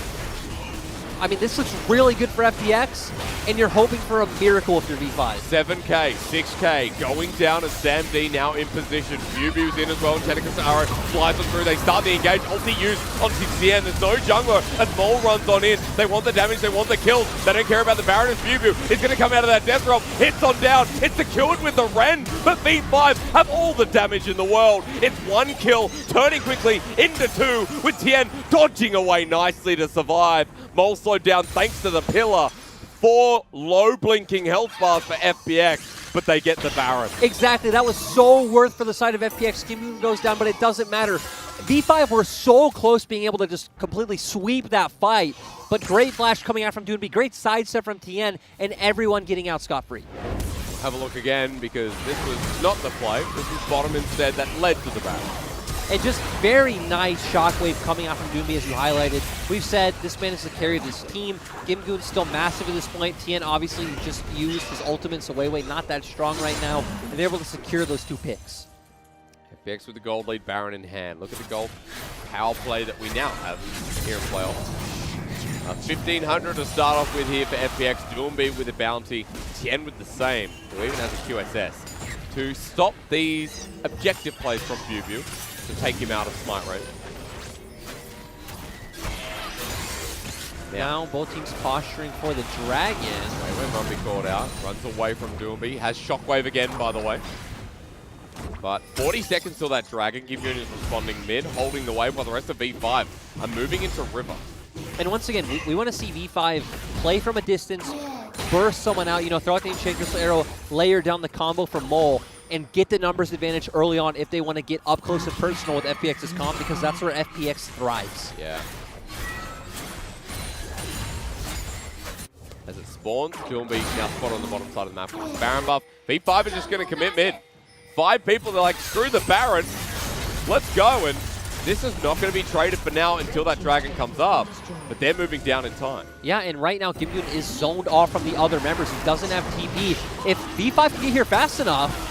4K running on in. V5 now making their way as Weiwei wants the smite, but not in range. Taken away by FPX. The Shockwave pulls in the jungler. Dreadfly doesn't connect with the Dark Passage, getting him to safety. Meanwhile, top laners are beefing it up. Gimgoon dodges away from the Paddle Star, which would have surely near killed him. With Baron buff, enhanced recall, and their first mountain of the game. I'm surprised no Enchanted Crystal Arrow came out from Sam D. Feels like you could have tried to buy some time, or even set up for Weiwei to get on one of the members of FPX and at least come out with a teamfight victory, but V5 playing it a bit more calm, a bit more slow, and that definitely just keeps favoring FPX, so as we see Doomby finally getting that Spellbinder, so going to be having those extremely bursty small trades. You can see the back and forth because Mole found that double kill. Mole found early kills, which put him into acceleration mode. But Doomby has definitely been doing that himself. And meanwhile, on the bottom lane, Gimgoon's going to get pulled back into the Death Realm, flashes over the wall. Sorry, jumps with the Leech Strike. Rest of FPX are going to be here as the Death Sentence connects. PP God doesn't go through. Enchanted Crystal Arrow used on Chris. Shockwave pulls back Mew. Dark Passage to save him, but V5 crumbling under this inner turret while FPX take it. Yeah, and again, FPX know at this point they can take anything they want. Doomby's at the point where he's massive. Right now, no one can duel Gimgoon, and Gimgoon is playing this Jax as more of a team fighting champion, not putting that side lane pressure. But hey, when your 4 core is so strong, Jax can definitely transition into this team fighting, you know, kind of asset as well. Trinity, Blade of the Rune King, Sterix coming, and Viewby's given us the Gimgoon experience, which we've seen many times on the Mordekaiser. Especially remember 2020 spring as LWX on that 2-item point himself with the Kalista. To be honest, I don't know what kind of plays V5 can really hope for right now other than, you know, whether it's pushing out a side, trying to commit, let's say 4-man to picking off Doinby or Gimgoon, and then hoping that they can transition that into Vision and then set up for a Dragon themselves. The ball is in FPX's court right now. And we're going to see it again in 145. Baron coming up. So. And FPX are still taking it slow is like the best part, is they realize, hey, we're still in no rush to win this game. We can still just catch waves near our base, get more items on the Orianna, and do even better going forward. Because that 3-item, that 4th item coming through for Doomby is going to be huge. Also, as we have a bit of a lull, we can talk more about the implications of this match. And to point out, I was wrong coming into this match. FPX are guaranteed regional finals no matter what. Even if, let's say, like Suning and JDG meet in the final. Doesn't matter, FPX will get there. Of course, for everyone out there, some of the points have changed. More impactful, though. And so for FPX, what you want is to make the run. Like, just because you're safe in regionals, you could have the lowest seed as well. It's something that could mean they don't get a second chance. Remember, our regionals this time around, the 2 highest seeds get a lifeline. And they get the chance for getting the 4th seed at Worlds if they can't secure number 3. There will be a video about it. It'll look sick lyric, I promise you. As TP, hello! You said there's a lull. V5 don't want to give us one. Bubu will be spotted out, though. And you know what? That was a TP. So away he must go. And V5 are trying anything they can to find those creative picks like I talked about, right? They need to do something a bit more unconventional. They need to commit more resources to one side.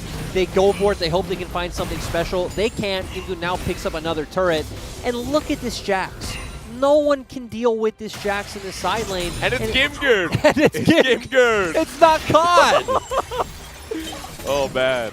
You know, how salty must you be as Khan right now, though? It's what I would have done. Yeah, I mean, I don't know. This just gives so much more fuel to the side of fans that just argue for Gimgoon. Yeah, like, it really does. He can do it too. You know, and it is rare that we see Gimgoon on a bit of a carry, right? We know he won't pick up something like the Quinn matchup into the Renekton. But willing to pick Jackson to Mordekaiser. And the early game suited him. The gold lead suits him. He's 3,000 over Bubu, which is absolutely massive. And again, a lot of that comes from missed plays from V5 on the top side, right? They were over-aggressing for some of these plays. And we've been talking about the whole time. Just abandon him. Just play for Samdi and PP. Start stacking up those dragons even earlier. Start finding those picks earlier and get this game rolling. Hey, just note that 3K for Doomby is the lead as well over mid lane. Almost Flame Horizon, while bottom side, Samdi is actually Flame Horizoning onto LWX and then 3K gold lead himself. So each and every lane, there's massive differences, whether it's in the favor of V5 or mainly in the favor of FPX, who have that overall 4K gold lead. You talked about V5 aiming for options. The Mountain Soul might do something as they have river control now. I honestly feel like they should just commit to this. You can even have Bubu pull. I was going to say pull Tiana to the death zone.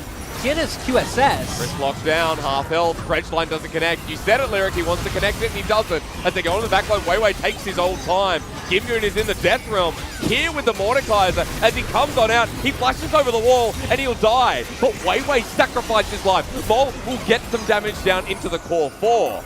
But it is a 4 versus 4 in front of this next dragon. And FPX have their jungler up, so they're going to keep looking for this. Mole needs to hit something, and the shockwave here for Doomby could change it all. He flashes forward, hits the trouble bubble, forward he goes, healed as well, and Chadicrum's arrow doesn't connect. Fate's Call denies everything. PP got in with the play, the box down. It is secured though. Shockwave though from Doomby might have saved it, and Samdi is now the purpose of this fight. PP got taken, Mole left alone, and even though LWX was close to dying, it won't be the case. Mole wants Doomby, but a Quadra goes over, and FPX deny the soul again. And it's just gone too late. FPX's comp is just stronger at this point in the game. Look at Doomby's items. Doomby has a Rabadon's death cap. He's extremely strong. LWX had so much room to deal damage. He has such a massive front line coming out from the Trundle and the Nautilus. And as we saw, Mole just can't find the angles anymore to burst out these priority targets.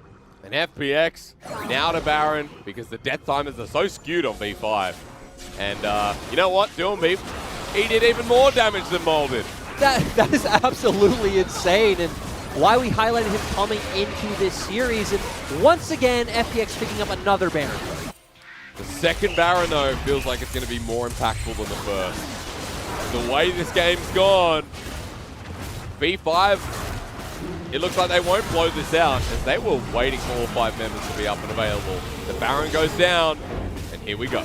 Yeah, and we just see, like, V5 don't really have the ability to get onto the members of FPX. We see Doomby coming with the cleanse, and Chris getting pulled out with LWX's ultimate. Tien extremely tanky, is able to secure this fight. Chris is doing a great job of frontlining as well as setting up for LWX to dish out all this damage. And Mole, again, a squishy Zoe, isn't really able to go face first into the big damage dealers of FPX. Is trying to throw out the paddle swords, is trying to throw out the sleepy trouble bubbles. But ultimately, it's all for nothing. Nice sidestep for Doomby in the end. And the quadra kill in his pocket. And for V5, they show they can be mortal, as Oriana's in this series need to be talked about. And it makes you wonder. Again, it's not over yet. Of course, a cheeky play can come out, but we're 7K gold lead for FPX. Makes you wonder what's going through V5's mind for next game. Yeah. What changes? Because this is their, you know, one of their ideal comps that we talked about. They got the Ashe again, they got the Thresh, Mole got his Zoe. This is mid AD and support's most played champions this split. They got all of their comfort picks. Bubu has ulti, might have to use it early into the end. Not going to let the counter-strike work, or maybe he's stunned up. Dark Passage down, he's just dead. And this is what I was going to say about the last fight, that sure, you want to pull him into death row, make sure he can't smite. He has a QSS, so you can't single out TM. True. Well, triple control would have put down, but it won't matter because FPX have so much control themselves. And as the wave comes in, Inhibitor at the bare minimum with FPX at an almost 10K gold lead. They're running it through. PP got out with the hook. It's under Chris, though. Molt does a bit of damage to Gimgoon, but the Pillar puts him in an awkward position. Has the heal, but goes golden instead, while FPX and May just found the fight to end this one and keep the series alive. It's not over, Red Rover, even though Chris will die here. Sam D can't do much. Chadicrum's arrow gets sent out. Inhibitor, the target. Nexus Tyrants will be moved on to, though, and FPX want it now. And they'll just be able to push through. Samdi can't do anything, goes down, and FPX actually giving us a series. actually putting in the hard yards and recovering from the 2-0 start. We're going to game 4. I just want to say, they are literal world champions. Literal world champions. Don't know if you're out there, Azael, but FPX are. At the same time, though, they played well. They drafted a bit more unconventionally than we'd expect. They played, I mean, Tien just kept ganking topside. Like, when does FPX ever do this?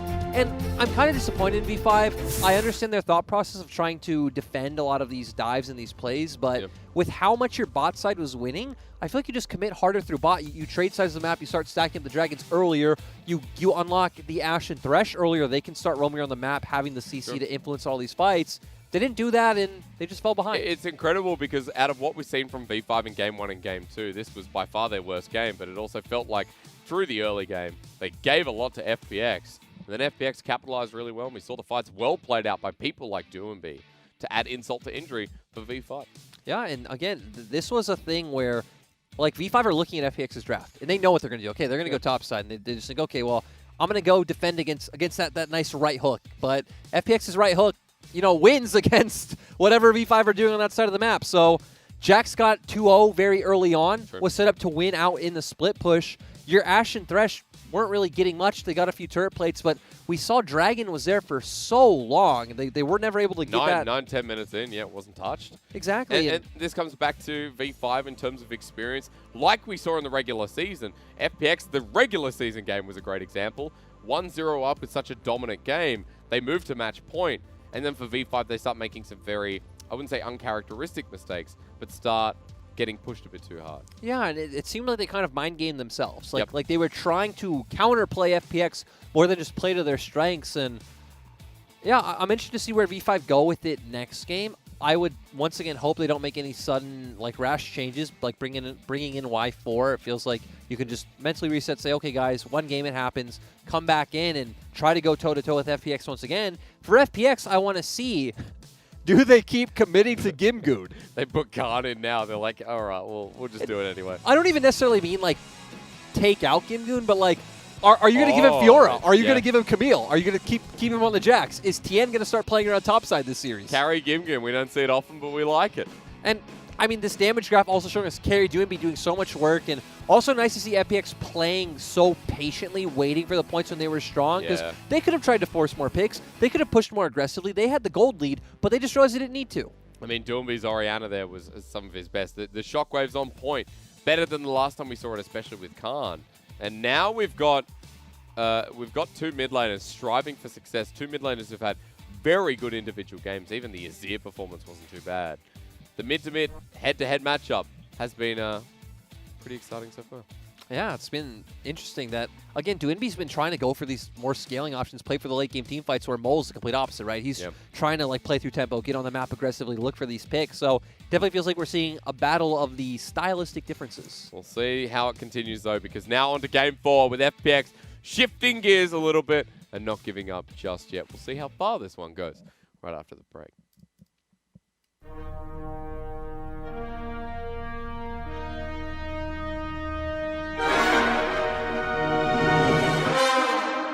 Hey yo, everybody, this is TFT. Hey bro， 记得吗 ？Let's go, everybody, that's let me。民族炫耀，我们是出手，想要装备，全帮他们抢走。今天的手气不太 OK， 一起在被发配成队，快递到，不太还没装备，足不打死就全部赔了。天无感区预感的第一号去被拖卡成弟弟，我们的战术极限有效，但是没有全部不够肉。够大，50块，这个历史吧，没装备的异性就想刮痧，这个球王让我打一下下，我比我的对手，让他活到看完，就认靠皮皮草草，无敌羁绊，速度血量，爆出的是不会被断，找不出意外，不会翻盘，导致退场，有点遗憾，但气势不凡。我就在下一局等你，下着我们的期待的胜利，大家一直都在等你，最强羁绊我们待在一起。我就在下一局等你，下着我们的期待的胜利，大家一直都在等你，最强羁绊我们待在一起。参加这 party， 一定是意义强烈一届的胜利。参加这 party， 大家在云顶等你 ，You and me。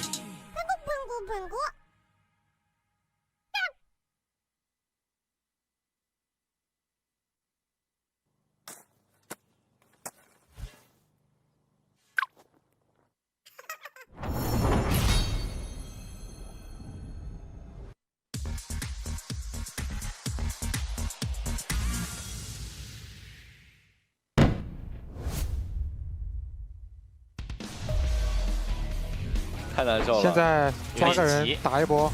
哎，一般这种时候怎么样翻，你知道吗？得等到远古龙才行。完了，这里直接一个大招加上一个 Q 技能逼出了爱心的闪现，正面直接开起来。鳄鱼进场打得还不错，但自己太脆了。反观自己这边的伤害是毛毛雨如同刮痧一般。你看收割了这个阿闪到 iPhone 的脸上，最后一脚再踩到。 还能再踩，这边16级的卡萨丁根本跑不掉。全了要。哎呀，他甚至假装这个你后面的槽里面有我们的眼位正在 TP。哎呦，闪现接一套，哇，最后一个大招飞到塔上面，洛言，这波单杀很帅气啊！应该是能 rua 掉的。这波 rua 掉再打团，感觉优势很大。立马就小走 rua 掉了，拿到。 哎，这个 Q 技能让他的杨没有撞出来，莫格达闪现进场，大招开的不错，而这里正面直接先秒掉了打野，而后续的话有点难受了。厄斐洛斯输出的环境还可以，不过 Low 的输出一直在点，厄斐洛斯身上满是飞轮，但是队友已经阵亡的七七八八了。过来吸了一口，想反打，人太多了。下一个是罗某。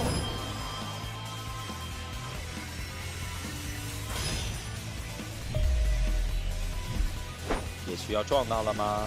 一个针眼，看到了达摩直接拍晕，艾希就在后面，一箭射出来，哎呦，推文气泡和箭全都没有命中，不过舔红都被吃了回来，送进去了，送进泡泡上。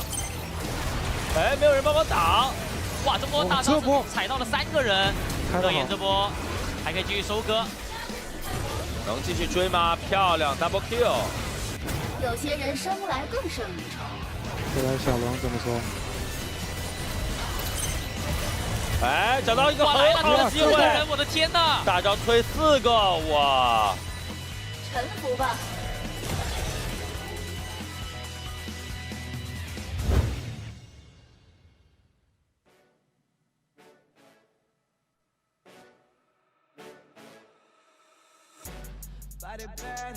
That's baby mama.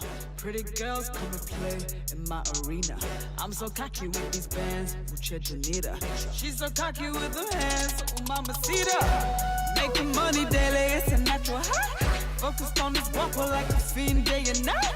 Spinning bands, we don't see no price. Spinning bands, what a time of life. Wake up every morning and I'm counting on my blessings. Then I count the money cause I triple these investments. We stay lit and they mad, we don't care, get the bag. We stay lit and they mad, we don't care. So let them lurk, cause we don't mind. So let them lurk, cause we don't mind. So let them lurk, cause we don't mind. So let them lurk, cause we don't mind. So let them lurk, cause we don't mind. So let them lurk, cause we don't mind. So let them lurk, cause we don't mind. Diamonds up, diamonds up. So let them lurk, cause we don't mind. So let them lurk, cause we don't mind. So let them lurk, cause we don't mind. Just let them lurk, cause we don't mind. Pull up to the spot and get them hype. My girl extra crazy, just how I like. She a ride or die, she here for life. If you cannot respect the code, then pay the price. Don't do drugs, it's a natural high. Making money daily, it's a natural high. Focused on this guapo like a fiend day and night. Spinning bands, we don't see no price. My team be the dream. Wake up every morning and I'm counting on my blessings. Then I count the money cause I triple these investments. We stay lit and they mad, we don't care, get the bag. We stay lit and they mad, we don't care, get the bag. So let them lurk, cause we don't mind. So let them lurk, cause we don't mind. So let them lurk, cause we don't mind. So let them lurk, cause we don't mind. So let them lurk, cause we don't mind. So let them lurk, cause we don't mind. So let them lurk, cause we don't mind. Diamonds up, diamonds up. So let them lurk, cause we don't mind. So let them lurk, cause we don't mind. So let them lurk, cause we don't mind. Just let them lurk, cause we don't mind. Let them lurk, cause we don't mind. So let them lurk, cause we don't mind. So let them lurk, cause we don't mind.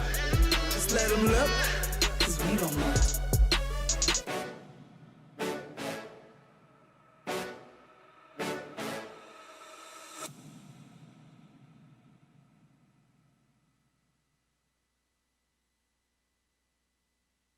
这次我们已经进了季后赛嘛，我想对我们其他五个选手说，我们上次做的我们已经做到了，我们当时都不知道，都不一定能进季后赛，但当时我跟你们说我们能进，我会带你们进世界赛，我会带你们进季后赛，我们已经做到了，这才是第一波，我们后面还有很多什么决赛啊，决赛的舞台，还有那个世界赛的舞台，希望我们一起加油吧，然后跟粉丝们说，真的不用太担心我们，因为我们是 FunPlus 嘛。I can see why someone would marry him. What an absolute delight. I just love how positive he is, and two, like how much information he's trying to fit in such a short period of time. Like we can do it, guys. Like it's the best. We're gonna go to Worlds. We're gonna go to playoffs. People forget how good his Chinese is as well. Amazing language speaker. I'm Asterix. This is Lyric. We're taking you into a Game 4 where FPX, not only did Doomby take them towards playoffs, he's taken them to Game 4 in this series. A firm MVP, you'd have to say, because his Orianna was as good as Mole's in Game 2. Yeah, he had some great ultimates. He found some amazing picks. I mean, the first one was onto Mole in that bot side jungle fight. 43% of his team's damage. 100% kill participation with 17 kills. It just, the crazy part is we had a Fed Jax and we had LWX who, in theory, should have had a lot of room in these later fights to deal damage despite being set behind early, but still, Doonby showing up big. And so this series is being defined by the quality of LPL mid laners. And the crazy thing is, Mole was set up to succeed. Those 3 kills with Majais, and we're like, oh, here comes this Zoe again. But it was actually Doomby who, in this fight at 31 minutes, showed up the biggest. Exactly, and I love it because they played it very patiently. They waited for the power spikes to come out. This was after Doonby had already picked up his death cap, if I do remember correctly. Was able to get down all the DPS, and as you said, carried his team across the finish line. And I think this also shows a very changed landscape from years before in the LPL, where LPL was always known as this region of the world's best AD carries. But I feel like we've shifted to the world's best mids. You look at Knight, you look at Rookie, Doonby's playing some amazing league, Mole looks great, you were highlighting players like Zika this split. There's just so many players you can look at in the LPL mid lane right now, and there's just so much competition. I mean, we shift gears, we've gone from mid laners, top laners, jungle, back to mid, right? It's always like that circle of life towards the top side of the map. And I love that you're mentioning Gimgoon. I want to come back and explain to everyone that seeing Gimgoon on the Jax was so uncharacteristic. But he looked great, he had a better performance, and he, as you said, cosplayed Khan. The thing that blew my mind was not only the Jax pick, it was Entian going and diving top. That was the part that's like, holy cow, that's crazy. But I'm a bit interested because V5 are on our screens. V5 are laughing. V5 are having fun. V5 aren't feeling the nerves. No, and that's good because they need to relax after what that Game 3 was. I do want to say, coming from team side, there were times where my team would be down in a best of 5, and the players and yourselves kind of forced the laughter, so it could also be the reverse. You could be like, haha, guys, it's okay, everything's not burning. And you know what? Now that we're going to Game 4, FPX have side selection here. Of course, usually we get towards those 3 games of side selection, then 2 for the lower seed team. FPX have opted in for blue, and this is the first time around that we're swapping sides in the series. And the set first pick is their port of call. And it's interesting how bans stay pretty much the same. But yeah, as you said, set coming out now for V5. Do they tangent or do they stick with the Ashe? Do they stick with the pick they've known so well? Also interesting to highlight, which we haven't talked about yet, neither team has cared about Caitlyn. Yes. Yeah. It's normally actually been banned away in Game 1 and Game 2 at least. Oh, so? Caitlyn Lux for Sam D PP God. We're actually talking about this on the podcast as to the bottom lanes that would prefer this. Did this hit one of them? I'm surprised because I checked out Sam D solo queue and Y4s. Neither of them are really playing Caitlyn. Yep. Sam D had 1 game on Caitlyn this week. PP God, though, has been spamming the Lux. Okay. The confidence in the bottom lane. Also note that for V5, we have to talk about the other picks coming forward because the Renekton was banned against FPX, so I want that to be kept in the back of your mind. And bottom lane, what goes against this? There's really nothing that can go toe-to-toe great. with Caitlyn Lux. The one answer we've seen is obviously the Ashe Karma. Both champions which have been nerfed this patch, especially the Karma, I feel like you would feel it a bit in lane. And FPX are saying, okay, we will take the punishment in bot lane. We're just going to look for these early skirmishes and early team fights. Which you can do with the set.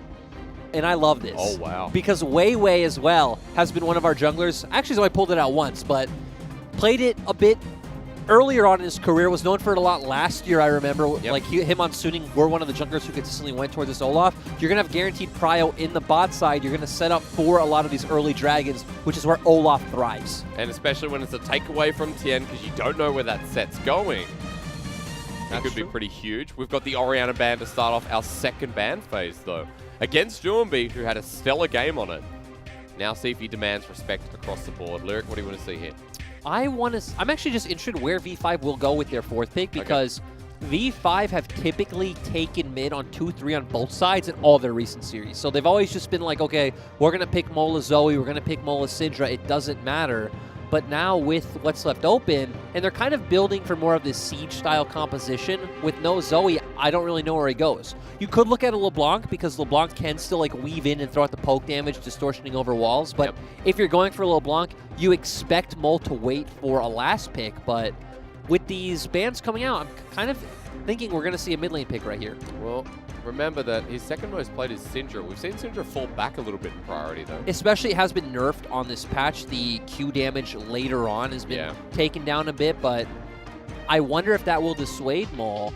Rumble is the matchup he played against Duinbi, where Duinbi actually won the lane, and that's how they started forcing those 4-man dives. That's true. That's what shifted the gear. It shifted the series into gear. So no Rumble this time. The Syndra talked about will be locked in. The one thing we have to note that for the first time in this series, Gangplank is not banned. Yeah, I mean, and okay, right now FPX fans feel great. You just won a game. Gingoon is getting onto his Gangplank. Things are looking good, but okay, we have Karma that's going to neutralize the mid lane matchup a little bit. But hey, both compositions scream bot side. Yes, they do. Hey, that destroys GP in lane.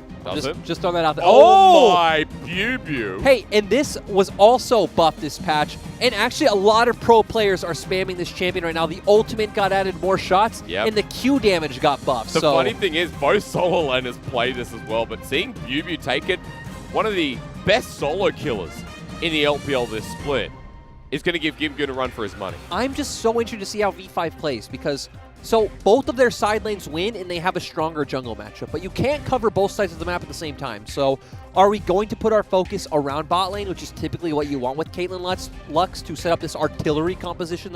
That's the phrase I've coined many times, because you need the setup, you want to get the traps down, you want the vision, you just want to take plates and roam around the map, or are you going to set the Lucian up to snowball? A lot of options, but a lot of questions that'll be coming forward into game number 4. To see this reminds me of people like the Shy, right? That top laner that's confident to take the matchup. And Bubu has been that type of top laner this split. It's just crazy to me that we're putting Bubu like in that same category, where we're in a world where Bubu is picking up the Lucian, and sure, he's picked up some carries, he's had some Kayle games, he's had a Silas, but he's mostly been on Renekton, Ornn, Wukong, and Mordekaiser, so this is a big shift for Bubu, and also a big shift for the team in general. V5, can they pull it off? Still on match point, even though FPX picked up game 3. FPX have to run this in the reverse sweep. Gimgoon on his favorite, and Bubu on what could be a devastating lane matchup. As we run into game 4, get ready.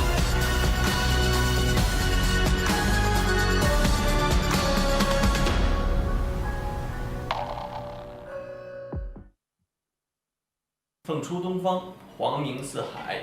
方 plus 加油 ！V5 加油！ The Jayos roll in as we roll on to game number 4 and on to Summoner's Rift. Ladies and gentlemen, FPX picked up game number 3, and the series must pick its winner. But the literal world champions back still against the wall. It is V5 who've shown the most momentum in this series so far. As we enter Summoner's Rift, I want you all to look at V5's jungler and the rune he has opted in for. Yeah, it's quite surprising, and I'm actually going to say that I expect Wei to want to play out, you know, in these early skirmishes, being able to benefit off that movement speed, really get on top of carries like LWX, especially when you're going to have the shielding and speed up coming out from Duinbi. Yep. But, you know, going earlier than that, I kind of expect him to play a bit more around top early on. Okay. Just for the fact that with Lucian, you really need to take these aggressive trades, so, you know, GP can't just back up, you know, benefit off of his rune tree, the, was it second wind, heal back up. You're going to have the grasp as well. You have the orange, so you pretty much need to be constantly keeping your foot on the gas as the Lucian in the matchup, so maybe we'll see on his second clear, Wei give some attention towards topside, even just some vision to make sure Bubu can play aggressively. Good dredge line in this bottom lane, and speak of the devil, coming down for a level 2 gank. PB God has to flash away. This is getting heavy-handed as LWX gets the Rensendi, turns around. Gets a bit of damage in the trade, but Summoner's burnt. Hey, Crisp has just been warming up this whole time. He was waiting for game 3, 4, and 5. So they drop their guard. Exactly, they find the all-in. I'm going to pause, because Weiwei's here. And this is an Olaf with red buff. Onto Tien. Undertow just needs to connect, but it will be a smite battle. Secured by Weiwei. Now he has double buff. Tien flashes away. Undertow connects, and he wants to take him with Phase Rush. Gets the movement speed. Ignite's still there. Flashing forward, Mole, and the flash over as V5 get first blood. But a 3 versus 3 with the Callista. Scatter the Weak was beautiful, and LWX drops down. A double kill for Caitlyn. And V5, if you want to match them, you got to go toe-to-toe. And once again, it comes through mid-jungle. Weiwei having the confidence going. He realized, hey, I have the red buff. I'm an Olaf. I can fight aggressively. Mole following up on the fight, flashes in, hits a great scatter of the week, and there we go. V5 with 2 kills early on to Sam. These Caitlyn, these sieges, they're going to be looking beautiful. I mean, the Caitlyn lane itself is going to be feeling even better. Red buff on Sam D. Like, what can you do as LWX? His range is like 10 times yours.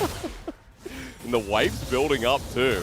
FPX eventually going to have to move into range of Sam D, who still has it back. So gold lead to start off the game for V5 in the form of 1,000 at 3 minutes in. And you love to see skirmishes like that as Tien now wants something top.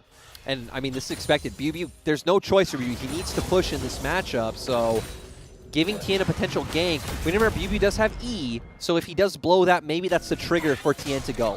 Gimjun gets low. Could be the perfect bait in as Bubu hits level 4. Doesn't get the double shot. Hex Flash comes on over. Flash might need to be burnt waiting for the face breaker. Comes on in. Bubu then presses E out instead under the turret. Dodges away from the true damage. Oh! Double shot there. Bubu burns him down. That was so nicely done. The patience on the E was so beautiful, like you talked about, and playing it exceptionally well. And now we're highlighting those buffs coming out, but ooh, Mole's doing some damage. And Mole's playing aggressive, but yeah, as we are being shown, Lucian was buffed on this patch. I feel like that Q buff is also very noticeable. The ultimate getting more shots feels great as well. And like I said, you can go check out your favorite pro players right now. Chances in a lot of them are trying out this Lucian. You can see why the outplay potential is definitely there. As Bubu walks away, he teleports back in, brings the longsword into the matchup and the Doran's play. He also just has so many good matchups in top and mid. Yeah. So, you know, slots so well into both of those roles, especially for teams that do like playing around top side, which is funny because V5 isn't that team. But hey, it counters GP, so it gets the job done. It's so annoying when you're setting up barrels early and you got 2 shots left remaining on it, and he just double taps it and down it goes. Also note that while we see the action top side, while we see the kills on the bottom side, V5 have been maintaining this gold lead. What do you see? We have the tier on Syndra. Huh. Innovators, huh? I'm going to say, honestly, I can't say it's something I really see or something we've seen too often here in the LPL. Actually, it's not something we've seen at all here in the LPL. That's different. Yeah. But it is Mole, your 4th tiered mid laner in the LPL. Yeah, so clearly going to be going towards the Sarah. Tien is 2 levels behind. Look at the CS difference between junglers. Weiwei's been farming, Tien has been trying to gank, and that topside gank put him behind by quite a lot. This also goes to highlight that me and you were having this conversation earlier in the day. For me, Weiwei's the best jungler in playoffs. Tien's the worst. I think Tien is coming in with the worst form of any jungler. He's really struggled this split. He's honestly been probably the one struggling the most of any FPX member this split, and it's showing. When he was the world's MVP. Yeah. You know, the Young Miracles jungler hyped up. He was the best player on this team last year. Him and Chris were the ones doing work, and him and Chris were the ones who largely fallen flat. We had a graphic before that highlighted the 3 core of FPX, and Tien for the first time ever was not on it. No. And it was very strange, right? When we were having the meeting talking about who belongs on that graphic. Keeping Tien out was strange, but here we go. This is what we set up earlier on. Caitlyn and Lux going to have this consistent pressure in lane, even more so that Caitlyn's 2-0 and had a red buff, but you know, let's ignore that. Okay. Going to set up for these dragons for Weiwei, and V5 starting the snowball early on, which, you know, their comp's going to scale quite fine anyway. Oh, Cullen coming through. Gimgun in a bit of trouble. Easy solo kill when you see the GP in lane. And again, what's happened to Bubu? Like, I'm going to be very frank right now. Bubu was probably the worst top laner we had in spring. Yep. Bubu on Suning was a mess. He got... I need to bring up the Janna Maokai story again. He got solo killed as Janna against the Maokai. That's not how that works. No, like, that should not happen. But in summer, he's looked amazing. He's looked great on the Renekton, has played the weak side role great, looks amazing in team fights. But having moments like this, he gets the counter matchup, and he's not falling flat. And after we just saw Gimgoon playing the Jax into Bubu's Mordekaiser, this is a bit of revenge as well. They pissed him off. He's angry. He's very angry. Level 7, the highest experience advantage in the game. Doomby has a bit of the same as he pushes up this mid turret, and he picked up a kill earlier plus a CS lead over Mole. But still, Bubu is going to be an issue as he already picks up the Cutlass in this lane. And we haven't seen any turret plating yet, but expect that to be dropping the longer this lane goes on for the Lucian. And especially now, right? Because the wave is going to bounce back for Lucian. He's going to have the Cutlass, going to have the slow coming out from that. So if Gimgoon overextends in lanes, could just equal out to another solo Q for Bubu, and yeah, hits everything. And look, this wave is building into him, so he could put Gimgoon in a position he doesn't want to be in. Gimgoon wearing his world skin as well. Might be a bit embarrassing the way this is going, but a very hard matchup being shown well by Bubu. 20 CS lead we talked about. And because of this, the Herald might be the next port of call for Weiwei on this Olaf. Yeah, it does look like it, and we see Mole heading over now as well. Tien could be in trouble. Also note, CS lead through the jungle is still there. It's almost double for Weiwei. So as he starts up this Herald, might not be too afraid with FPX on the horizon.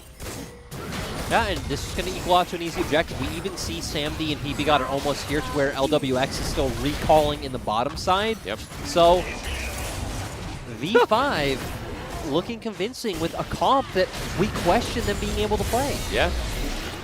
Comp that so far is excelling in so many different ways. The blue buff stolen away. Weiwei gets both objectives at the same time. And now there's a Herald to play through as well. This is back to the V5 we saw earlier in the series, where there was a lot of confidence.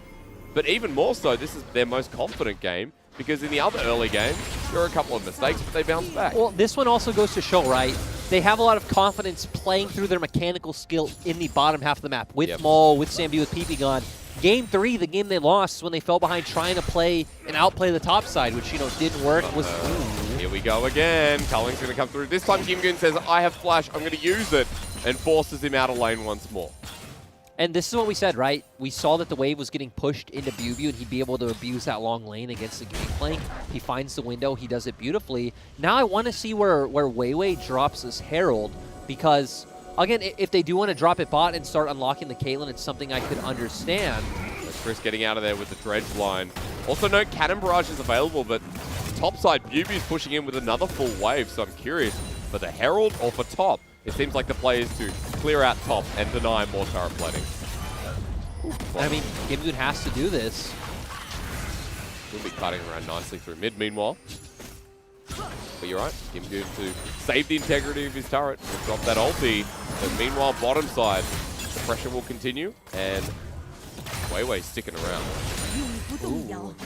Doinby still looking to be the aggressor, and again, Karma, very strong laning champion. I don't expect any solo kills to come out from a Karma, but would take a very massive, overconfident misstep from Mole to make that happen. Certainly would. With Chris flashing forward, speak of confidence, it's a dredge line that sets up all. And PP got too far forward as the Fate's Call will follow through onto SamD and Weiwei, who Ragnarok straight away, but this is the Fed Olaf, who wants to turn it around onto Tien, dodges away from the Haymaker, shield as Mole. Peek's in, Doomby already here.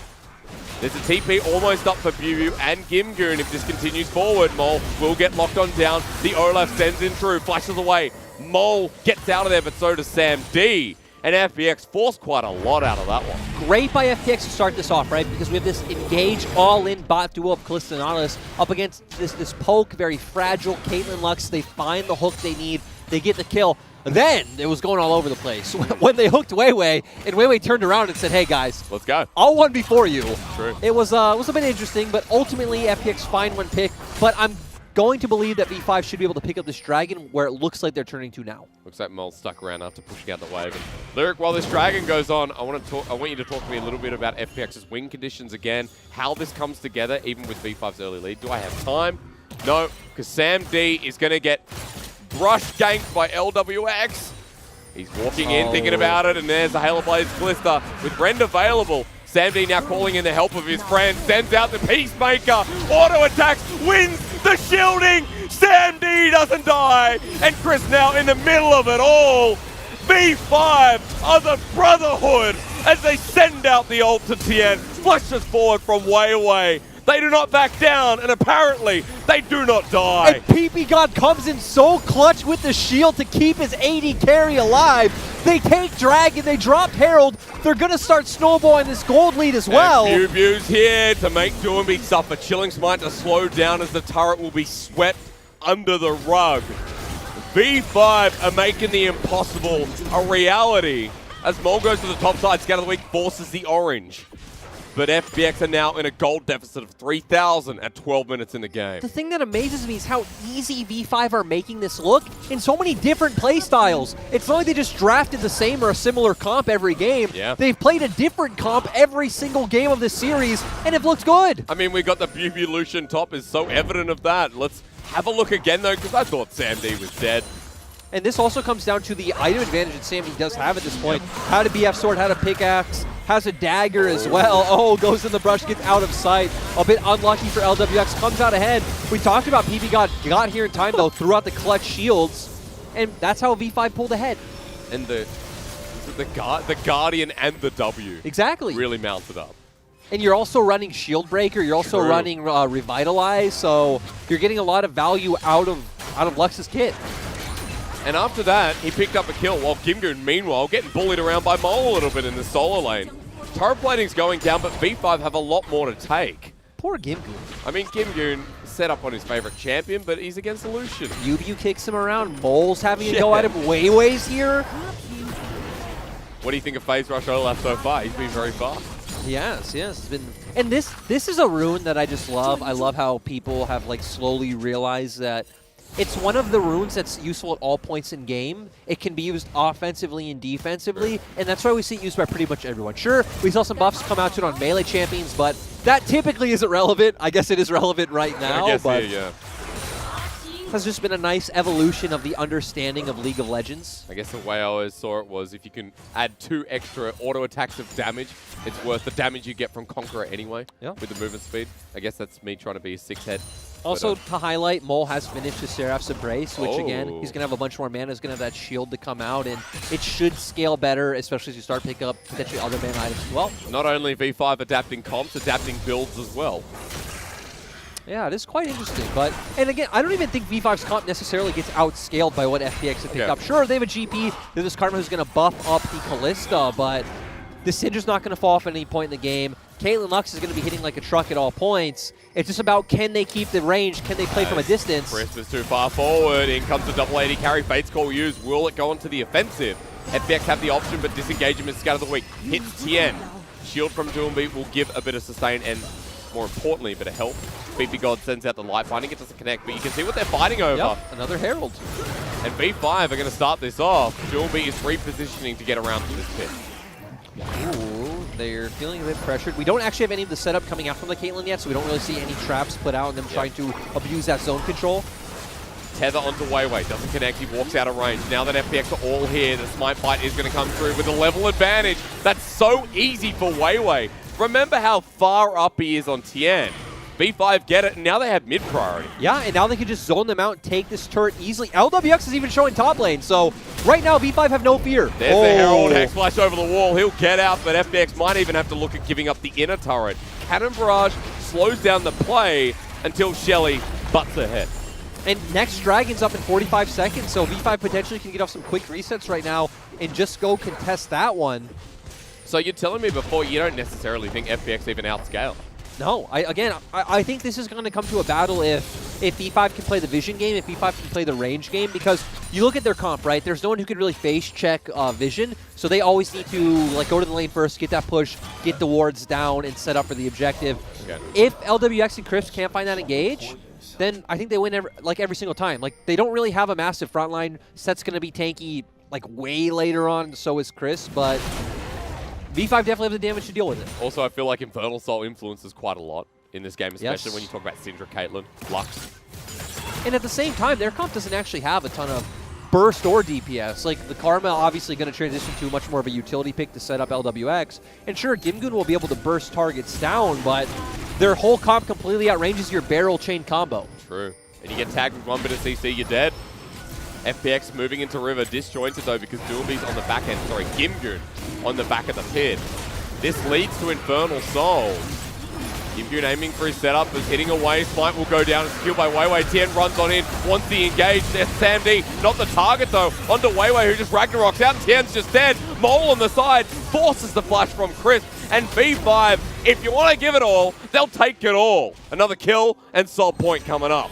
Great zoning coming from Mole. Beautiful flashes out of Sam D and Bubu. They keep FPX at arm's length, and we see their comp has the burst, their comp has the damage. They feel comfortable playing this style. And as you said, now they are on Soul Point. They just need to wait 4.5 minutes, and we are going to get that Infernal Soul for V5. And let's once again mention, this is Victory 5's first playoffs ever. This team, which to be fair wasn't really this team, went 0-16 in spring. Mole the only man remaining from that roster. But Mole stuck it through, Mole, you know? Mole's played all 5 roles this year. Yeah, he has. Because he played jungle in the LPL Scrim League and played the other 4 in LPL. Remember, he played bot, he played support in spring especially. Top lane he flexed between as well. He played top as well this year, so yeah, he's played everything this year.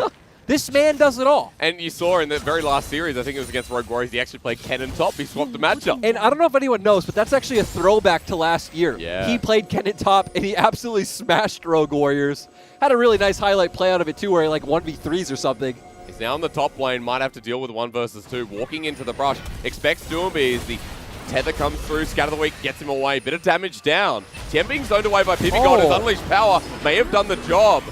Waiting for another Scatter the Weak, the light binding flashes and flashed away. Final Spark misses, but Doombe kites it back. Now no summoners on the mid laner, and Mole forces it back. It's okay. PB God just got the flash out of Duinbi all according to plan, but, you know, Mole's never alone. We highlighted this is a 3-man core.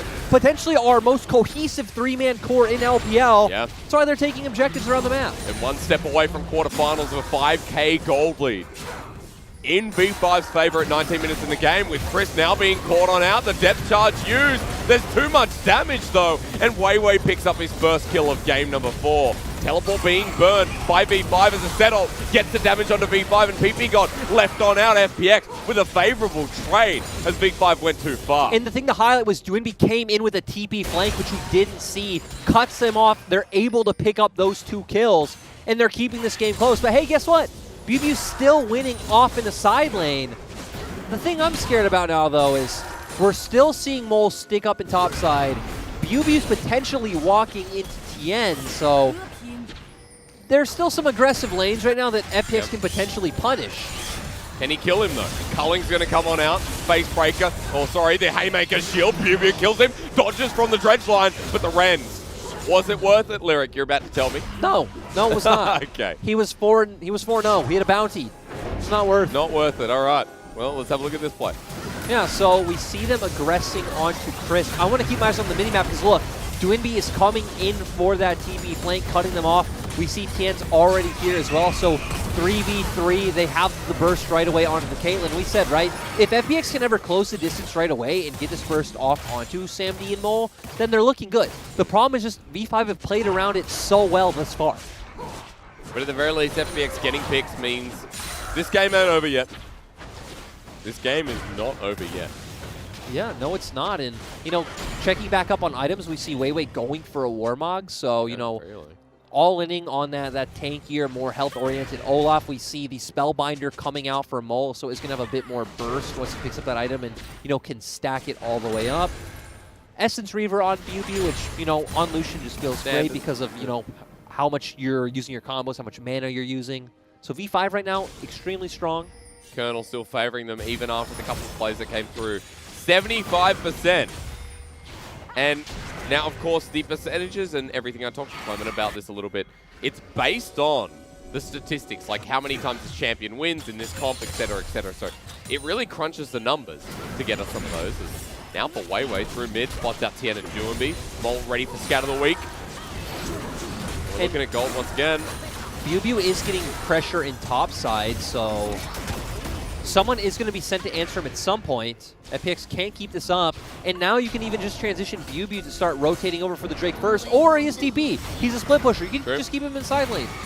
And remember, if FPX get caught out in rotation, one of them's going to die anyway. As well, this could be the example. Phase Call used with Unleashed Power. The Cannon Barrage in the backline doesn't get scattered. The weakest TN is running in, forces the flush out of Mole through mid lane. Final Spark onto Chris, who's jumping onto Sam D and dies. Is a big pick for FPX. BB is now TP'd in, sends out the culling, but Doomby only at half health, and V5 lose the fight. And FPX with 5 man are going to deny the soul if V5 can't get in. Ooh. God gets poked down by Doomby, survives for now. Chris flashes on in though. Scout of the Week doesn't connect it. Eventually taken down will be PP God with Tian's ult. Bubu flies his way in himself, but the poke from FPX is massive. Kimgoon in a comfortable spot. And now with the Baron up, this could be their window. Exactly. This is the clutch factor we know FPX for, that FPX are willing to look for these plays, but actually not having the confidence for once. All right. Which is strange. That's pretty much like the antithesis of FPX. Like, FPX will be the team no matter what. As we saw in an earlier game when they forced the Baron when they shouldn't have, that will always go for it. But we see here them looking for the engage, forcing out the flash right away. Sam D, of course, has no flash, gets hooked by Chris, gets bursted down right away. We highlighted this comp has no front line. It's very hard to execute. It's about how they can pull it off. They weren't able to get on the objective first. And you pointed out there, really nice poke coming out from Doomby, and then they keep going forward. Mole having these Seraphs and Ratio to kind of fall back on. It's going to keep going, and I think he gets completely deleted by Kimgoon. Yep, there it is. Barrel chain set up. Kimgoon with his first kill, and FPX closing that gold gap. We're at 2,000 and then some. And once again, to highlight that Caitlyn's in the LPL do not go for that double BF sword build. We do not see... we see IE into rapid fire into... Usually like another Zeal or something. QSS picked up there actually is the item 2.5 for Sam D. And now... Storm Razor, there we go. Thank you. Now, we wait again. Now, we see FPX coming back onto the map, just answering waves. Ooh, V5 trying to set up a pick. Obviously, again, this comp has so much burst coming out from Scout of the Week into Mole's ultimate, the Lux ultimate as well. Yeah, we're looking for a pick, but Scrying Orb spots them out. As Chris in for the dredge line, he goes into the back line. Depth Charge sets it up nicely here as the ulti from Kimgoon again sets up the 3-man knockup with a Fate's Call. But flash away meanwhile because Mole is keeping them all busy. Versus Fall, he runs into the fight, but too far forward as in goes Tien once again. Haymaker shield, great, but V5 pick him off as well. Bubu survives into the head of the fight. 4 versus 4, FPX have the lower health bars, but the jungler available for V5 crucially. Makes you wonder if they do go for it, because we need to remember Mole does have TP, so if they do want to try and start up a Baron play, doesn't look like it, but this would be a play where, hey, again, you force the Baron, you try to take it a bit slow, you bait the enemy team in, you have Mole who can TP, and Tien won't be able to answer. Tien has to walk across the map. There we go, V5. All right, spotted out though very quickly by both Callista and this Scrying Orb. Tien's going to come back alive, Baron stops. And that fight was very back and forth. It was a 1-for-1 trade, so we're no closer to finding out who wins this game. And we're actually starting to see, hey, maybe, like, sure, damage in terms of scaling, it's not FPX favored, like we said, but just the ease for FPX to be able to get onto the members of V5. And that was actually a max range hook coming out from Crisp, so bravo to him. They get on the members. Gimgu now being forced out very early on. You highlighted Mole doing a great job zoning, but hey, he put himself in harm's way to do so. Tien flashing in to try and help guarantee that kill, which I actually feel like he would have been dead anyway, so not quite sure if we need to make that flash. Goes for it, we end up with the 1-for-1. He's got this Wrath's Embrace as well. I can be aggressive. Not wrong. There's Deep Vision acquired here by V5 bottom side. Meanwhile, Bubu's still pushing in the side lane. There is a big wave pushing against FPX. Pings are coming out, though, onto Bubu. Okay. Can Tien find him? On the cusp of the range of this ward. X-Flash thinks against him. Yep, so we see that, and now Doomby has to answer top wave, and right now both teams are going to trade side waves, you know, get a bit more gold, try to set up the map for this next Drake in 50 seconds. Ooh. Walking into the enemy's den. He hasn't pressed out Ardent Blaze either. They'll find him. Tien ults him. Away he goes, pulled in. Culling does nothing. And Bubu made a boo-boo in front of Baron. Yeah, and unfortunately tries to transition. Even took a pretty safe path, honestly, but FPX, knowing they feel confident to force this fight, Mole with TP waiting for the engage. Hex flash over the wall from Tien. Will be spotted out, in fact. 4 in the pit, trying to channel through. Mole's now finally here, has a good scout of the week, lands on top of 3. Cannon Barrage comes in, the final spark as well. Samd all the way in the back, getting targeted with the face breaker, trying to kite his way out, still getting poked down. Shields are good, but not enough, as Mole deals with the rest of the team. Doomby takes him down, and Weiwei wants to get out. Doomby has the movement speed though, wants his way forward. But FPX with another fight win now to deny the Infernal Soul once again. And it just turns out it's just too easy for FPX. Between the Karma, the Kalista, the Nautilus, and the Set, it's just too easy for them to get onto the carries of V5. They don't have that way of playing from a range. But here's BB once again. LWX is super low. Takes the Blast Cone. Has the Flash of Veil onto LWX. Gets the kill. In for the Infernal Soul. Secured by Julmi. But now BB in a hunting ground. Right in the middle of the pit. Gimgoon's next for the triple. PP got on the side. Culling's there. Light Binding dodged away from. And even though FPX get the Dragon, BB now at 7 kills. It still feels worth for FPX though. You're denying Soul, and as we see, as the game progresses, it just looks harder and harder for V5's comp to execute. They are looking for a Hail Mary, and this is it. Yep, BB a lot of damage here with 2.5 items. Going to be spotted out by Chris though, as PP God is low. Samd hitting in from over the wall. Mole is not moving in. They're going to stop it. All right. Yeah, they're going to take this one a bit slower, but I feel like we just need to keep highlighting, right? Each fight we see looks more and more FPX favored from the ways they're finding these picks, from the ways they're finding these engages. And sure, that one was a bit of a cheekier one, but we even saw here, V5 are pulled in, and it's just so easy for FPX to run them. You see a Mantra E coming out from Doomby, Crisp having all the hooks in the world available to him. They even have the Kalista ult they can fall back on. The burst almost comes down, but Crisp is just too tanky. Tien finds his way in the backline once again off of a cheeky flank, so, you know, props to him, but all the members of V5 are just so squishy, they get bursted down so easily. And that's how FPX are winning out consistently in these fights. And Doomby doesn't die. Once again, almost 100% kill participation for 10 out of 13 kills. Also, it seems like Mole is realizing, hey, you know, they do have beefier targets, they do have more HP we need to burn through, is starting to make his way towards that Leandries. Yeah. He'll be close to finishing that up, while Doomby will have the wrap on soon, but V5 starting the Baron. Kimgoon's down bottom, but has TP. They do it so fast!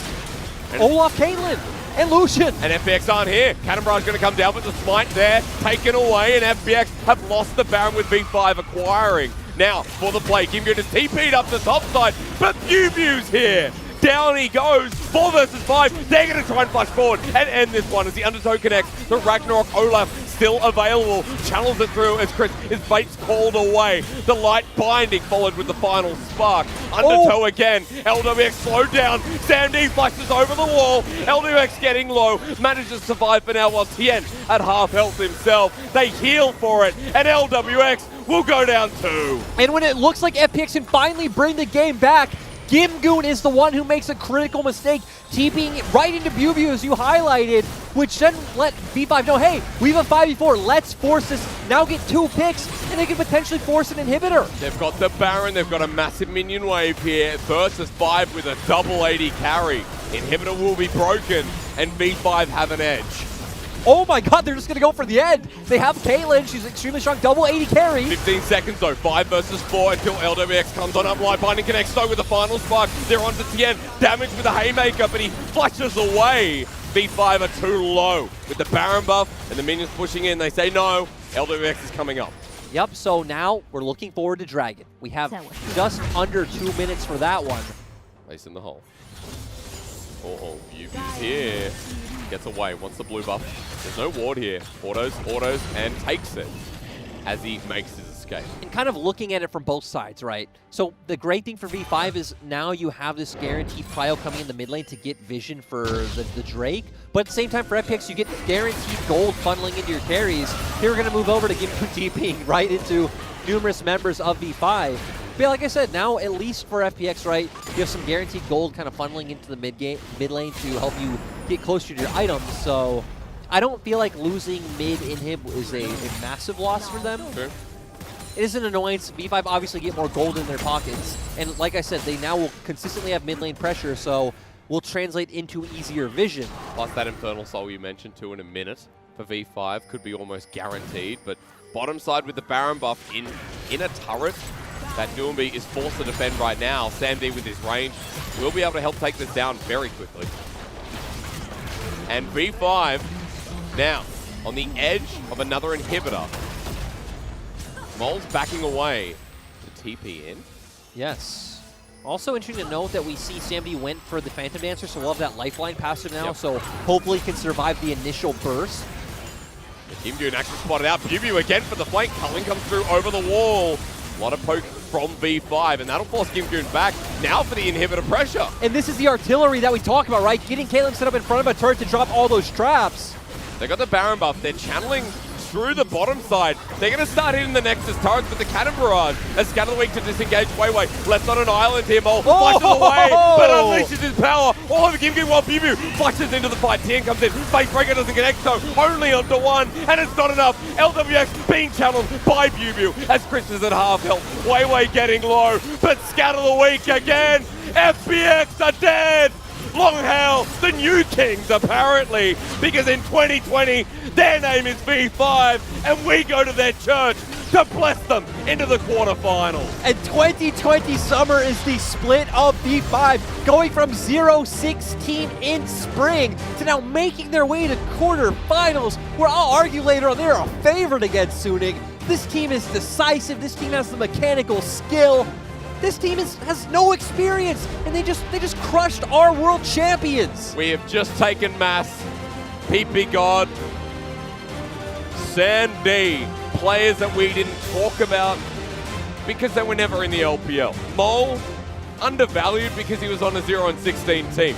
Weiwei and Bubu have played League of Legends together since 2018 when they debuted in the competitive scene. Look at that, man. Look at these guys.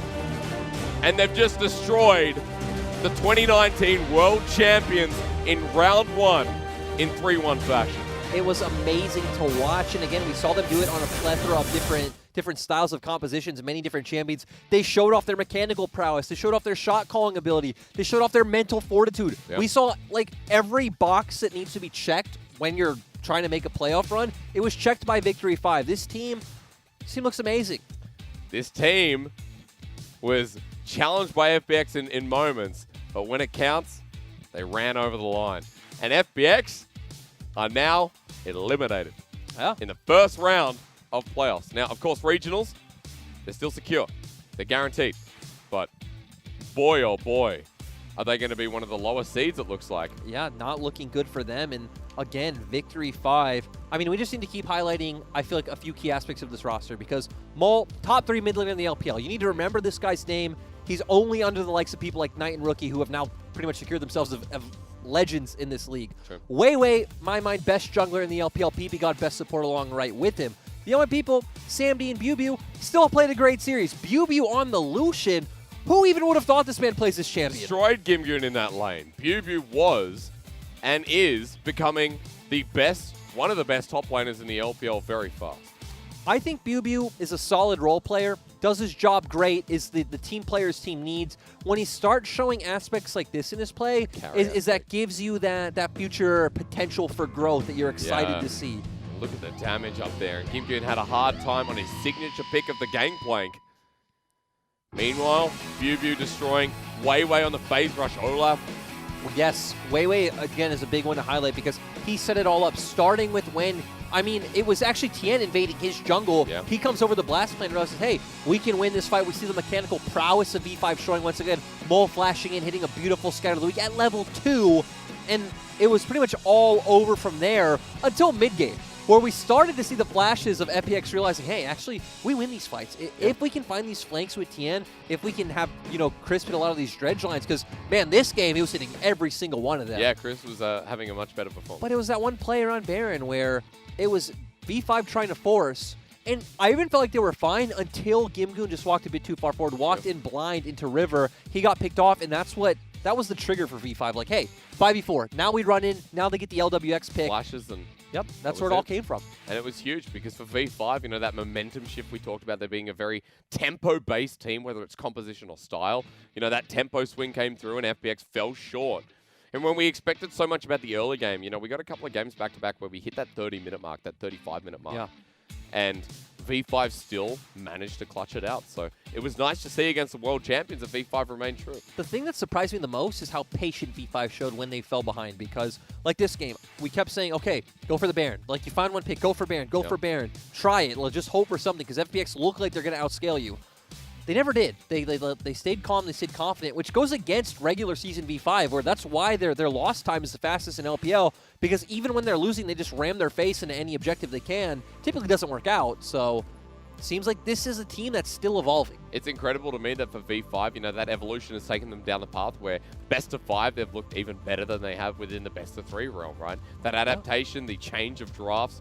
You mentioned, you know, we've seen 4 different drafts, where some in this regular season, some we haven't actually seen from them at all, showing their diversity is there, and that's what you need against teams like Suning running up against some of these top teams as well. It makes you question why they wanted to show so much, because the argument could be, hey, show as little as possible to not let Suning see. Or if they're going the opposite, they're like, yeah, we're going to flex our muscles because we're not afraid of Suning. We're going to, you know, take them out pretty easily.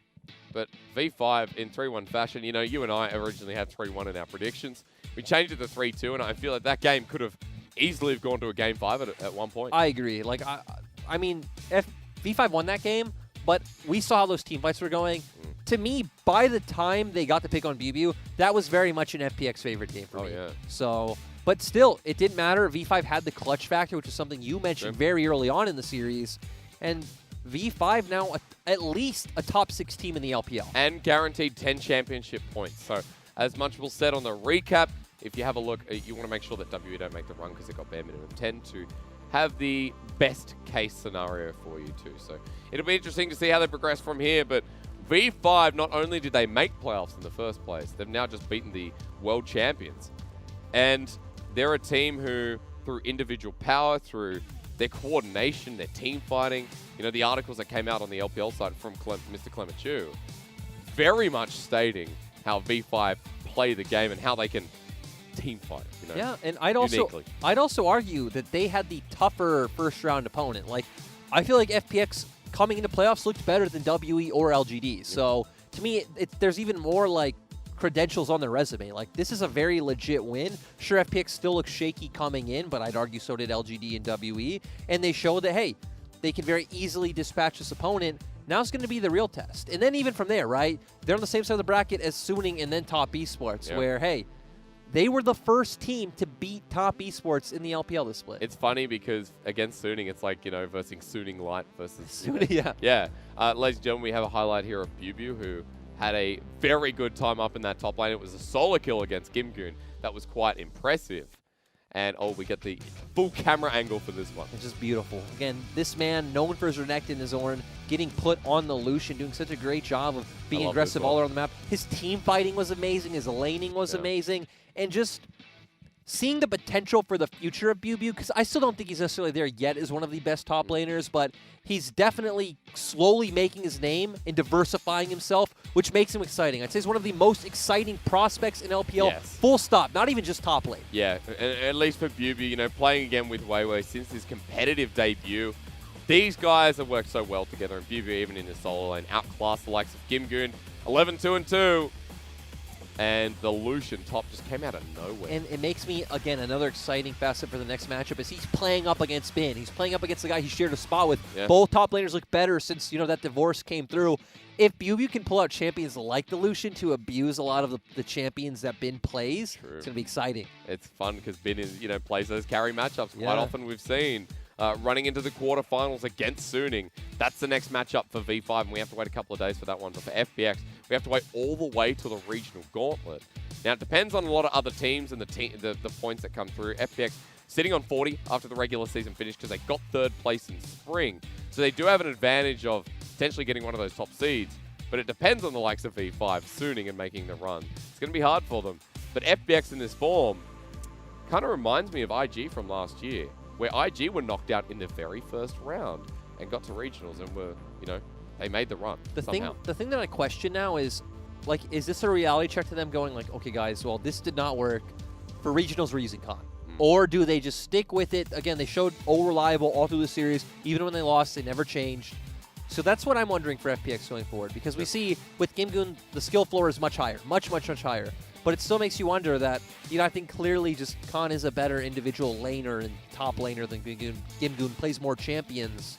And yeah, I think it's going to be a tough question for FPX. Because the only thing that remains the same is that Dilby's playing decent League of Legends, which are in the series. Oh God, LWX though, he did not show up. I mean, LWX, when he was one of the highlight players, was very disappointing. I think Crisp alongside him had some of their worst gameplay in the LPL summer. Crisp really only showed up in that last game where I think Crisp looked amazing, but those first 3 games really wasn't anywhere to be seen. So FPX, a lot of question marks. And ladies and gentlemen, we are, however, going to hand it over to Wendy as we go for our post-game interview over to V5. Be curious to see who they got for this one. Lyric has take it away, Wendy. 各位好，欢迎来到赛后采访，我是欣然。恭喜 V5 拿下了本场 B5 的胜利。我们请到的是东代梦来到赛后采访。And we have invited Mo to the interview. 欢迎小东北，首先是恭喜你们拿下了队伍的首个 BO5 嘛。Congratulations on this very first BO5. 那有没有想过可以带领队伍在这个新世界里 So have you ever thought about you can get the victory with the 3-1 scoreline? I've actually thought about it. And actually, we have got the ticket for tomorrow, but then we are able to get the win. In terms of the playstyle, FunPlus and Victory5 got some similarities. You actually try to make a snowball and then try to win by the team fights. So which part do you think you have a better performance than the opponent's team? We just do the visions in the jungling areas, so that would be easier for us to get the win. In game 1, the opponents are plays very aggressively in the early game.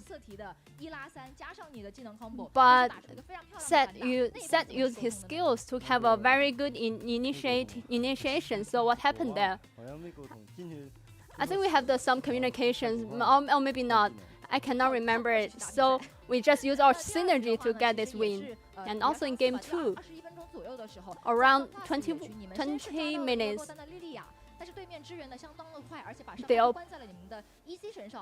the opponents have used all the skills in Israel, but then you're able to get a triple kill. So what happened? 当时残血还是打出了一个非常漂亮的 WQ 嘛。当时就打嘛，然后看对面玩，对面撒荒着急了，然后一上来。The opponent's Azure is a bit too aggressive, so I just target on the front line and then helped my teammates to win that team fight. And also in game 3, although you didn't manage to get the victory, but did you feel a bit nervous after game 3? And what's the in-team communications before game 4? We just thought like we can get the win, and we try to slow down and calm down. And for game 4, you are able to rush the Baron, and this is a very good opportunity to build the lead for you guys. Actually, the opponent's team did quite well in the middle game, so who made the short call about the Baron? Actually, we were a bit worried, and then we can rush the Baron. The opponent's team didn't manage to get into the Baron pit quickly, so that's why we just managed to get this rush.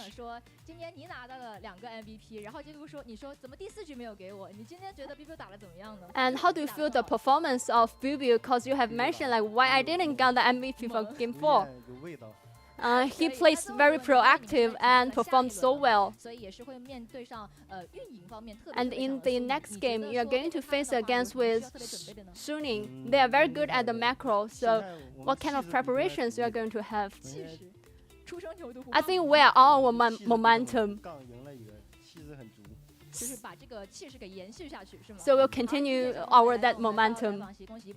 And congratulations again on that victory. This is the end for the interview. Thank you very much, Wendy, as always, for the translation. V5, very momentum-based, as we've been talking about the whole day. And Mo, said, game 3, you just sit back, we just said, all right, we can win this, it's fine. They reset, which is very hard for teams to do. Look, I take Northeastern Faker at his word. I believe in him. Played great. I'm excited to see them going forward, and I'm not here to make any hard statements today, but this team's going to Worlds. All right. Well, hey, I said that in week 2. So the difference between you and me is you weren't committing to Worlds. I said it all along. I want to take the messiahship from at least that part, if that's even a word. Ladies and gentlemen, that's it for today, though. If you missed out on this matchup, rewind, because V5 have done it. They move into the quarterfinals, which will be played in 2 days' time. Exactly. Only 2 days until we see V5 back on the Rift, so be ready for that one. But tomorrow, we get LGD versus WE. Oh, yes, we do. LGD and WE is going to be a banger that Munchables and Dagda will join you for. And then, of course, after V5 and Suning, let's not forget, we channel up to the bracket towards IG for the winner of that one. So we've got a lot of matches coming up. And for the first time in a long time, LPL, our playoffs have started before any other region. We're actually dead ahead. Of course, LCS starting a little bit later. Yeah, that's interesting. And again, this is also, to me, one of the most competitive LPL playoffs there is. And it's like, I'd say, sure, we have like a clear divide between JDG, Top Esports, and IG between the rest. But Suning and V5 are two teams that wouldn't surprise me to make some kind of upset miracle run to finals. I mean, that's one I might think, well, maybe 5 games or... Yeah. Oh, I'm not even sure. I actually think I went ahead in prediction. In our little prediction document, I went to quarterfinals and said V5 3-0, not knowing if V5 would win today. So maybe I take that back. Maybe it is a 3-0 to V5 over Suning. Got to believe. Once you believe, you know all. You know? So you just knew today that Gimgoon would come into Game 4, that they'd be positioned to walk into that brush. That was a surprise. Hey, the Jacks from Gimgoon, that was enough. Hey, but that was a surprise. That was a bit of a surprise itself. Ladies and gentlemen, thank you to Lyric here. Thank you to our English production. That is it for round 1 of playoffs for today. Tomorrow we continue with LGD and WE at the same time. It is bye for now, but not forever. See you tomorrow.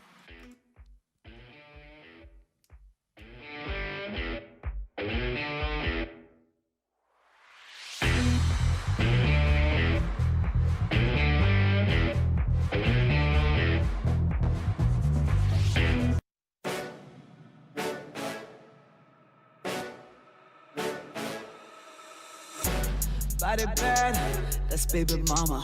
Pretty girls come and play in my arena. I'm so cocky with these bands, mucha Janita. She's so cocky with her hands, oh mama cita. Making money daily, it's a natural high. Focused on this guapo like a fiend day and night. Spinning bands, we don't see no price. Spinning bands, what a time of life. Wake up every morning and I'm counting all my blessings. Then I count the money cause I triple these investments. We stay lit and they mad, we don't care, get the bag. We stay lit and they mad, we don't care, get the bag. So let them lurk, cause we don't mind. So let them lurk, cause we don't mind. So let them lurk, cause we don't mind. So let them lurk, cause we don't mind. So let them lurk, cause we don't mind. So let them lurk, cause we don't mind. So let them lurk, cause we don't mind. Diamonds up, diamonds up. So let them lurk, cause we don't mind. So let them lurk, cause we don't mind. So let them lurk, cause we don't mind. Just let them lurk, cause we don't mind. Pull up to the spot and get them hype. My girl extra crazy, just how I like. She a ride or die, she here for life. If you cannot respect the code, then pay the price. Don't do drugs, it's a natural high. Making money daily, it's a natural high. Focused on this guapo like a fiend day and night. Spinning bands, we don't see no price. My team be the dream. Wake up every morning and I'm counting all my blessings. Then I count the money cause I triple these investments. We stay lit and they mad, we don't care, get the bag. We stay lit and they mad, we don't care, get the bag. So let them lurk, cause we don't mind. So let them lurk, cause we don't mind. So let them lurk, cause we don't mind. So let them lurk, cause we don't mind. So let them lurk, cause we don't mind. So let them lurk, cause we don't mind. So let them lurk, cause we don't mind. Diamonds up.